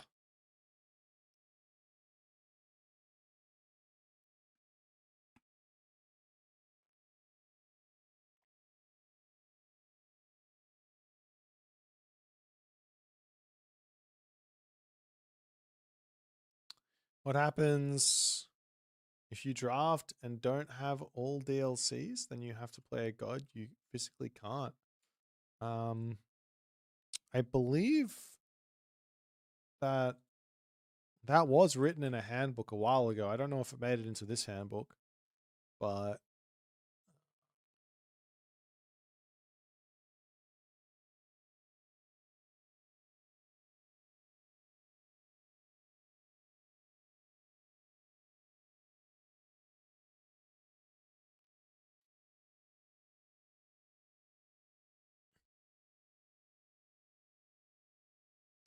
I think it's just a random god pick, or your opponent gets to pick the god you play, or whatever it is.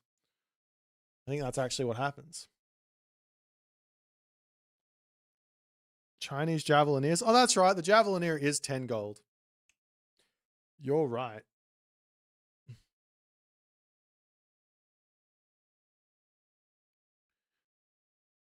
Let me put the timer on here.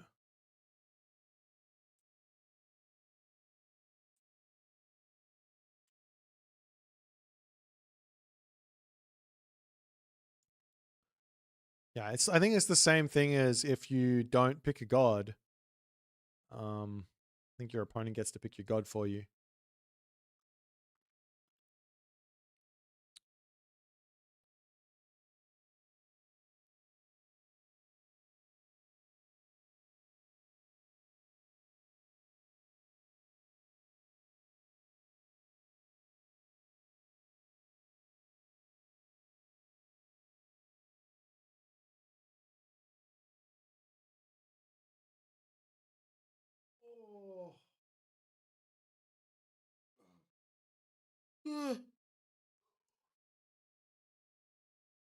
You need to go to sleep, Yong. You've been working too hard.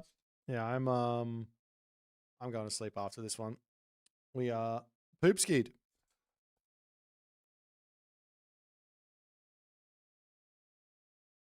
I do kind of want to play some AOM. I haven't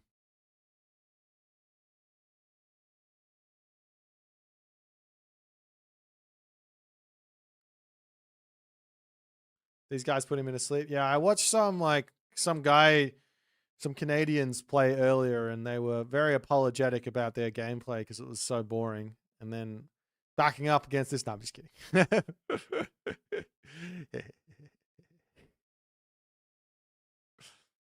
Not as entertaining as Tailwind Agave Bloom. Yeah, that was a classic.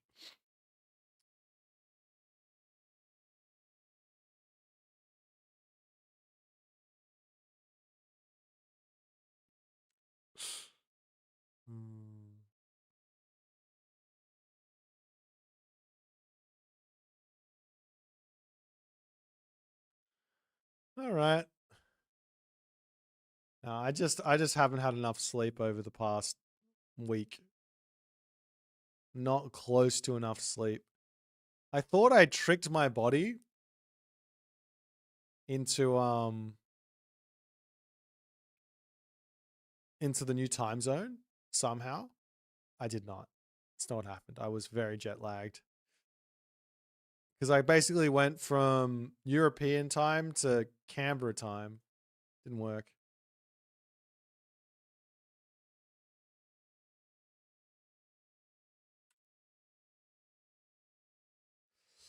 Alrighty, guys.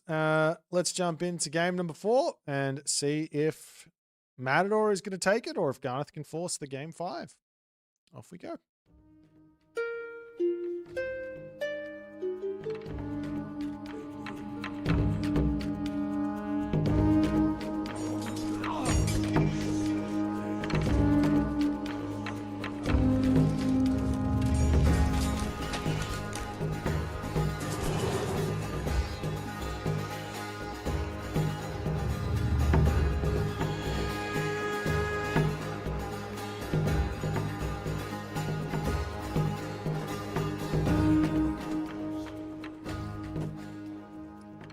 Alrighty, off to the races we go. In the top right, we've got El Matador on the new Wa. Getting absolutely punished by the forest, not being quite close enough to the gold mines for him to share silo. Always feels bad, but it's okay because he's got Aurochs to eat. As we do see a very quick temple as well from Matador. On the bottom side, we've got Garnath playing as Amaterasu. Not the most simple of matchups for either side. Lots of things can go wrong as you're making your way through the game, but a very fun late game if you do end up getting there. Archimedes' Ledger, we've got the Siege and Kinemetsin, population usage -1. Up onto this side, the Staff of Dionysus there for the regeneration rate on villages, +1, always nice. Girdle for Politor as well, hit points +10% there for the ranged soldiers, huge. And then finally, Hestia's Heart on the right side. So some pretty big relics here. As the house is going to get dropped down there from Matador, min-maxing the resources. He does not care about that extra favor. This Auroch is incredibly confused. Unfortunately, dies out in what I would call the middle of nowhere, and Matador probably not going to be too happy about that one. Meanwhile, Garnath happily eating underneath his town center. House is going down as well. Temple coming down here too. But yeah, I like this matchup. I do think that it is in your best interest to be going for Juan Nu here. It's just better. Come on, guys. Let's stop messing around with this Earth Wall. We just cut How To out of the game, and then you get a lot of fun with Juan Nu and with Chi Yao, right? Who's with me? No one? No one's with me? I'm all alone? Anyways, advanced time going to be coming through now for Matador, and he is off to the races. Skelly Boy likes Earth Wall. Well, that is what you say. How do you play Chinese without the Great Wall? Well, in an exciting, interactive... Oh, I thought they got rid of this god. Maybe I need to, what's the word? I need to lobby. I've got to lobby to the devs to give the Earth Wall another nerf, I think. That's what we need to do. The Earth Wall, if it gets tapped, it should die. I'm just kidding. But seriously. Alright, so we've got the How To coming in. This is going to be a town center here for Matador. He's got a pretty good gold mine on top of it with an Earth Wall. It's going to turn into an amazing one. He can also think about dropping the Earth Wall here immediately. That'll help him get the town center up without any real problems. But the Kuafu hero going to make its way over here. He could also drop the house here and then Earth Wall, but it's going to be out on this side. Earth Wall onto this one. Secures quite a lot of this position, but it does leave the main base open to attack. As the town center is up, the Kitsune is in. No creation getting dropped down by Matador here, as he also wants an incredibly quick abundance, which, honestly, I don't like that usage. I don't like that buy time. That's 20 favor, that's 2 Kuafu that he could have got, which is almost... Well, it's +2 on your village account, whereas this is +5% on your village account. So if you've got 2 villages or 20 villages out, which he does not, then the abundance gives you effectively +1 villager.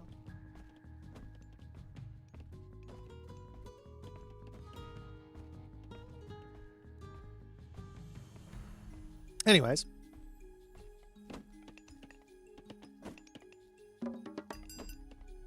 I guess he gets the abundance to work with his clay peasants. That's an interesting thought, but it comes in a little bit late. Anyways, military camp up, main base. I should be watching what Garnath is doing here. Garnath looks like he is going to be going for the guardhouse angle. I wouldn't be surprised if he goes for 1 Udor as well. Generally speaking, the easiest way to stop these types of 1 Udor all-ins is to just make yourself a bunch of pioneers and then go heroic age.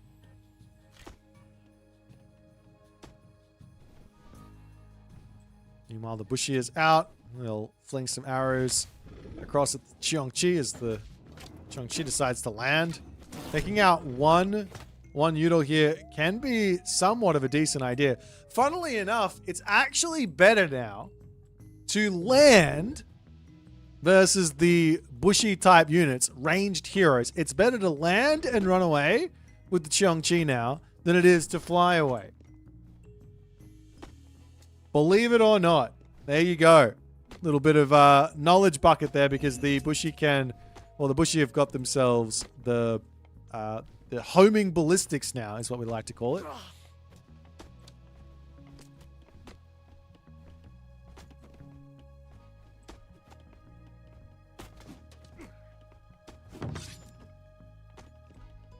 Garnath will pull back. One Yumi Archer ends up dying. Nice control from Matador as he can. That's a lot of not very much damage from those Javelineers.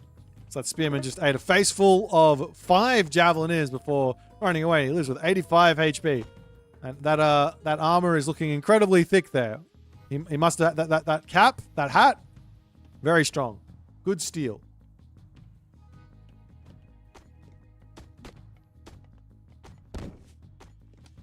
Matador moves forward, going to be eating himself the caribou, happily sitting behind all of this. And, I mean, of course, Matador has had so much in the way of, like, games played versus Noir. He's played versus the Kavoth Noir many, many times. But this is the Garnath Amaterasu, which is another completely different type of idea. As the Pioneers still trying to take out the one Udor. In comes the Solar Shield. You really don't want to be losing them in the 1 versus 2 TC situation. But also it's double gold mine, medium gold mine in the main base, plus a gold mine over here behind an earth wall. I just don't understand why Garnath is full sending at the moment. In fact, Matador, he can just sit back. He doesn't really need to pressure a huge amount. Put the Halberdiers behind, sit at the front with the Javelineers, and then when the units come in, you speed walk back away.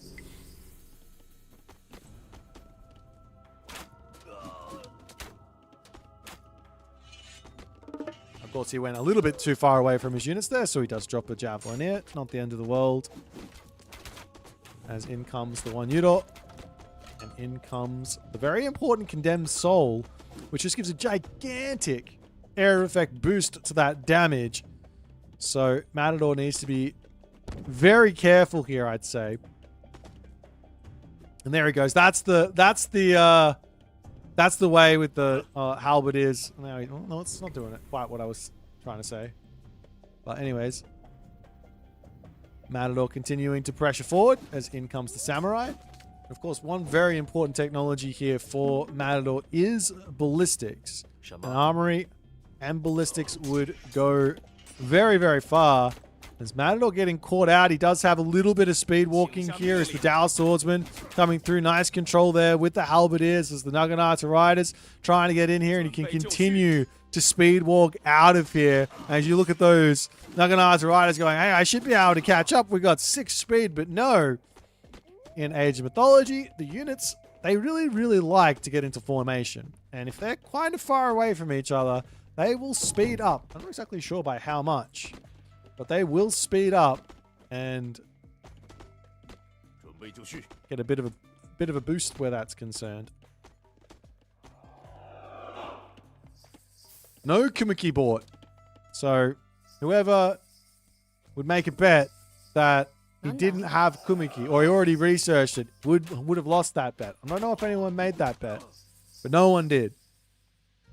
I mean, he didn't. I don't know what I'm saying. Anyways, Matador still playing an exceptional control game here, feeling like he can actually win this fight. I really don't think he should be even considering it, because he's got such an economic advantage right now. Just sit on that eco advantage. But it's seemingly looking like he is able to hold for a little bit. Those Samurai, though, they're getting in, and a bunch of Bushido just gets fed over to Garnath.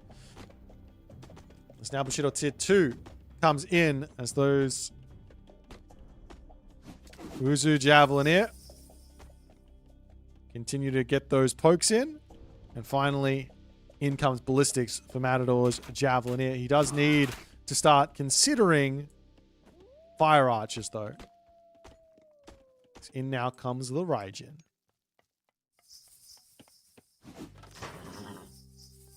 And of course, all of this pressure does really matter, because what Matador is doing, he could just sit back and he would slowly get in front.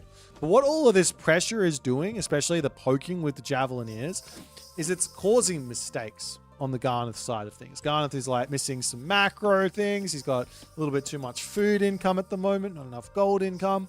And that's why he's going so heavy on this. It's not safe. It's not what we would call 110% optimal, but it is causing some issues.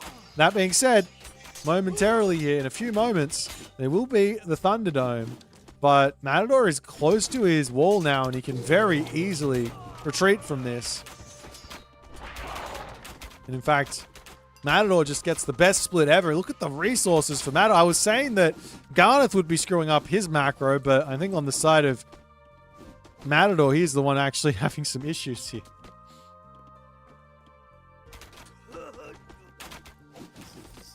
The Javelineers picking off a very low HP Samurai. A couple of Fire Archers coming through as Matador is happy to continue these pokes. 1,000 food for both players. Please just take some villagers off of food, my friend. Over to gold would be fine. But he is happily continuing this micro fight.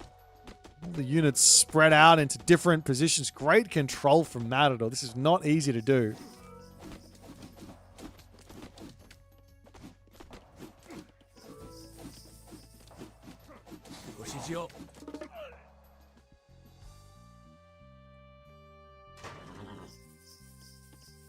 So onto the right side, we do have these units like still spread. Look at the spread! This is so hard to actually to do and to control. Matador making it look very easy. But behind this is coming a very scary god power, which is Fey Beasts. Not a whole lot of heroes in this army. So a good Fey Beast is going to be very, very tough to deal with. There's Matador pulling everything back here. Does have himself a Baihu, which can come in and take out that Raiju very, very simply. Behind his wall he goes. And it's 40 villagers at the moment. 40 villager difference.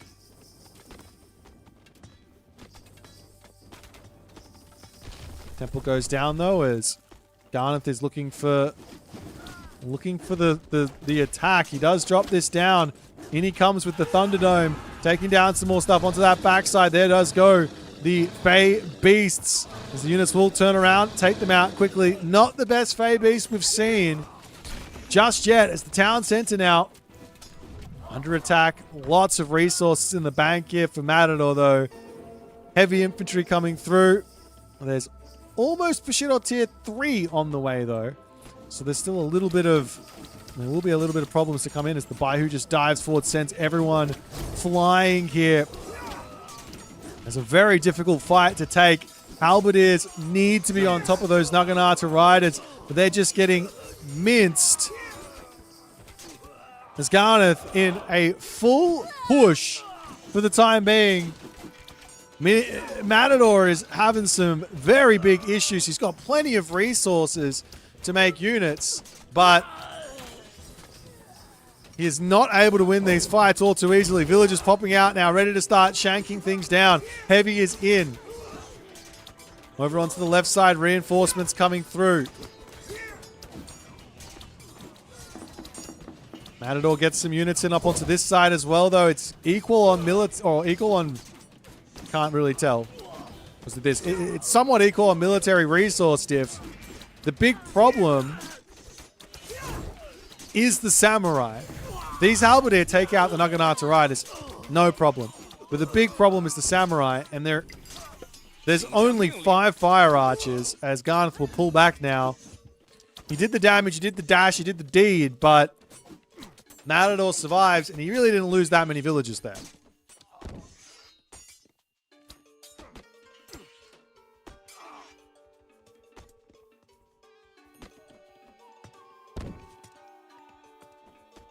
Meanwhile, onto the side, a ballet is up as Matador said, hey, if you're just going to kill me in my main base, I might just go and take the next position there. And of course, there will be now White Horse Cavalry joining in.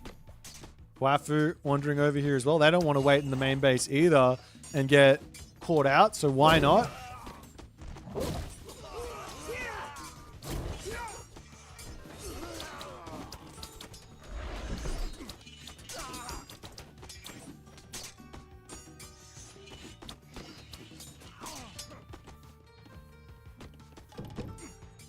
Now on the way are the heavy Chukonu. It's definitely a unit that I think is underappreciated. I think it's a very, very strong unit situation. One of the reasons you don't see it very often is because if your opponent has ranged counter archer, they die pretty quickly. But even in those situations, I think the only one you're really scared of is the Peltast. Not really scared of Slinger, not really scared of Terma, not really scared of Javelineer either. Maybe Javelineer is somewhat scary there actually, but still. Temple back up in the middle here for Matador as the army of Garnath charging in yet again. Matador has full population. He's going up for another town center here. Winning this fight is just a difficult thing to do. I wouldn't mind seeing guard towers coming in here, to be honest. With just even more defense inside of the main base. So Raiju gets converted there away. They're just pulling away. Now the town center over here is grabbed for Matador. He will have 205 pop. Playing around that earth wall is just so brutal. Because all of these units are melee units.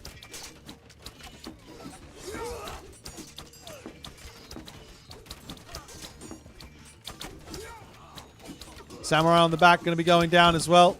Raiju here does get solar shielded to keep it going, but I think Garnath is running out of steam here. It's 3 town centers to 1. It's 82 villages to 56.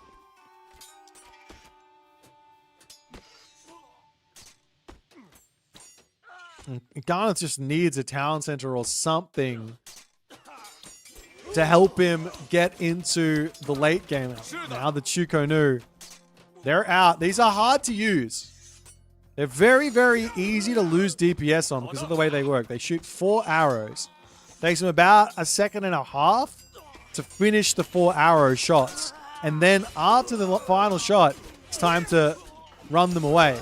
Now, for the majority of people, you just sit them there and you just shoot.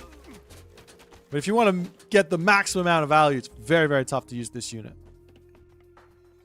Meanwhile, Matador says, time for a 4th town center. We are going to continue pushing ahead in this game.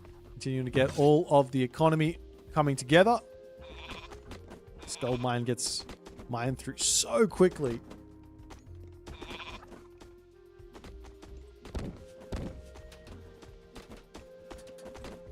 It's up onto this side, the Kwafu.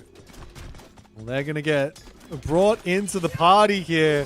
They do a lot of damage if you have the tech, of which case which is coming through. Mountainous Might on the way.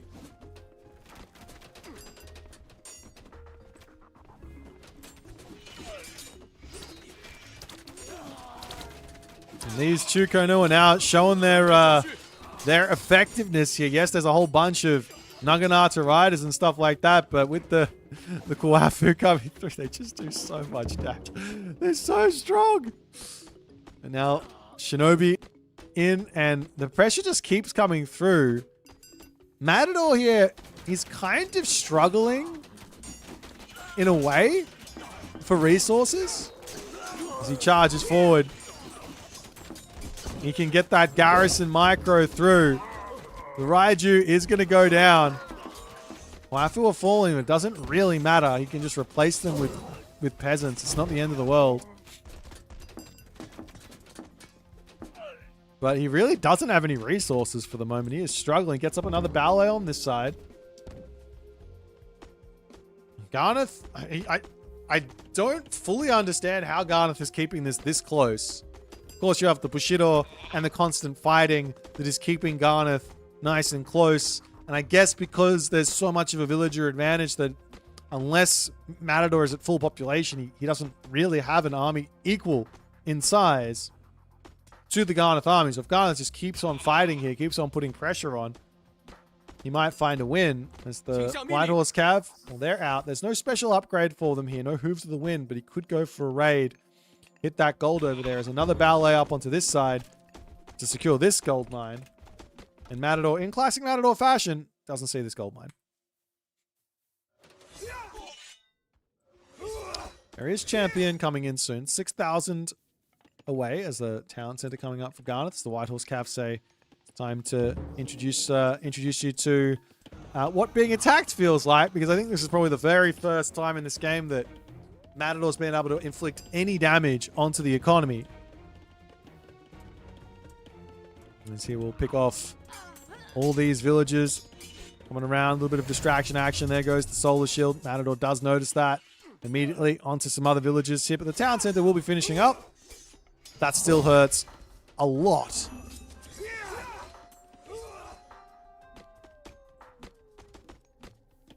I have to imagine now, Mythic Age, Fortified Town Centers, upgrades, everything is coming through for Matador. He is in an amazing position here to just run around, cause chaos, get himself to the next age.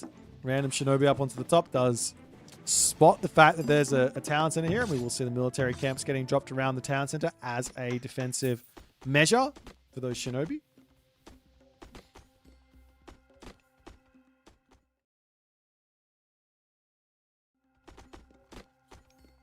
Meanwhile, on the other side, Takemikazuchi is going to be coming through. We've seen this god power, the Divine Slash, be incredibly effective before, and I imagine we're going to see it again. To be honest, I'm a little surprised we're seeing Gong Gong here. Going the other way makes just a little bit more sense for Zhurong. Nonetheless, Cheeky Castle coming up onto the right side. As the tower attachments to come through, and, well, more units are on the way as Garnath gets baited straight into the army of Matador here. But if Matador, he does know there's a gold mine here, but Matador not going to be scouting that for the time being, and Garnath gets his castle up. The big problem is that if Garnath loses his army, I mean, he's got resources in the bank, but he wants to go Mythic Age. If Garnath loses his army to a Great Flood, as the castle gets spotted over here, the peasant will die to that castle. But yeah, if Garnath loses his army, he's going to have a real tough time rebuilding it. He does not have the income to rebuild this army. Meanwhile, the White Horse Cav, they are very intent on chasing these units down and getting this small amount of value. Meanwhile, the units up onto this side, charging forward. As the Dow Swordsman will come in, take out the castle. We'll see if this Great Flood is going to get dropped down anytime soon. Behind this, Last Stand, Champion Cav, Shaker of Heaven, Tempestuous Storm, Heavy Tiger Cav, everything on the way right now as the villagers will slowly start to repair this castle up. But smartly, one Dow, just one, will kill off everything else. So this top side, the ballet getting taken out here as more units getting cleaned up over onto this side, and Matador needs to react. Does Matador have his upgrades? He does have masons, but the Kwafu are happily running behind their earth wall. Of course, the Shinobi can take the earth wall down pretty quickly here.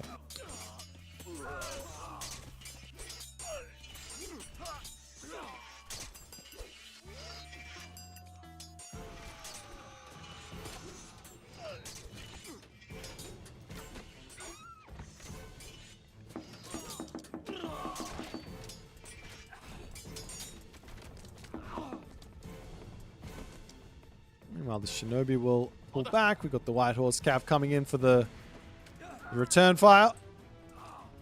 I think the big difference here is if Garnath gets off a good Divine Slash, well, Matador's going to be able to rebuild his army. But if Matador gets off a good Great Flood. Oh, and that's not the value I think he was looking for there. Now Great Flood can be dropped. Of course, he probably doesn't need to use it straight away. Just get himself back up to pop, then drop it down is perfectly fine. Meanwhile, the Qinglong gets a huge amount of splash damage here. Literally splash damage here. The unit's continuing to make their way forward here. Matador not able to win the fight. Pulls back to his ballet, and he's going to continue his spammage. Try and keep himself in this game. Does this top side the axe card in. Not a bad unit here, actually, to take out Siege. Because it does hack damage. Also does crush as well, but still.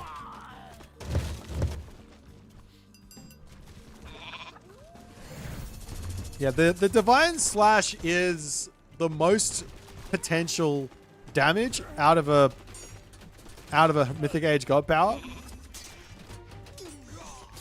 But if you react, well, I mean, I kind of still think it's undodgeable if it's used well. You're at least going to get some value from it. The village is coming over to try and take down these 500 HP axe carts. Shinobi onto the back line. Qinglong's coming in. Helping deal with those Shinobi nicely as they do all end up falling. And Garnath, well, he doesn't even have an army here for this Great Flood to be used on. And he's about to get pushed off of this gold mine. Does Matador still not know there's a gold mine here?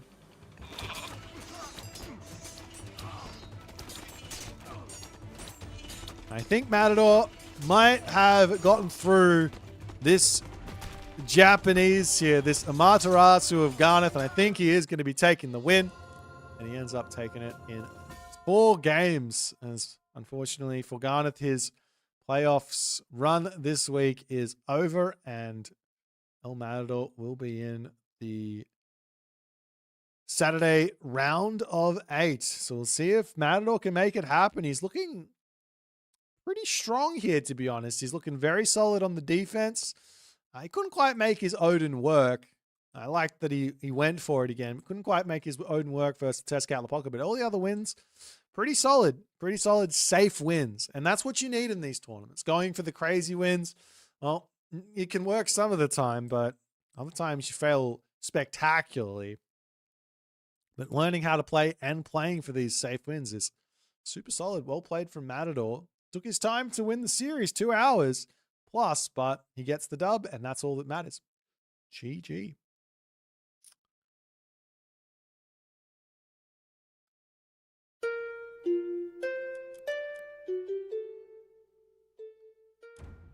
Oh, I hit the wrong button. Let's go over here.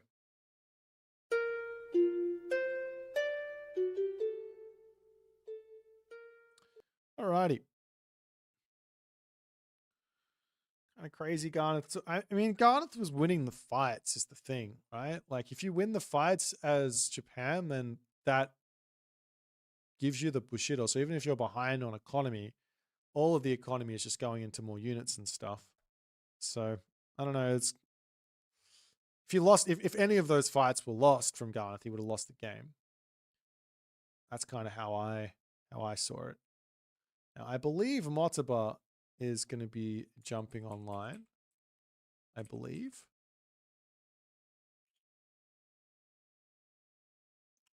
But I think it is bedtime for me. All right. I will send you guys over to Motaba. Have a fantastic rest of your day. I will be back on tomorrow at 1400 for the round of 8. There's one more game today. It's Miniyeti versus Eric. Unfortunately, I'm not going to be able to stay up for it. Unless I somehow wake up in the middle of the night and decide, yep, let's go do it. Don't think so, but I'll see you guys later. Bye for now.